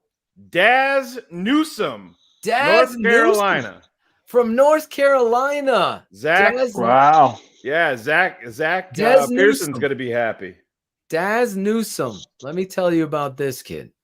5'10", 190-pound slot receiver. Plays with confidence. Newsome blazed his own trail by signing with the Tar Heels. His father, Myron, and brother, Dion, yes, I'm reading this, both played at Virginia Tech. Newsome played in 9 games with 2 starts as a true freshman. He had 18 receptions, 227 yards, 12.6. This kid's a slot receiver. And guess what, guys? We got ourselves a punt returner. This kid, he's got some work to do, according to this report. Well, that's why he's in the 6th round. That's good size though. 5'10", 190 is pretty solid. Oh yeah, he's a solid punt returner, slot receiver. And guess what? We're looking for him to replace Anthony Miller, because Anthony Miller may get post-draft traded. Or do you just keep Anthony Miller at this point? Well, George and I talked about that too, Phil. I mean, you get to a certain point down here at this part of the draft. Obviously, teams aren't valuing him, which is no shock, but his value to you on a very controllable contract for 1 year, when, you know, his value to Chicago is worth more than it is to anybody else in the league. So at this point, you know, maybe the coming to Jesus meeting for Anthony woke his ass up, because it needed to. You can't come into the league, have a nice year, 7 touchdowns as a rookie, and just be like, oh, all right, this shit's easy. Now next year I'm going to have 12. No, it doesn't work that way. You go in there and you work your ass off as a rookie, and then you work twice as hard the next year. And then you work twice as hard the next year. built the same as Anthony Miller, man. Make him compete, man. That's what it's all about. Competition brings out the best in these players. This kid had 54 receptions, 684 yards, 6 touchdowns. He averaged 12.7 yards per catch. He had 17 punt returns, 168 yards, 9.9 yard average. Daz Newsome. Again, this is where the scouts are going up there and picking their guys. Again, we said, what? You might as well go wide receiver. You need to continue to build this line. Build this line. Facebook user. We need to see who you are. Daz is a hell of a name, Chris Towner. Chris Towner's been very surprising in this chat. If I'm ranking chat ability here, we're drafting him. Jeremy Vincent Larson has been very active, showing great strides with his ability in the chat. I love the chat banter. Facebook user again. The chat exploded today, man. Once we told people to tell us where they're at, where they're from, it's just great. I love where you're at. We got to add that to our banter here. Go to StreamYard.com/Facebook. Just accept the terms there so we could see who you are and say what's up. Abdullah Jamil. Tay Gowan is still out there, Phil. Can we get Tay Gowan? Is my boy. Can we get him on the Bears? I would like to see you take a chance. I don't know why he's dropping. Shayne reported it first this morning that apparently Tony Pauline is saying, don't be surprised if Tay Gowan falls out of the draft, becomes an undrafted free agent. This late, though, I'd gamble on it. Why wouldn't you? I'm of the same belief that that's what you do. You always go and you get yourself from there. Some competition. I remember way back when the New Orleans Saints took a chance on a guy, a linebacker, Keith Washington, who fell in the draft, and he ended up becoming obviously not a household name, but he became a starter in this league. Sometimes you got to give people second chances. The only thing that concerns me, why Tay Gowan just went Cardinals. Arizona Cardinals got him. All right, let me text him and congratulate him. Yeah. Tay, congratulations. We'll write it together, Tooch. Should I say anything? I wish you were a Bear, but congratulations. Just want to wish you congratulations. I wish you were a Bear. He is joining a local kid from my town, Jonathan Ward. He's on the team, Arizona Cardinals. I know it was a long wait, but best of luck. And best of luck. And God bless. Yeah. From me and all of us at TTNL. Look, we're doing it live right here. There you go. Good for him. He'll read it later. Listen, you never know. I believe Daz. We need to get some pro. Can you look that up, Tooch? Some pro day number on Daz is 40 because some people are giving me 4.5. My buddy just texted me. This kid timed 4.38. So I need to see, is it a 4.38 type of guy? Because then that just changed the whole thing. Daz ran 4.57. Diego is saying. But I need to get an official count there. Andre Zapata. Absolutely. Alyssa Brian Chambers, always active, always supporting. It says 4.4. 4.38 says poke. It's 3.69 forever.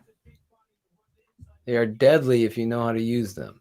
Absolutely. Unofficial 4.38. And 4.38 seconds, and ran an unofficial 4.31 seconds. So my buddy who is that was at his pro day, though. Yeah.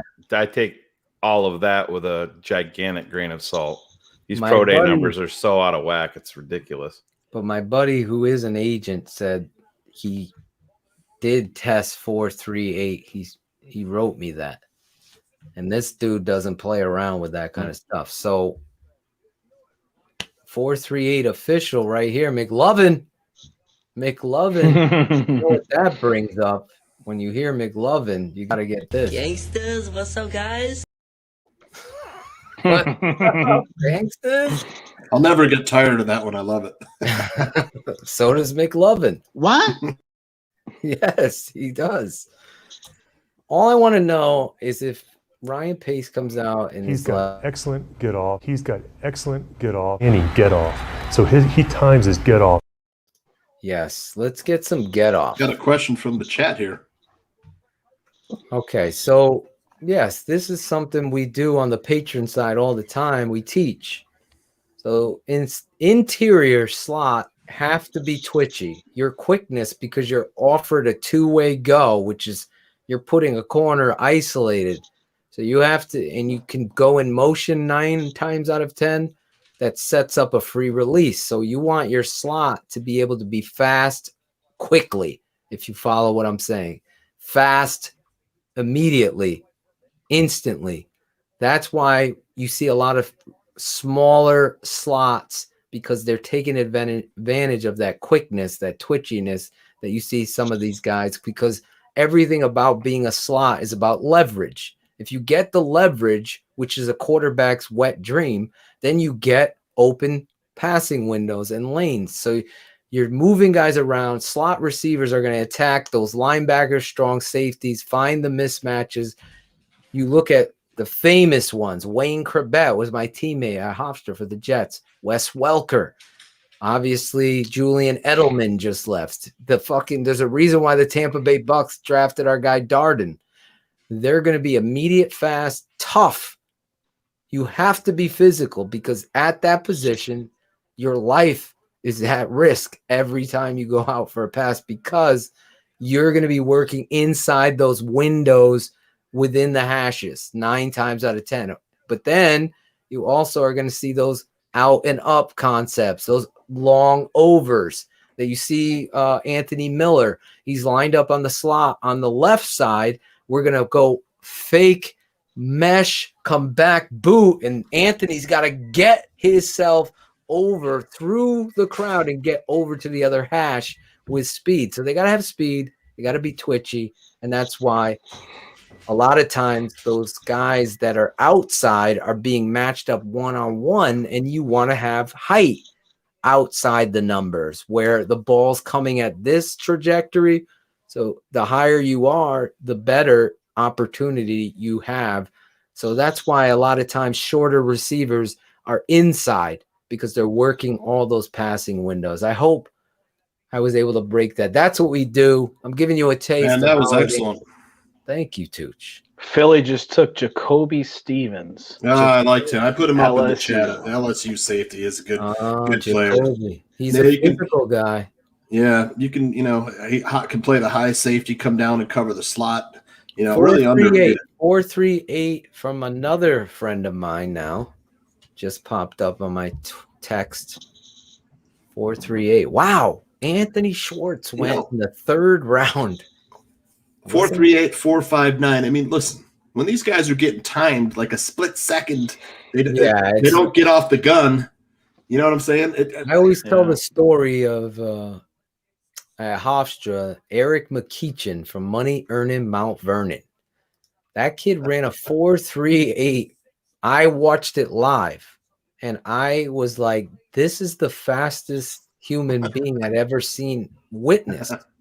And 4.38 was the time. It's world-class speed. That's moving. You can't even believe how fast that is. So Daz highlights coming up here on ESPN, Ray. And you're right. I'm looking up and I'm going to watch right now. Just look at that board. Brian Pace has got to be excited about, I'm not going to lie to you. I was looking at Hufanga in the 5th, getting that kid because he's just somebody Mike Brown-like. Where did Hufanga go? San Francisco. Went to San Fran. And that's a John Lynch type. Yeah. This guy I want because I played that position, and that's what I saw on tape. It's that. I would have loved to have added that nastiness. I'm waiting for the Daz, defense, man. Maybe I missed it. They didn't show it on ESPN. We still didn't get any inside linebacker or cornerback help, but man, there's still some Do you have any guys out there. Daz highlights, Shayne, that you could put up? Yeah, I'll grab some. All right, cool. Cornerback is a kid at What Michigan. do we have? One more pick left or two? No, we have Shakur Brown. three more still out there. We have 3 more picks. Wait, we have 228. What number are we on right now? Well, right now we're at 225. Yeah, we have 228 and 250. So we got 2 more Two picks. more. I'm gonna just go grab a Powerade. My mouth is so dry. I'll be right back. Tooch, now's your time to shine, buddy. There's still some good players out there, man. If you're looking at cornerbacks, I mean, this kid, Michigan State, is a little bit far, 5'10", 188. Shakur Brown really mirrors the wide receiver good. My guy. I love this. He's a playmaker. He get his hands on that ball, get the interception. I like that kid. And I said before, man, that if they want a wide receiver, I love this kid from Charleston. He's pretty unknown, kind of a sleeper, 6'5", 228, and top-end speed. I mean, how about a nice red zone target like that on the outside, man? Just have Fields throw it up and pitch and catch there. But outside linebackers, man, why not take inside linebackers, why not take, there's still some inside linebacker help out there, man. I don't know, what is Dylan Moses injured? Is that the deal on him? He's had an injury history. There's been some off the field in his history. Oh, look at that. We're gonna do a little tailgate, yo. What up? Right now, I'm not feeling this draft. Tell you that. Justin Fields' teammate Tough Borland is still out there. I think Justin Fields was reach. Hey, Tough Borland from Bolingbrook, Illinois. There you go. Local kid. Yep, local kid. I think some people will get that joke. Shayne did. Oh yeah. I love it. The what? People at people in the chat room and fans of the show, draft week, it's like these guys, Shayne and Phil and the rest of the crew, work around the clock this week. Just on the, whether it's on the air, doing videos, doing promos. Draft week is fun as hell, but man, it's also a lot of work to put this content together.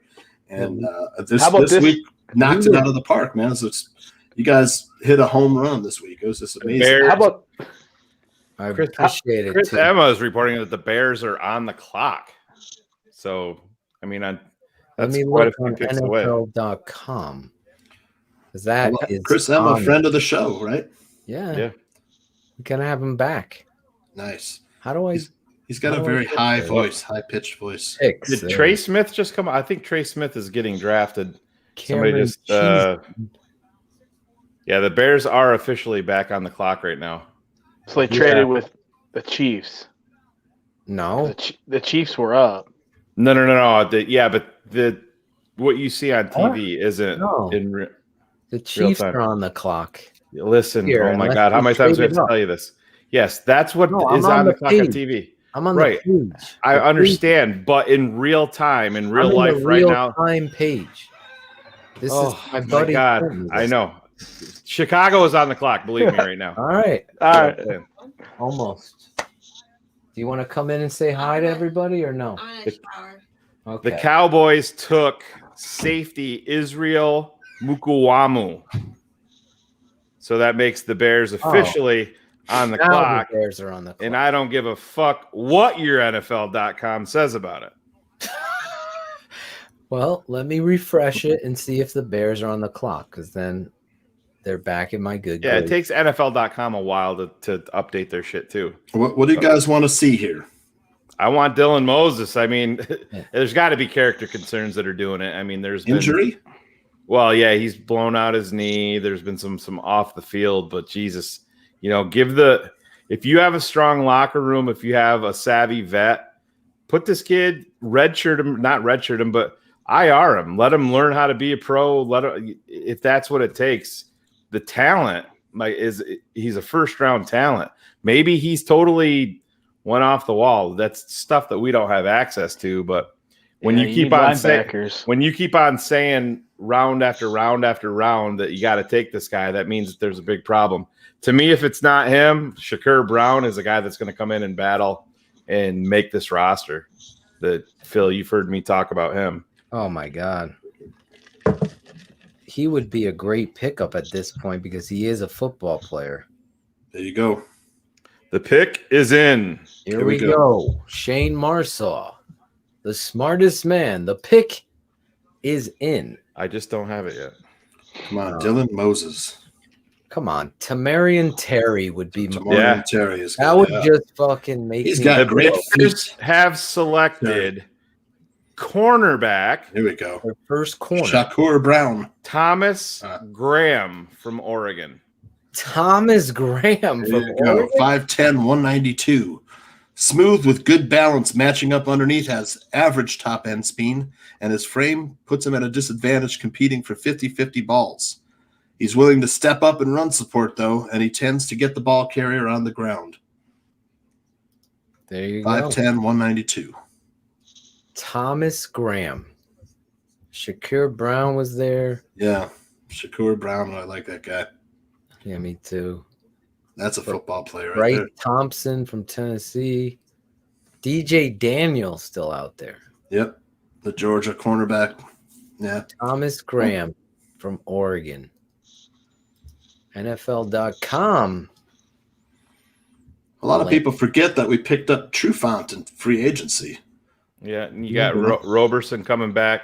Yep. Here, I'll Kendall Vildor and Duke Artie Burns, you got. Artie Burns. Yeah, wow.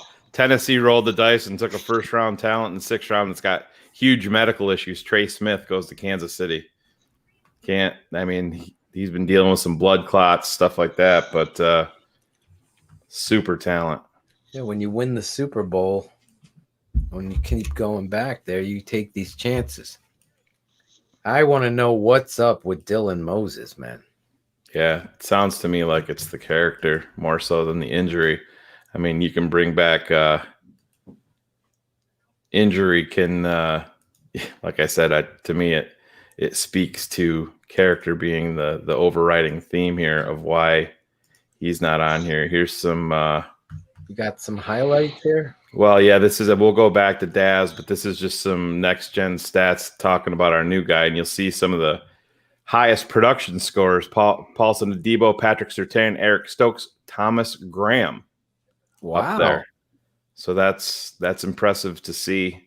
Kind of neck and neck there with Eric Stokes. That was the Green Bay Packers first-round draft pick.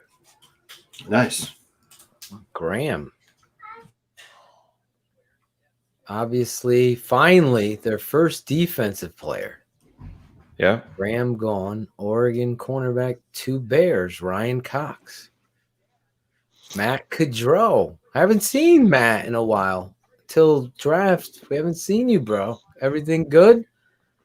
Glad to see you back. I saw you shouting us out, I believe, yesterday. I don't even know what day it is. Tooch is rubbing off on me. Bearlissimo, our guy, says Thomas Graham Jr. Here's some Daz Newsome highlights. Here's some Daz. Dazzle me. My buddy says he looks 4.38 on film, too. He looks like Steve Smith right there, the way he's running. Wow, this kid is not what I was expecting to see.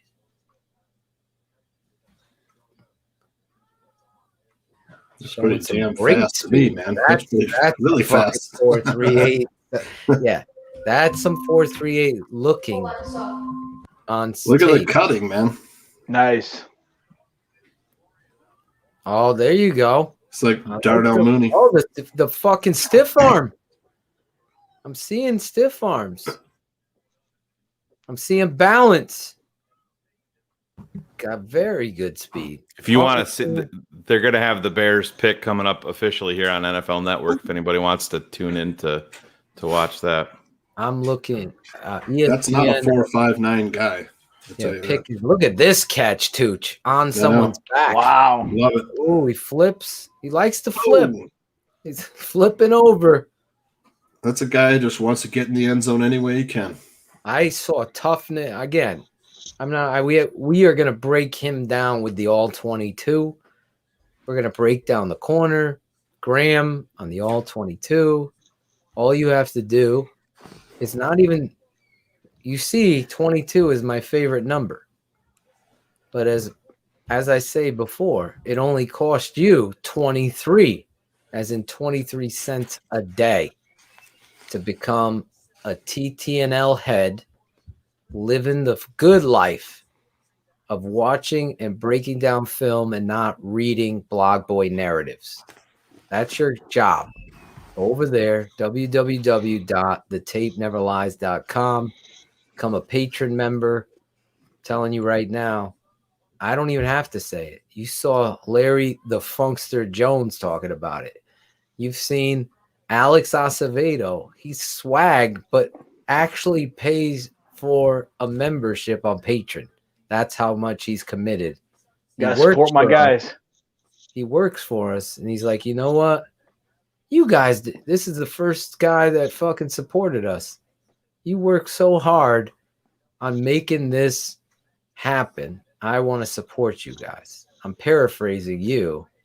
You could talk about it. Talk about it, man. Hey, I tell you what, man. That Philotoshin, man. This is the best personality when you go into John Gruden mode. Let me see. Oh, don't isolate on me. Listen, man. I tell you what, man. I tell you what, man. You got to take that Moses here, this next pick, man. What a player, man. Tell him how much a patron membership is. He's asking you, Tony Donato. $7 a month, and it's, what is that, 23 cents a day, right? Is that what you said? Were you paying attention when I just said that? For God's sake. No, I was looking at the picks going. Where's my father? Coach. Oh, geez. Coach, thank you, Stu. And my father. I don't know which coach, me or my father, but I'll say thank you from him too. Coach Atoshin Sr., great My analysis. father comes on, breaks down offensive linemen. So guess what? Jenkins, obviously on our channel. Can Tooch or one of you, can you check how many views did the Tevin Jenkins that released at 9:45 East? I released that video on our YouTube channel. Yeah, let me tell you, look. Take a look. How many views? I honestly don't know. Thomas Graham from Rancho, California. 5,500 views. Pretty damn good. There you go. 5,500 views. 5,500 views. Unbelievable. In a day's time. If you are not subscribed to the TTNL YouTube page, what are you doing? Hit subscribe. We are almost at 9,000 subscribers. Let's get to 9,000 on this show. Let's get to 9,000. We got still almost 600 people watching the show. It's nearly 6 hours in. And Steven Johnson didn't stop the broadcast at any point. So I got to say thank you, Tony. I'll let my dad know. One of the most overlooked things when evaluating nickel DB is accounting for whether or not they have substance to handle bigger wide receivers. He's talking about, this is Jim Nagy talking about Thomas Graham, who's giving up 4.5 inches and 18 pounds against a bigger receiver in the FBS. If you want to check it out, go over to Jim Nagy on Twitter, the Senior Bowl advisor. yeah, it looks like he played at the Senior Bowl. Yeah. So That's Jim awesome. has put up a tape of him playing slot. So this kid's a slot press corner. And if Desai is going to get aggressive with his DBs, you're going to need really good nickel corners. Obviously, my boy hit the edge and that's what's his name? I just lost his name. He's gone. Who did they just cut? They let him go, Shayne? Kyle Fuller? No, not Kyle. The fucking nickel. Oh, Buster Skrine. Buster Skrine. Yeah. Screen. Thank you. So Screen is gone. Duke Shelley now has competition with Graham. Kendall Vilder's got competition. Graham. All three of these guys. Yeah, you gotta love it.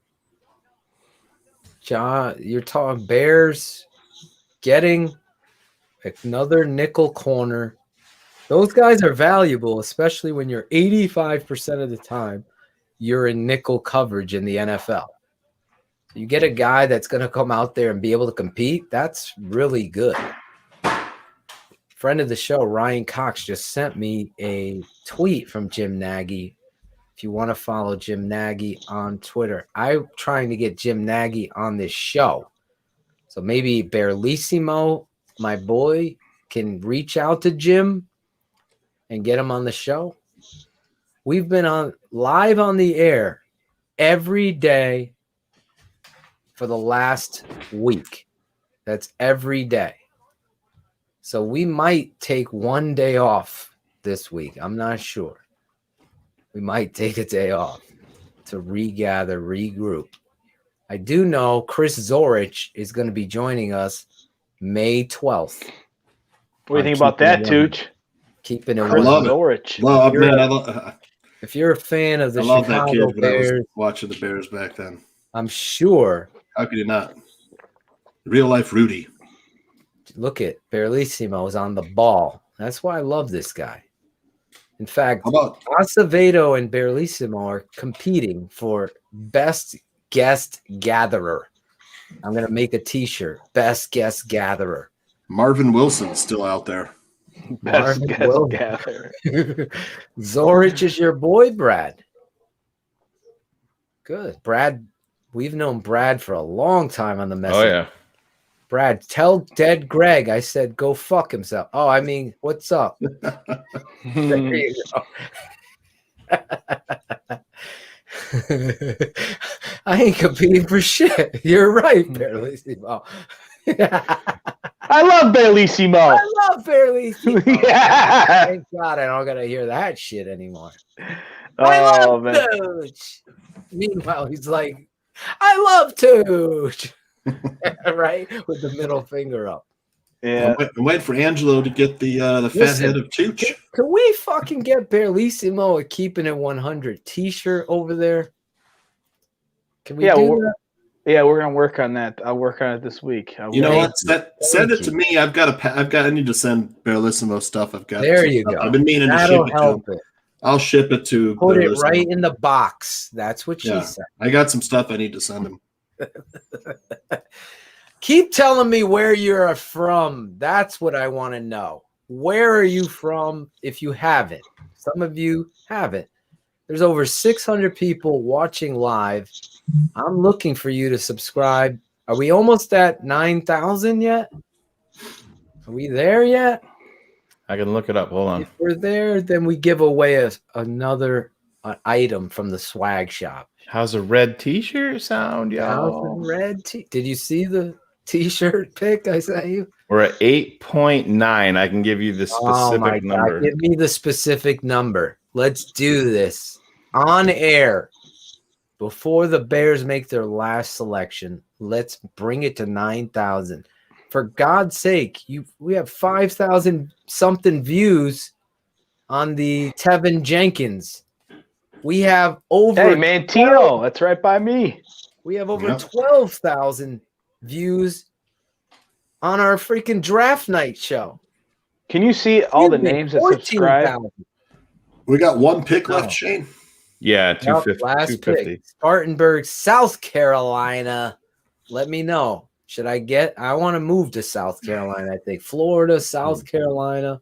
Fuck the block, boys. We're at 8,911. Let's go. 8,911. Quick math, Tooch. 911 minus 1,089. No. We only need what? He wants to get you to 10,000. Oh, you're trying to get me to 10,000. Oh, Yeah, 10,000. Gooch is shooting big. Yeah, that's easy. That's what his It's wife doable. said. Lansing, Right. Illinois. Yeah, you listeners, we're still over 500. I can watch this in real time and update. Try to impress us, and let's go. See how fast we can go now. up. Subscribe. Let's see it go up. Hit the subscribe button. If you're watching 510 Hit the people in bell. there, let's go. You're not subscribed, subscribe. I subscribed when this network first came out. And exactly 0 people have subscribed since I said that 12 seconds ago. Come on. What? There's our guy Tay Gowan on ESPN right now, streaming side. I'm watching some of my boy Tay. Look at this. His story is so impressive. Thank The you, kid- Mark. Another patron. Look at you, Mark Gautier. Gautier? Gautier. Albany, New York, Shane. How far Hey. away is that from you, Shane? He probably lives next door to Jeff the Drunk from the Stern Show. Peoria, Illinois. I remember I was telling you that story where I used to put the tinfoil on the ears so I can listen to Chicago radio. I would just hear these. That was the first time I don't want to get it in people's heads. That buy a car, whatever. 1-800 for kids. What? I used to be like The oh my Tulane edge, Patrick Johnson, was a guy that's got some. He Got went. some traits. Yeah, Philly just took him. Of course they did. That was the kid I liked. Look at that. Cedar Falls, the home of Northern Iowa University.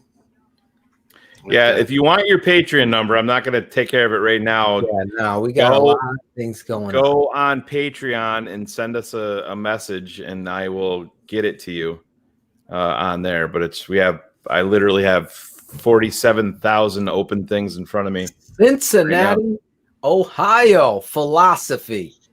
This ain't the best of KRS. It's just a section. How many times must I point you in the right direction? All right, we're up. I'm rocking New York City. Here We're we up go. 4 We're on the subscribers. clock, baby. We're up This is 4. it. We're up We 4 got up 4 subscribers. subscribers. Let's go. We're talking 4. about where everyone's from. Tooch, where are you from originally? My hometown's Naperville, Illinois. Oh, okay, Naperville. I live in West Des Moines, Iowa right now, though. I moved out here for work. I love Iowa.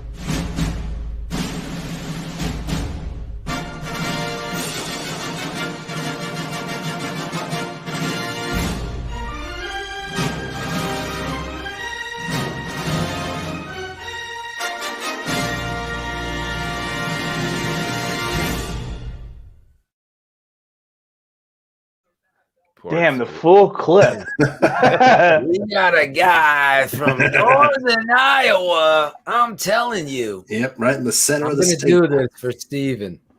When you put up your name, I'll do my Scotty Farrell voice and shout you out. Shayne got me again, or was that Phil? It was Alex. Definitely. Oh, it was not Alex. Yeah, I'm on my phone. I don't got those features.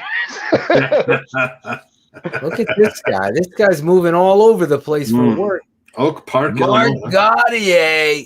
Wow. I mean, we got a guy Gautier. He's from living in Maryland. He's going to the UK July for work. I'm from Peoria. Oh boy, smoke a six pack. He's got to look up Bearlissimo when he gets to UK. Yeah. No, I think that's yeah, you're right. Johnston, Iowa. That's right near me here. That's right near you. Yep. Mark Gautier. I love Shout going out up to from Albuquerque, New Mexico. We got a guy on the phone with Parmacoan. I go up to Big Creek State Park. State Park up Johnson, there. Iowa, Kenny Jones. You gotta love a guy named Jones. Where's Naquan Jones? Riverwood, Illinois, Alan Galden. I know Alan. Breaking news. The tape never lies. Network breaking news.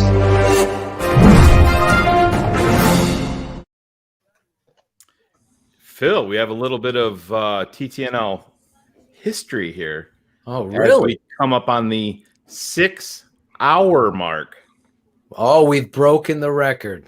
Yes. We've broken the record. So there's your breaking news, everybody. Oh, that was it? Shayne, you broke the record. I thought Charles Leno had been cut. Oh no, I would have screamed that out. Leno. Little bit of Nick from St. John's, Indiana. You gotta love a guy named Nick. I mean, we're gonna go there, we're gonna go there, we're gonna go. Where's Greg Bragg? Where is he? Chris Towner. Thank you, Chris. Windy City, witnessing history here. That's right. If you've never seen Scotty Farrell, you gotta check him out. I used to listen to him. They used to have this sports call-in, and it was the first time you got to see it live. It was on Sports Channel New England.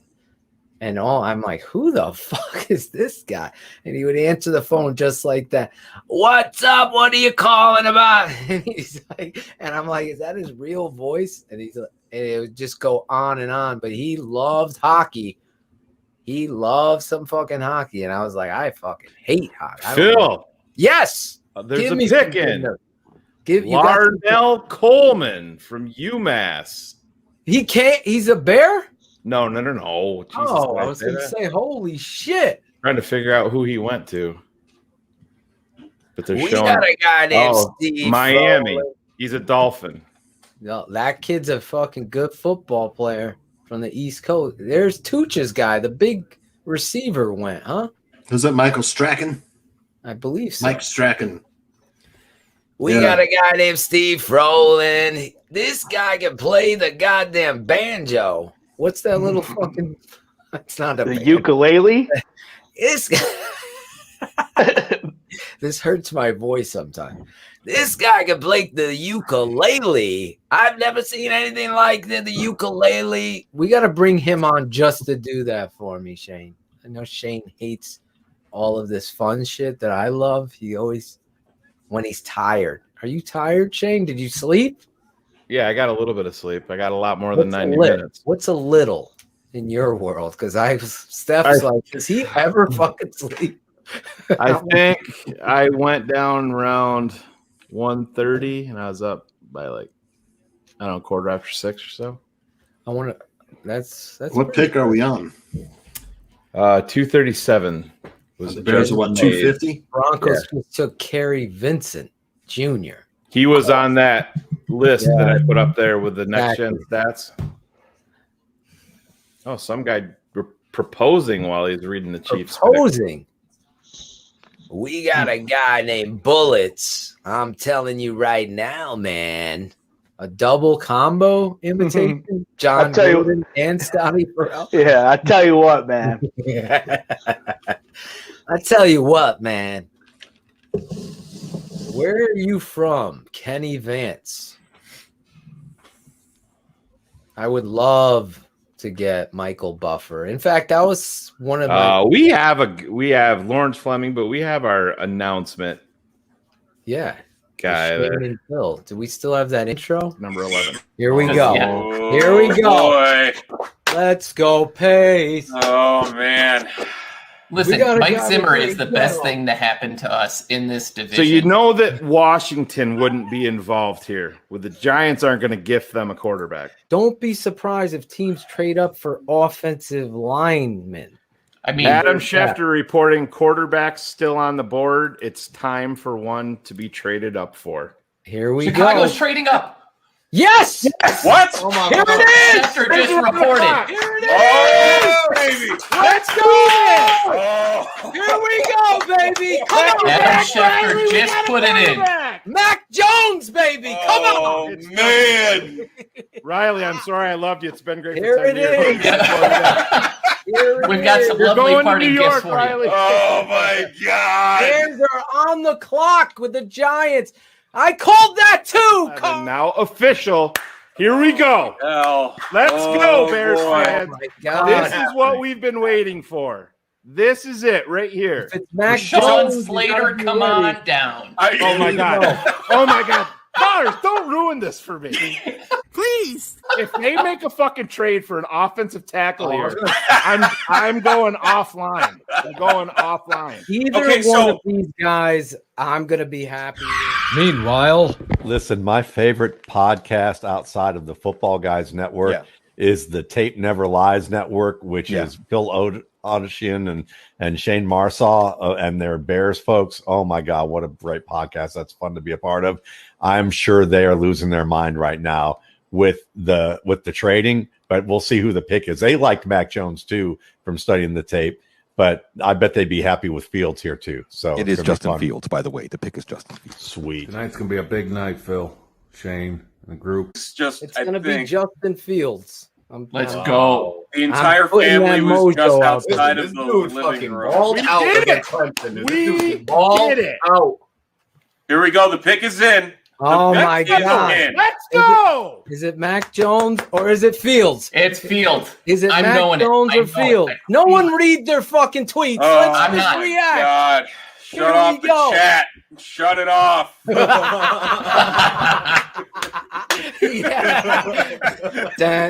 Round and round and round it goes. Take it off. Take it off the screen. Get those off the screen. Don't get Shayne mad. I've been waiting forever for this. We got. Give me the fucking keys, you fucking cocksucker motherfucker. I know it. I know who this is. We know it. TV queued up. It's so official. Chicago Bears select quarterback Justin They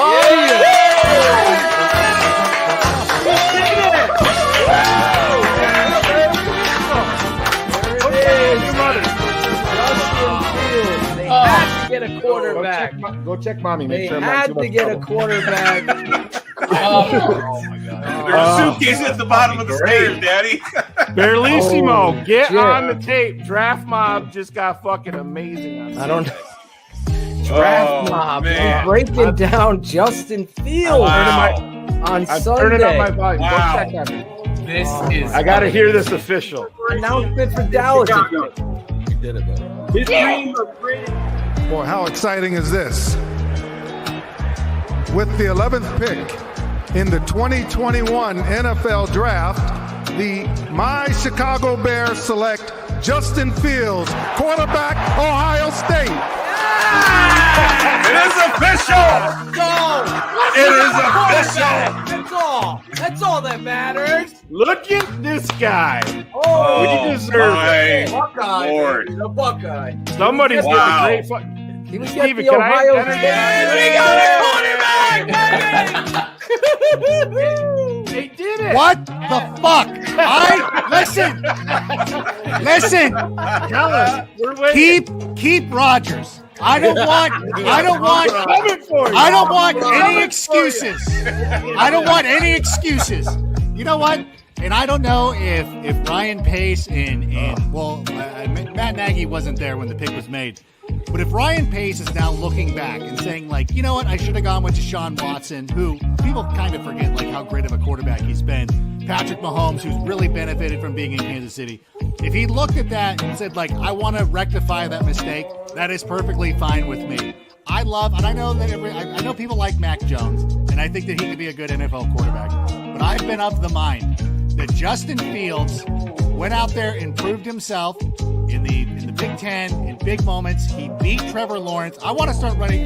Let's start going through that tape now. Yeah. Him smoking Trevor Lawrence and talk about how good he is. And now we finally get the quarterback who's fucking pissed that everybody was passing him up. Yes. Drafting. Reach. You want to go? I hope every time we play the San Francisco 49ers that Justin Fields throws for 500 yards. I hope he is so pissed every time he's playing against one of these bum teams. Broncos, Panthers. Who else needed a Detroit? You could have had him, Detroit. I hope Khalil Mack shoves Penei Sewell so far up Jared Goff's ass, and then Justin Fields comes out and leads us to victory. Yeah. I just want it. You want it, I want it, baby. Day 2. What are the Bears gonna do? Day 2 of draft coverage here on the best network on the planet covering the Chicago Bears starts now, baby. Don't be bullshitting anybody. I'm telling you right now, you can't be. Because it's going to show right up in that film, boy. The tape never lies. Collaborate this. The Tape Never Lies network coverage of the NFL Draft starts now. Breaking down the Bears like no one else. Marsaw, Autosian. Ladies and gentlemen, class is now in session. Hey, this is David Kaplan. Listen to me. Yeah, You want let's to go, learn football? Jenkins. Listen to my guys, Phil and Shayne on the Tape Never Lies network. These guys are freaking awesome, Sparkle. The following show. I plant them. Yes. Let's go, Jenkins. That's confirmed from Adam Schefter also. Give Next- me a tackle Yep. or give me death. It's got to be. I want. Well, Phil, real quick, before yes, we do it, I'm getting nervous. You're giving out position players, and we're moving on from shitty quarterbacks. So we're going to bring out. You're giving out. No. Give it to me. Do The we trade Chicago Anthony Miller? Bears at number 39 are selecting offensive tackle Tevin Jenkins. Yeah! Yeah! Oh my God! Yeah. Oh, Wow. man. Oh, man. Oh, man. Do That's we been like great. to say that we're 2 for 2 now on our first 2 round picks Holy in the shit. draft? Let's do it. The guy that was projected to be at Oh my 20 for the God! Bears. Exactly, Greg. Oh my God! This is There it was, man. It's been just a ride. I'm getting emotional with pride there, man. What we've done with this network, and it's from a fucking badass over here. I'm kidding. No, but that's what you get I'm here, dude. serious, man. I'm That's what it's serious. all about. No, bro. It's like Let her fly, man. seeing I was the same way when we added Tooch to the network. I fucking cried. all the hard work that all of us do. I mean, All the text messages begging me to come back. Yeah. seeing you Just kidding. and Riley just does it to me, man. To see the hard Awesome. work, to know that the Chicago Bears actually have a direction. I fight for the truth. I stand up. That got me emotional. I wasn't even expecting that shit. So yeah, it just got me. This network and everything that this team means to us. It's real. Family. And then I stand up against the fucking bigots. I've had to block people here because of that. And I just won't have any tolerate. I appreciate the love. I mean, this isn't an act. I wasn't expecting. I was just looking back. I mean, we've been live on the air, busting our asses to bring this kind of product and to have those guests and to have my boys experiencing it. I told the story. I wish I had filmed the Tate going to bed, wishing for Justin Fields or Mac Jones, and then in the morning waking up knowing, because he asked Alexa, who did the Bears get? And it was running down the hallway into Dad's arms. You can't make it up. You can't make it up. I'm proud of this network. I hope you subscribe, become a patron. This is never, ever going to get old for me. I'm going to bust my ass. I asked Shayne. I lost a fucking app that I do all this work on. I guess the App Store, Apple, deleted this app that is so intricate to my creative brain that they took it off the air. I paid for the app. So I went back to a restore. You know how you save in the cloud and I went there and it showed back up and I'm like, thank God. And I went to load it, Tooch, and then it goes, this app is no longer available in the App Store. And I just can't get all my work in there. So hopefully maybe somebody knows how to get me that app back. I did find that another app that's just like it, but it's like clunkier, where I just would build all these graphics, all the things you see. That's me doing all the work in regards to this. I don't know how many picks we have, but we got till we go to our next pick. Yeah, we have one. We have one more pick at 250 where we're like 5-6 away. All right. 6 away. Yeah. So here, let's just play this too. Obviously, This is something I'm proud of. Shayne put this little piece together with all of you. You know, this is another thing. I always say worldwide, everyone was sharing where they're from Hawaii, Samoa, the Netherlands, and everywhere. And then you see it like this in picture form. People buying your swag. People going out of their way to support the network. I apologize for getting emotional there, but I really feel like what Lemuel Stinson and Steve Edwards had said, like they're listening to this network. The Chicago Bears are showing us the love today by turning this thing around. And there's guys like Chris Harold that I got to shout him out. Without him, I wouldn't be able to do a lot of the things that I do because he's given me the paints. And I appreciate that. I see him popping up as we're live here. I want to shout you out, Chris Harold. So you see all that?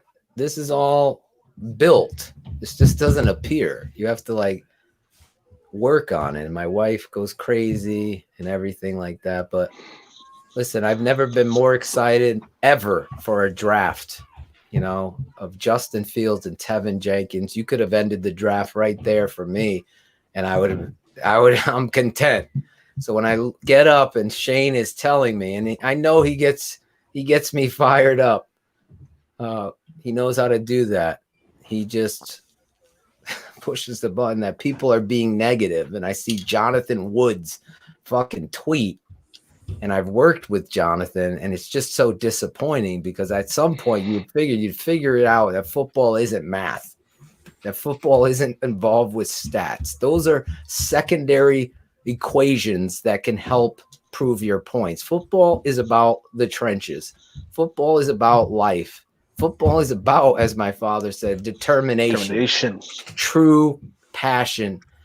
All of this, I feel, in regards to as we get closer to this last pick, everything that we do, I wanted to share.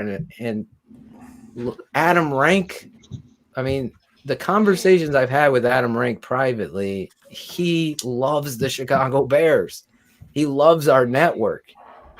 And for him to be a part of that moment and share, that's Adam Rank right there. And yeah, that's not a scripted thing. Exactly. That's a guy loving the team. That's a guy loving us and getting it and understanding that we wear our hearts on our sleeves. And Matt Waldman's same thing. Oh, same thing. Yeah. Phil and I, set out on this, and we have our own little ways of going through, and not that we're interviewing people, but we can tell certain things, and we're always talking, always grinding, always trying to add to what we do here. And those two guys are no different. But Phil, real quick before the Bears are on the clock, just to make things a little bit fun, we're going to play a little bit of a game here, and I'm going to put Draft Dr. Phil on the spot, and I'm going to let you play general manager of the Chicago Bears right now. Okay. And I am the general manager of the New England Patriots. And I'm calling you. Mm-hmm. I'm saying I tried to trade up to trade for Justin Fields, and I'm offering you Mac Jones right now for Justin Fields straight up. So knowing what the fan base reacted like, what the city reacted like, tough, what the organization acted like. Man. I want to see what you would do. And there's nothing wrong with changing up either. Sometimes you have to change things up along the way for the betterment of the franchise. Or are you going to stick to your rankings, and that's the be-all, end-all? So I want to put you on the spot. I think that'll be fun, and the fans will enjoy it. I'm not sure how I would ever do that, because history obviously is what it is, but I would always go with my rankings. I had Mac Jones ahead of Justin Fields, and what Justin has brought to the city, and to see the pride of Sean Sierra, Kenneth Davis, Stephen Edwards. as a football coach, I would have to go with Mac Jones. But I think what this football player represents, it's so not the answer you probably want. It would be so hard for me to turn around what I know and learned over 24 hours and how much this kid means to change. But I would take Mac Jones only because I know where he's going in regards to what. And the city of Chicago is on fire. They're coming for you, draft. I have to stand by my scouting. This is even knowing what you know now, though, the way that everybody has reacted, because I think that there's something bigger than football. Yeah, here when it comes to Justin Fields, and I don't think I'm removing the all 22 study from all of this. If you remove all of the study, honestly, you're putting me. I'm not even prepared for this. Well, Phil, you talk about go through the equations. You talk about the social relevance. You said the social relevance right in and of itself. Like, I had a guy in the chat. He's trying to get back in the chat. I just don't tolerate the fucking. Don't manipulate my words. I've never said the Bears are racist. I said there's been a bias. There's a complete other difference of that. When you pass on a known commodity. I'm not getting on a soapbox, but I just want to clarify what makes bigots uncomfortable. If you're uncomfortable by facts, then I don't know what to tell you. I'm Italian and Swedish.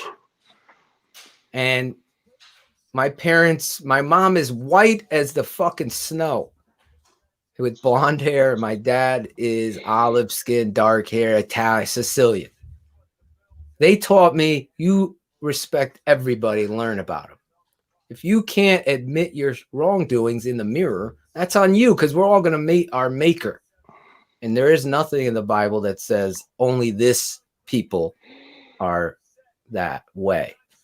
So when you see your organization, don't give me Jeff Blake and Cordell Stewart and that kind of sign. They've never drafted a quarterback, and you can't go back because Evans was a goddamn 7th or 12th pick, 12th round pick. He wasn't a first round pick. You had Deshaun Watson right there. That would have changed everything, and that would have put away. So that's why I'm getting to this moment where Shayne is putting me on the spot of truth. They did the right thing because they destroyed any kind of narrative or bias. The black quarterback story for the Chicago Bears is gone. So that being said, and how much love and emotion I have, I would have to go and stay with Justin Fields. Based on all of this, that I believe his dynamic presence and the work ethic he's going to go to. Because, again, I had it like this.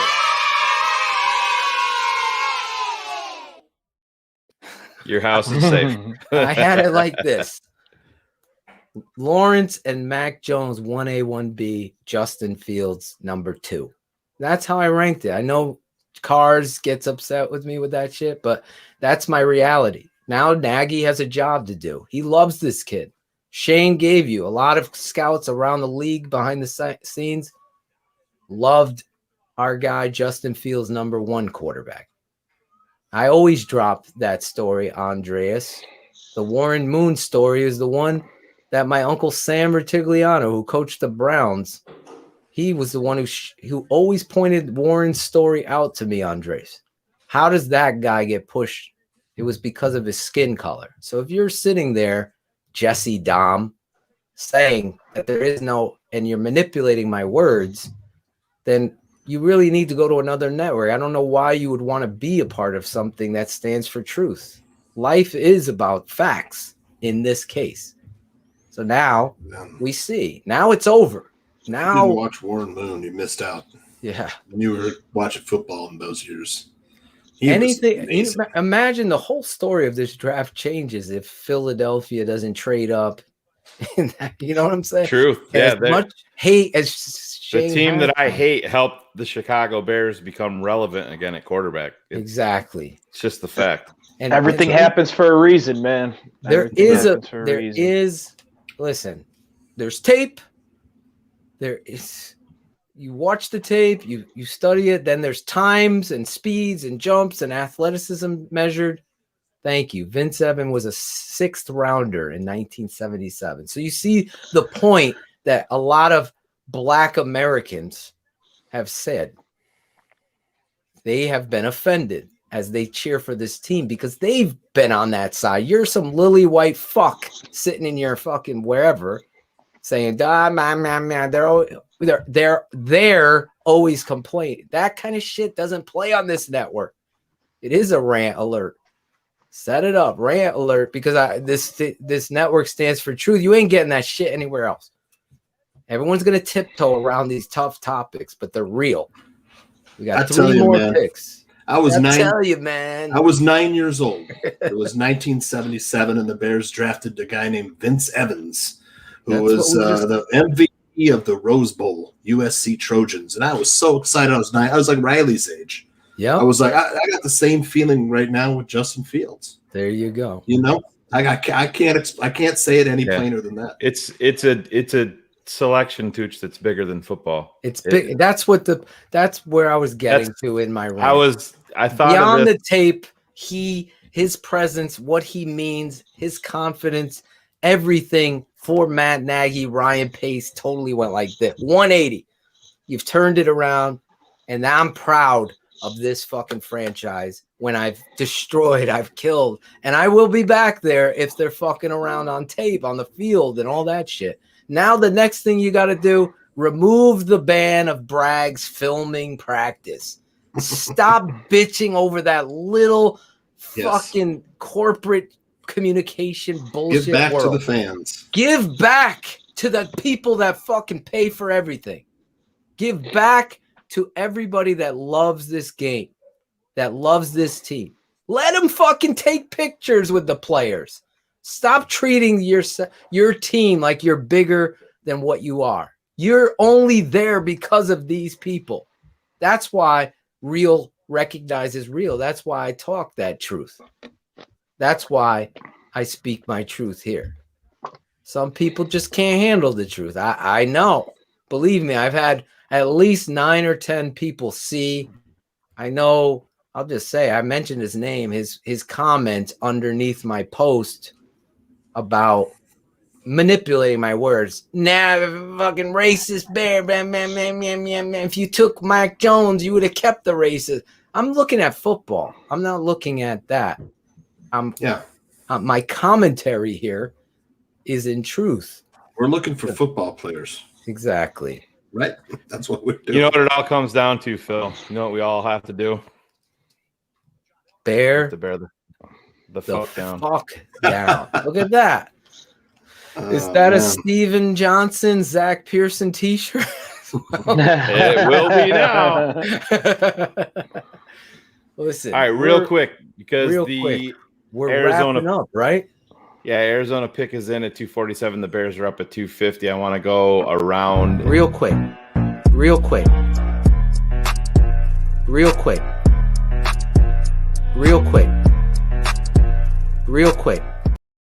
There you go. Nothing Produced quick about that one. But throw out, guessing a name here is hard. I mean, I know. Guess a position that you think that they might go. Position. Alex, go ahead. You can kick it off.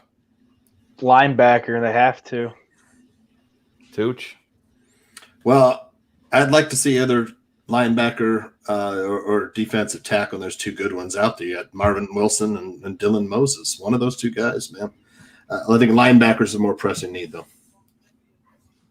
I think I want to see Marvin Wilson or Khyiris Tonga be picked so here. The Bears are officially on the clock right now. Here we go. Any chance they go quarterback? Who's on the board at a quarterback?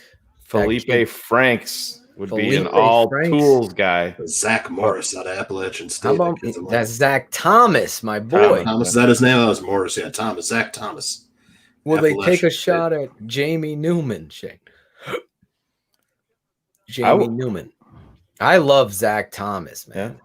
I mean, man, I do love too. me from Zach Thomas, man. It's a football player. He's a football That's a player winner. with a lot of traits, man. Yeah. I mean, he knows what a hard count is, man. I'll tell you that, man. Talk about this. Yeah.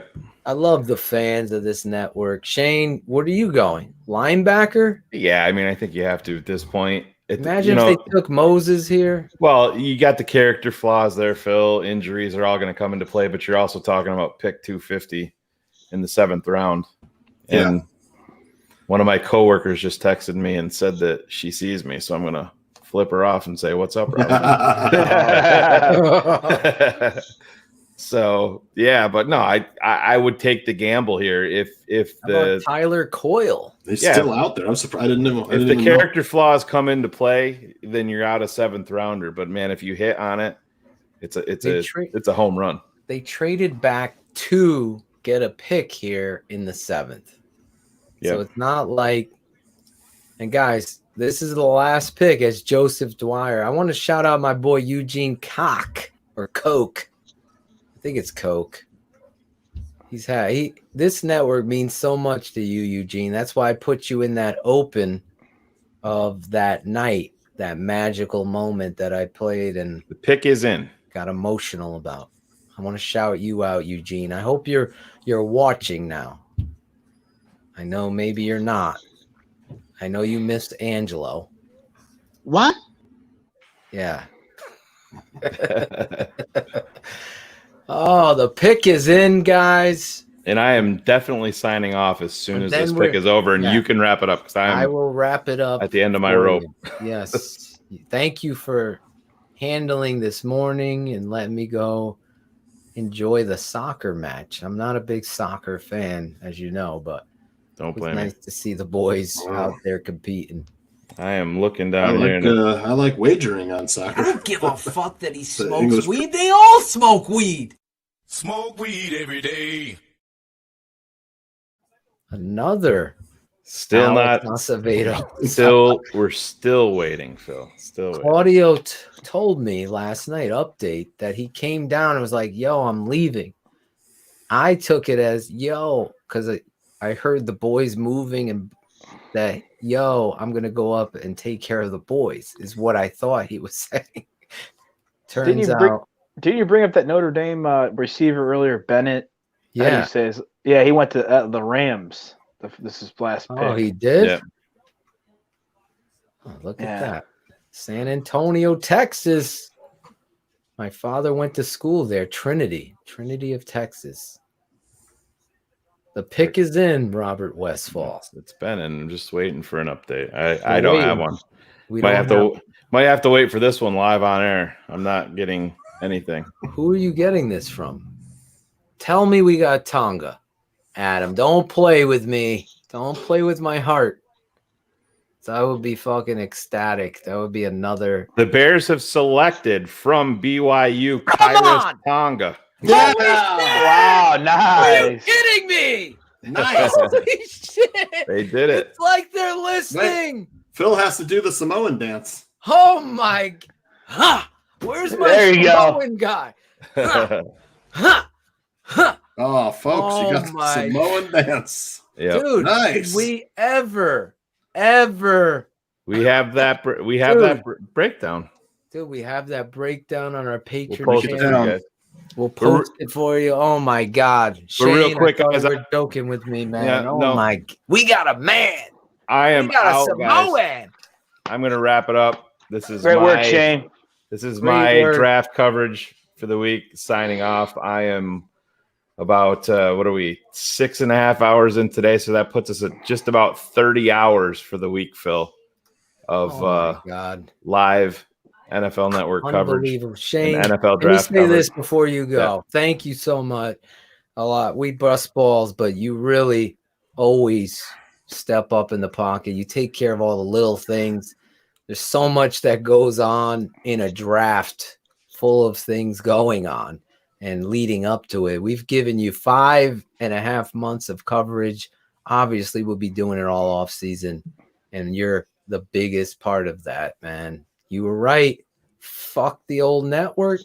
In with the new, baby. TTNL. TTNL. Great job covering this draft. Go enjoy. Hopefully, Ela's in a great mood. Get to that pregnant area where everything's a paradise. I love that area. So you're not there yet. We'll get the UDFAs covered. Yeah, we will. We'll keep them updated. Shayne will keep you updated on that. Go enjoy yourself. I'll Later, wrap guys. it up here. God bless you, bro. Riley, we got a Samoan, brother.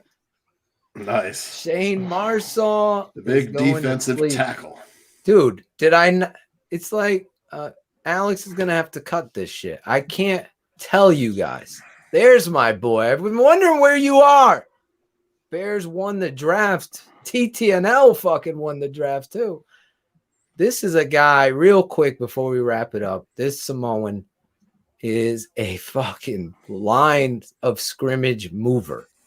So when you're talking about defensive tackles, obviously my buddy from Meriden, Connecticut, John Jenkins, went back to Miami, going back to Miami, even though that ain't the song. But I always, Tonga to me is a hard comparison because when you watch him on tape, he's so thick. It's like he's so big that he doesn't look fat at all. So I'm telling you, you heard me a hour ago wanting him early in the 6th round. Let me tell you a little bit about Mr. Tonga. Smile is worth its weight in gold because you know those people that smile with their eyes, their nose, their cheeks, and their face. If we can get a picture of him up there, Tooch, I don't know if you could do that. This guy is that smile. He's big, burly. I think, let me get some sizes on him. I mean, we got a man.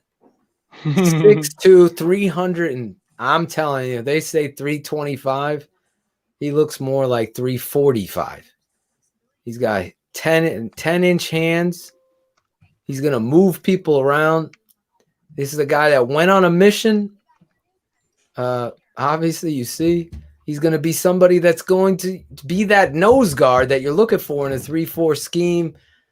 You watch him get his hands up on the centers. He's moving people. He's going to eat space for fucking Danny T and linebackers the roam. This guy has that ability to read, react to ball movement. When you're a nose guard and you're playing head up on the center, or you're shaded and you deliver, you want to be able to move instinctively with those guys. I hope my internet's not freezing. Is it, Tooch? Am I fine on your? Yeah, you're fine. So you want to be able to do that. This guy's going to be, there it is. See what I tell you? He smiles with every fucking muscle in his face, and he plays. He's gonna be like a fan favorite. He's gonna play the complete opposite. When I watch him on tape, he's somebody that's perfect to back up Eddie Goldman because he's gonna come in there and play with his hair on fire. He's like a volcano. That's gonna be his nickname from TTNL, the fucking volcano. I want to see him move it. 322. It is amazing. It's an amazing day. We've gone on so much. Greg Braggs, what's up, brother? Hey, I called this pick right there, friend of the show. This is the guy I wanted. I got two guys that I absolutely wanted so much. Mount Tonga. There you go. The volcano Mount Tonga. There you go. Hey, I love this football. Brock Wright didn't get drafted. No, he didn't get drafted. We're going to be looking. Obviously, there's still picks in the 7th round as we go. But how do you not bring him in, though? I mean, yeah, if you need a blocking tight end, I would love to see Brock. I'm going to text him when I get off the air here. I'm going to take the boys to Chili's tonight and my daughter. We're going to celebrate what I believe has been the best draft in the last 20 years. It just kept getting better, you know? Listen, you end on Tonga. This is a guy I know our guy Bearlissimo and I were breaking this guy down on the patron side and how many traits this guy has to work with. I am so impressed with Ryan Pace and company here. Again, they got a punt returner, slot receiver. They got a corner, a nickel corner. I told you get those late in drafts, and you get a defensive tackle that I believe is going to be able to just be that guy that gives Eddie Goldman breaks, that guy that gets in there and is surrounded by immense talent. You need that nose guard, especially with Mario Edwards out there playing the 5 technique. He can push out and rush the passer in a 4-3 front, which is an even front 4 nickel situation. So Tonga's going to come in here in early downs and fucking absolutely destroy centers. He's going to quickly become a fan favorite. I'm ecstatic. In the 7th round, the Bears had a plan. They traded back and got a guy that I absolutely am ecstatic that they got.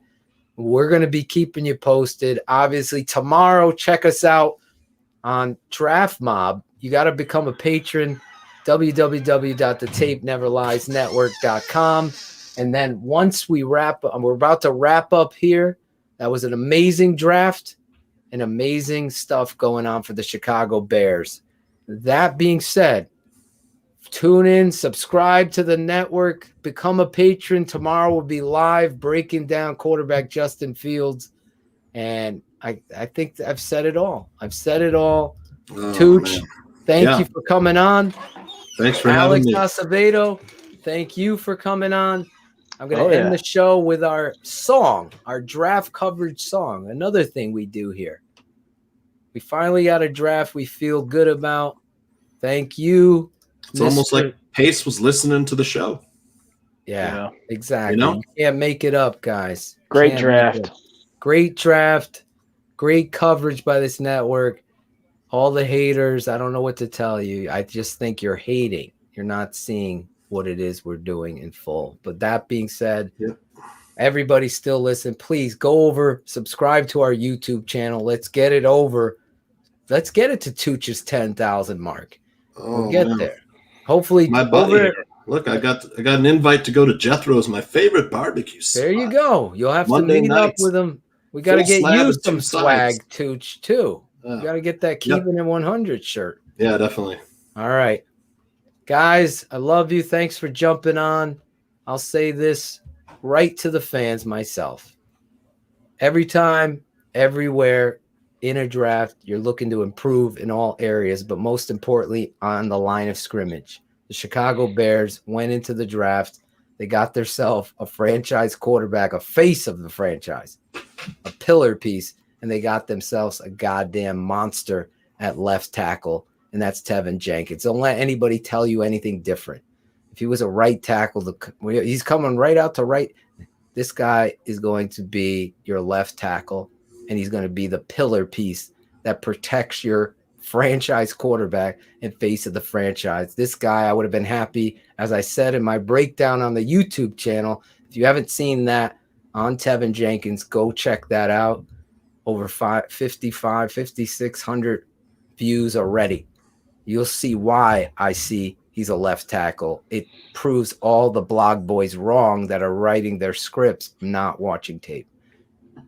We'll also release the Justin Fields Tape Never Lies later in the week. We'll be breaking down Justin Fields live tomorrow. Just subscribe to tapeneverlies.com. I want to thank all of you fans that have tuned in, that have shared the show, and let everybody know. God bless you. I'm going to say goodnight to our draft coverage. I hope you enjoyed it as much as I did and the emotion that came with it. God bless.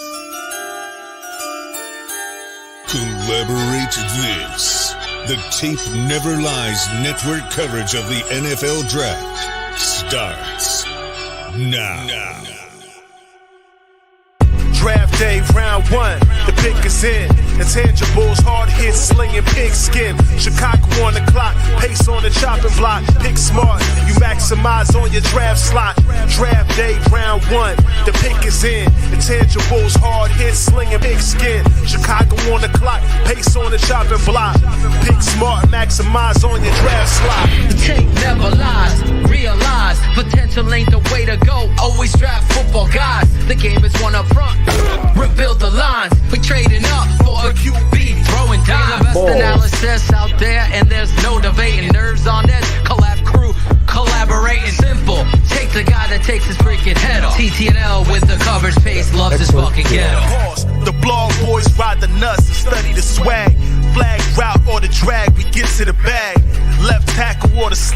me what you got. We need a quarterback and cornerback with draft stock. Cream of the crop last season was a flop. Protect the red rocket in the 3-step drop. In the pocket, we need a big ugly. Nagy needs to be a coach and not buddy.